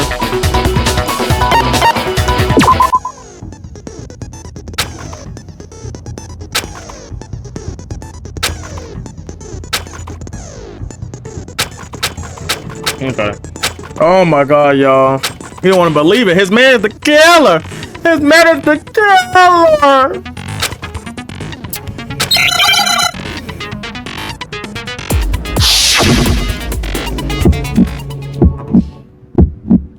Show me some evidence! You're wrong! I won't listen! I refute you! False! Show me some evidence! I won't listen! False! I refuse to vote! Show me some evidence! You're wrong! I won't listen! I refuse! False! Show me some evidence! I won't listen! False! You're corrupt! Okay, see shit! I refuse to vote! I refute you! False! You're corrupt! Show me some evidence! I won't listen! I refuse to vote! Show me some evidence! You're wrong! I won't listen! I refute you! False! Show me some evidence! This should prove it!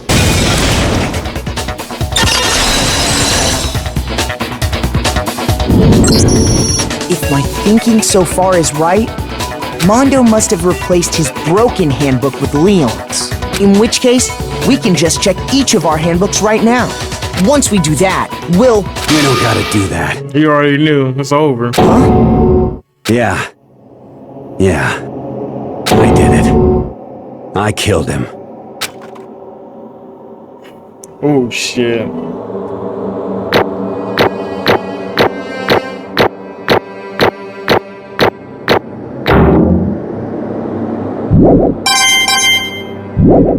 Damn. Bro! What are you saying? I got no choice, man. After hearing all that, I gotta just... give up. Go ahead, Monokuma. Get it over with. Ask for the goddamn verdict. Roger that! Wait! Hold on! No waiting! No holding on! Time for the moment we've all been waiting for! Grab your lever and give it a yank! Who will you elect as the Blackened this time around? Will you make the right choice or the dreadfully wrong one? What's it gonna be? What's it gonna be? Oh, man.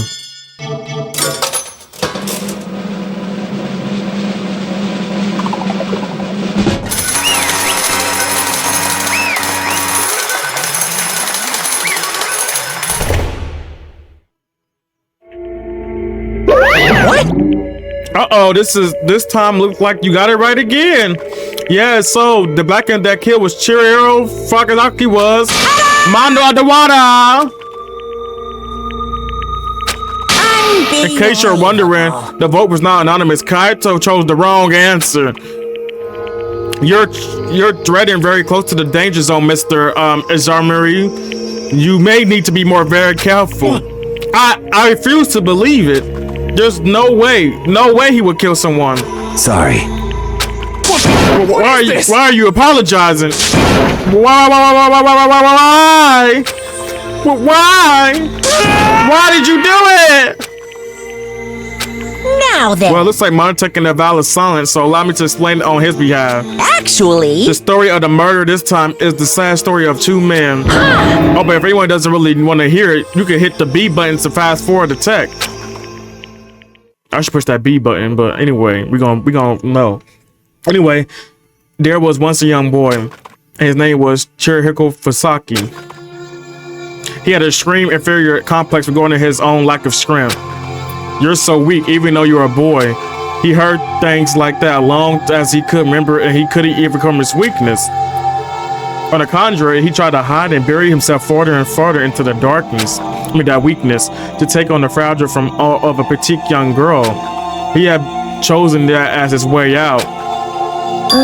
Now nobody was able to say anything about even though you're a boy. But no matter how tightly he wrapped himself up in that shell, that fear complex had already taken root deep inside him, and he was not as so easily weeded out. As it turned out, that shell was completely empty. That complex didn't disappear, instead it only grew stronger and stronger. I'm weak. Weak.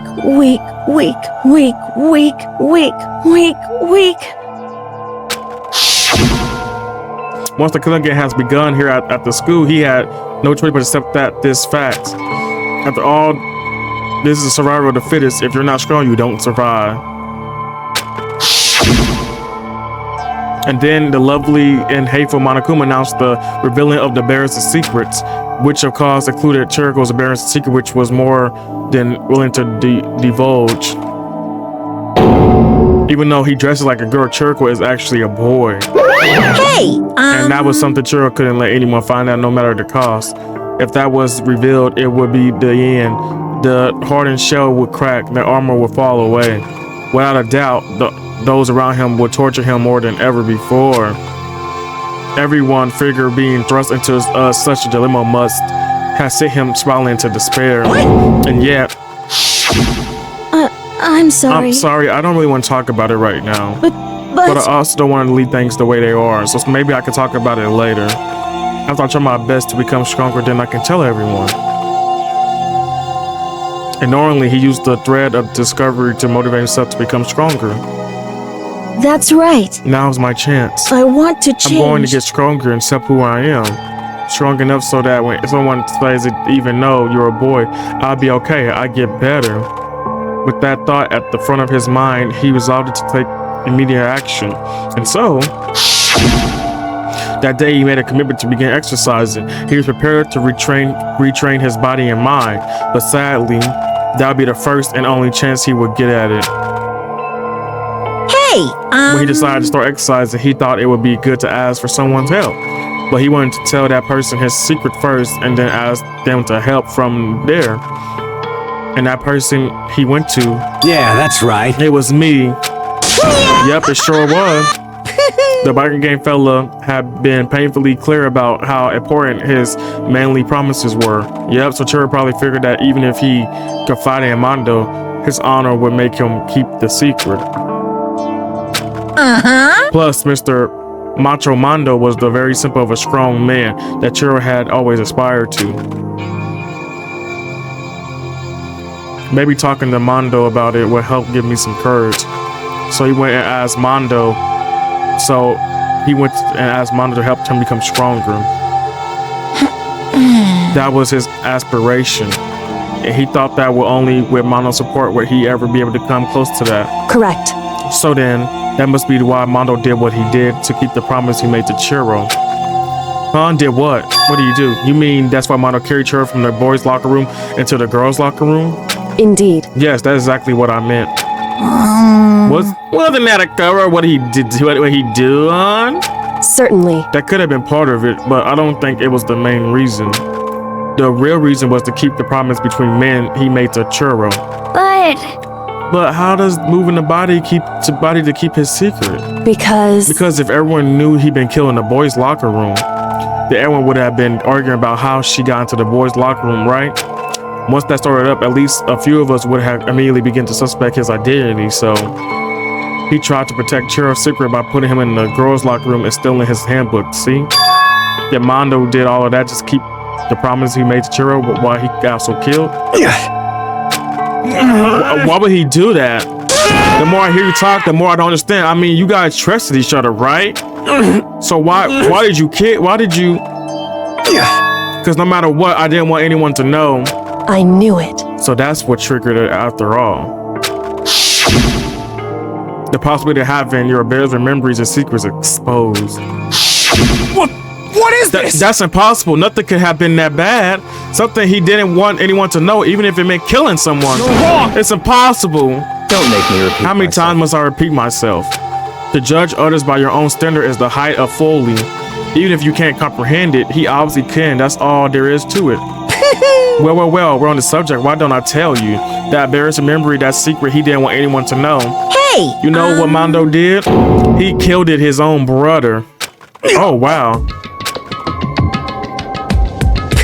Mondo, the ultimate biker gang leader, makes all the hoodlums and riffraff across the country tremble. But the only reason he had the chance to join a gang in the first place was because of a certain someone. Mondo's other brother name was Daya Aldawa. Mondo had nothing but respect for him.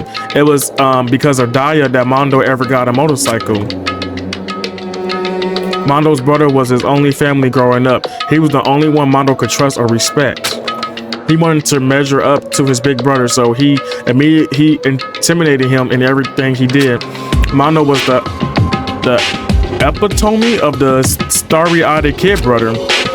Meanwhile, the charismatic older brother had put together a local motorcycle game, and before anyone knew it, it had grown into the biggest biker game in the country.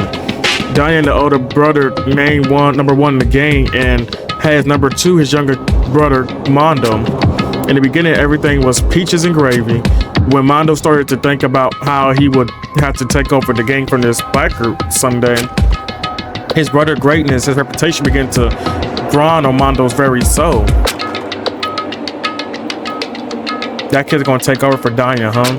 Diane created this game with his bare hands, Mondo just along for the ride. Can someone like that really be our leader? All that do is make the gang look bad. Almost every day, Mondo heard the gossip and whispers all of the other members of the gang, which is why I just gotta get stronger than Diane. Just one time. No matter what, I gotta win. Don't fuck with me. I don't care what it takes. I gotta come out on top. And on that night, his amazing brother retirement ceremony, Mondo challenged him to a street race. But during that race, tragedy struck. The kid brother pushed ahead with reckless abandon, eager for victory, and dashed into oncoming traffic. But suddenly,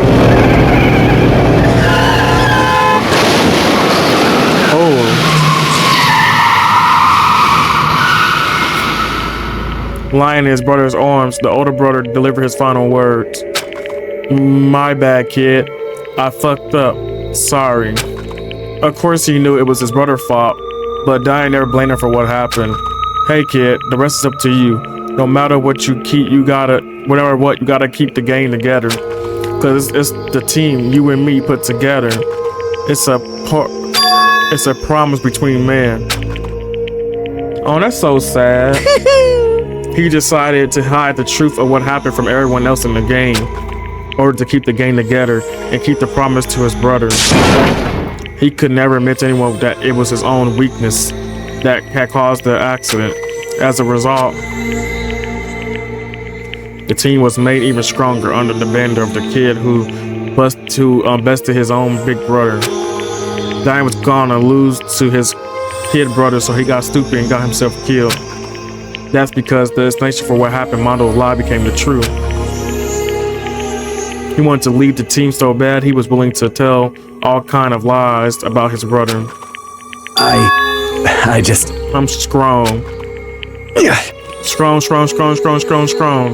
And yet, as soon as our killing game began, he realized, no matter how tough he pretended to be, he was just another weakling that could die in an instant. And then the hateful Monokuma announced the revealing of the Baron's secrets. At that point, it was clear I would have no problem shedding light on his secret. Mondo killed his own older brother. No matter what, I couldn't let the other gang members find out. If that happened, everything would have been ruined.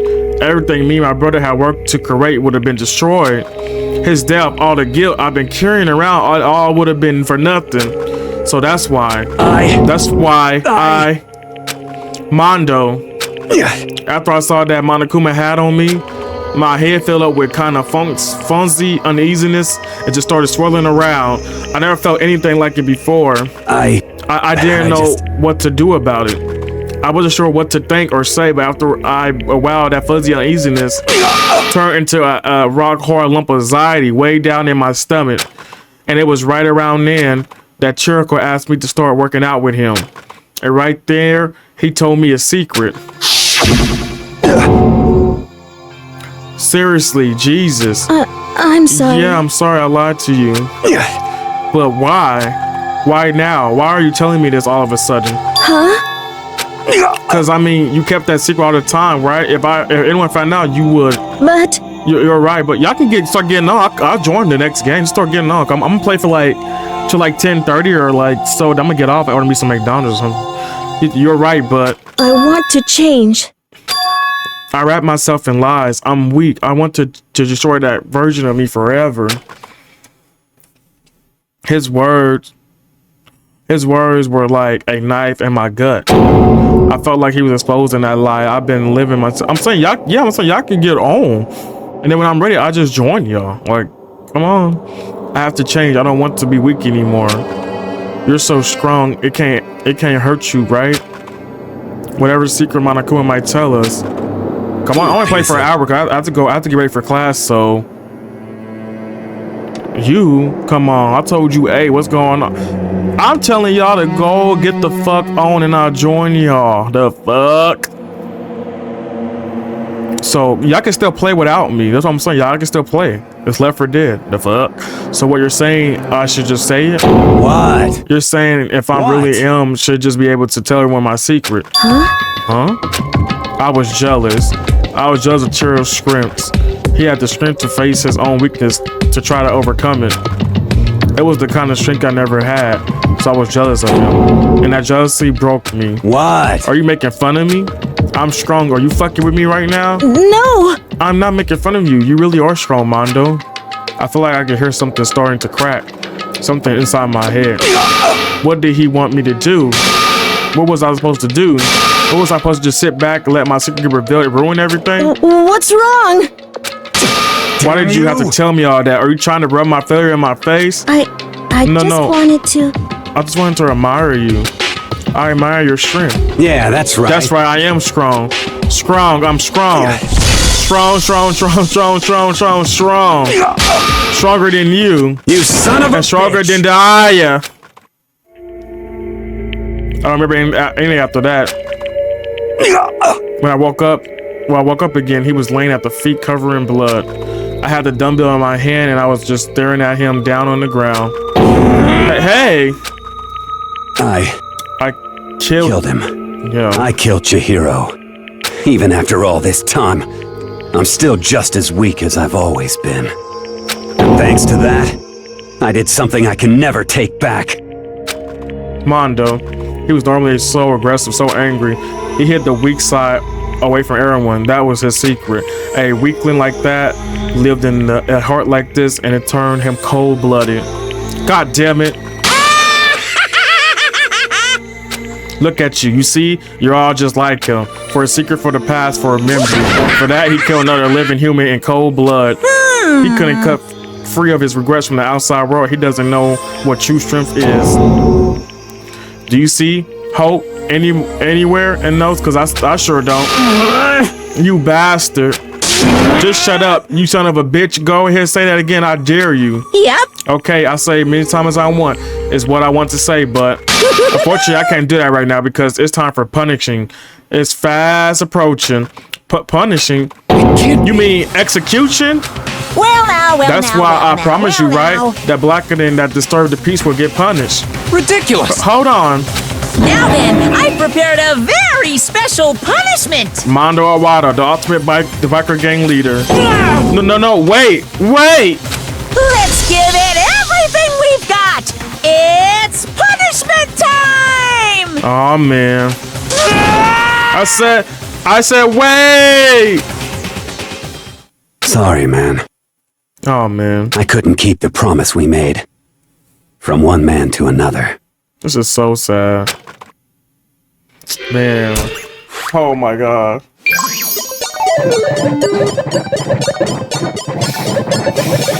Hey Jair, it's been a long time. How you been, Jair?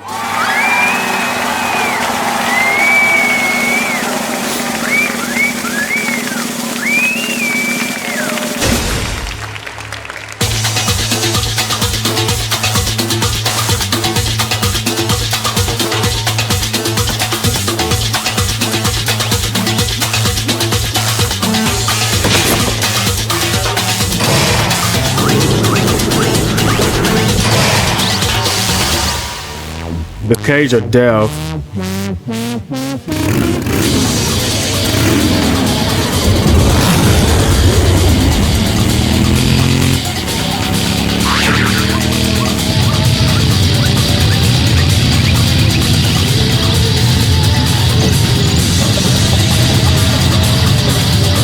What the fuck?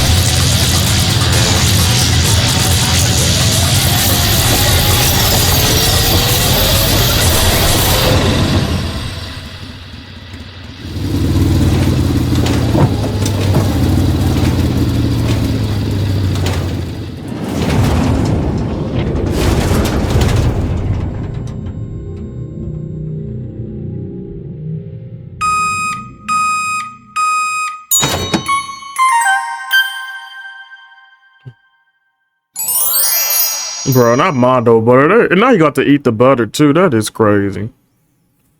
Right, Leela? What the fuck?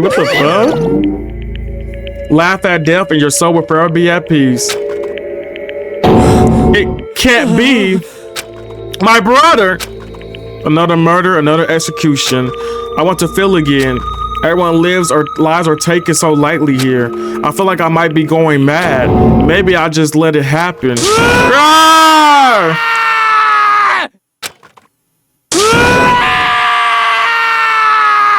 Oh, this man is broken, y'all. At Taco's sad screams or bait or scrolls, we were each forced to realize once again.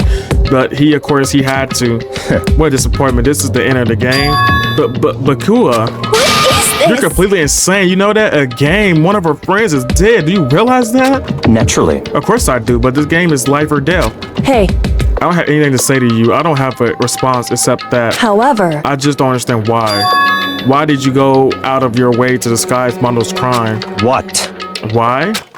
It's obvious because it made things more interesting. His voice was calm, emotionless, like the voice of death. It chilled me to the bone.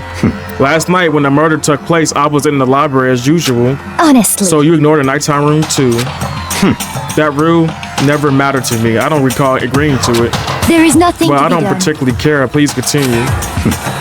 The night grew late, and I decided to run to my room, which is when I stumbled upon him.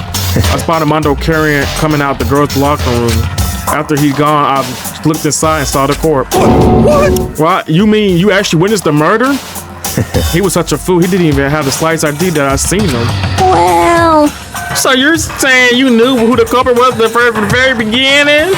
That's right. Indeed, but if that had been the end of it, how boring would that have been? I mean, oh my god, this is why I hate Byakuya. I mean, what a waste of time to have the answer revealed right in the beginning. Which is why I decided to lend a little helping hand. I thought it would lighten things up.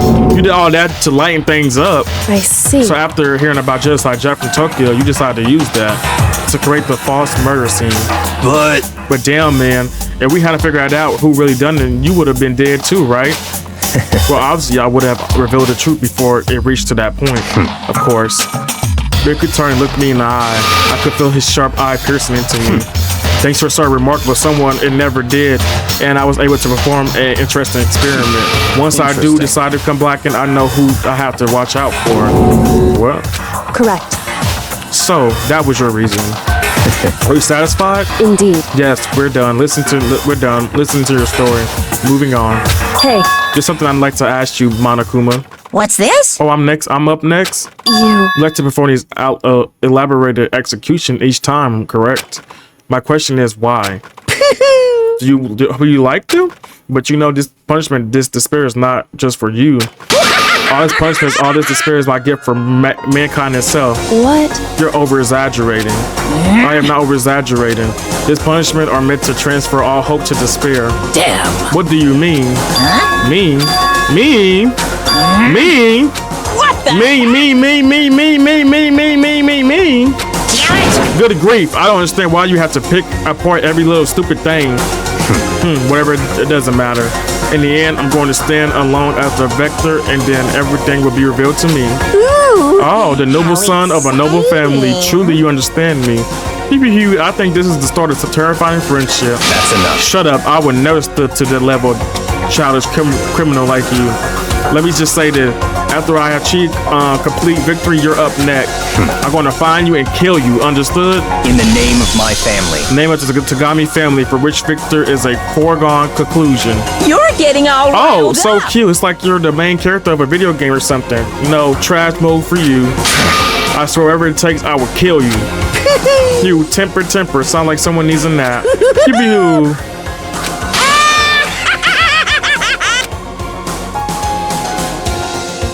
Macomb laughter peeled across the courtroom, and that curtain closed in the case of Shiro and Mondo. But I knew that wasn't the end. The killing game would still continue because the mastermind would let it end. For those of us who were still alive, our worst fear and despair kept on multiplying. It was the kind of despair that felt like a blind puppy in hell had moments of a future than us. All of our courage and effort, our friendship, it felt like it amounted to nothing at all. It was the worst kind of despair. What the fuck? Anyway, like I was saying, this is a pretty good spot. Yeah, a really good spot. Anyway, isn't it amazing how that girl went and killed someone before things even had a chance to get boring? Once things really get moving, it'll be like a roller coaster. There won't be any stopping it. Fear and despair charge forward at a speed nothing can hope to match. But I must admit, I'm disappointed. I went to all the pain and effort of making you part of the group, and you couldn't play your part. You do remember you were supposed to make the first move, right? Well, no biggie. Nothing we can do about it now, so just do your best to make things more exciting from now on, okay? After all, that's what everyone wants to see. There's one thing I'd like to ask you. As long as you don't want to know my measurements, fire away. Who is it? The 16 high school student, I mean. Ooh. My, you really took me by surprise there. I know I said you could ask anything, but super denied, ultra denied, demonic denied, because you see, that's my ace in the hole. And nobody'd be dumb enough to reveal that, right? No matter how close they were to their friends.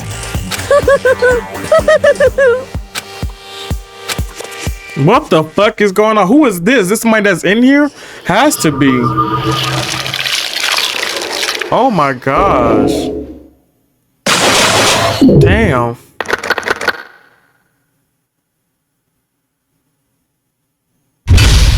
That's crazy.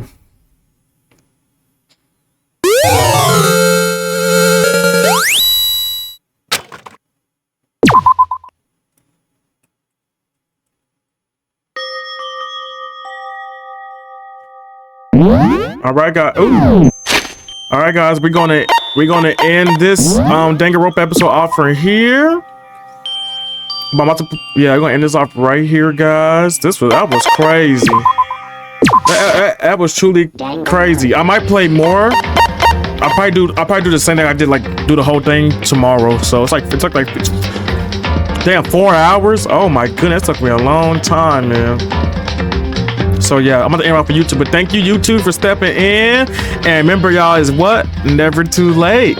Have a good night, YouTube.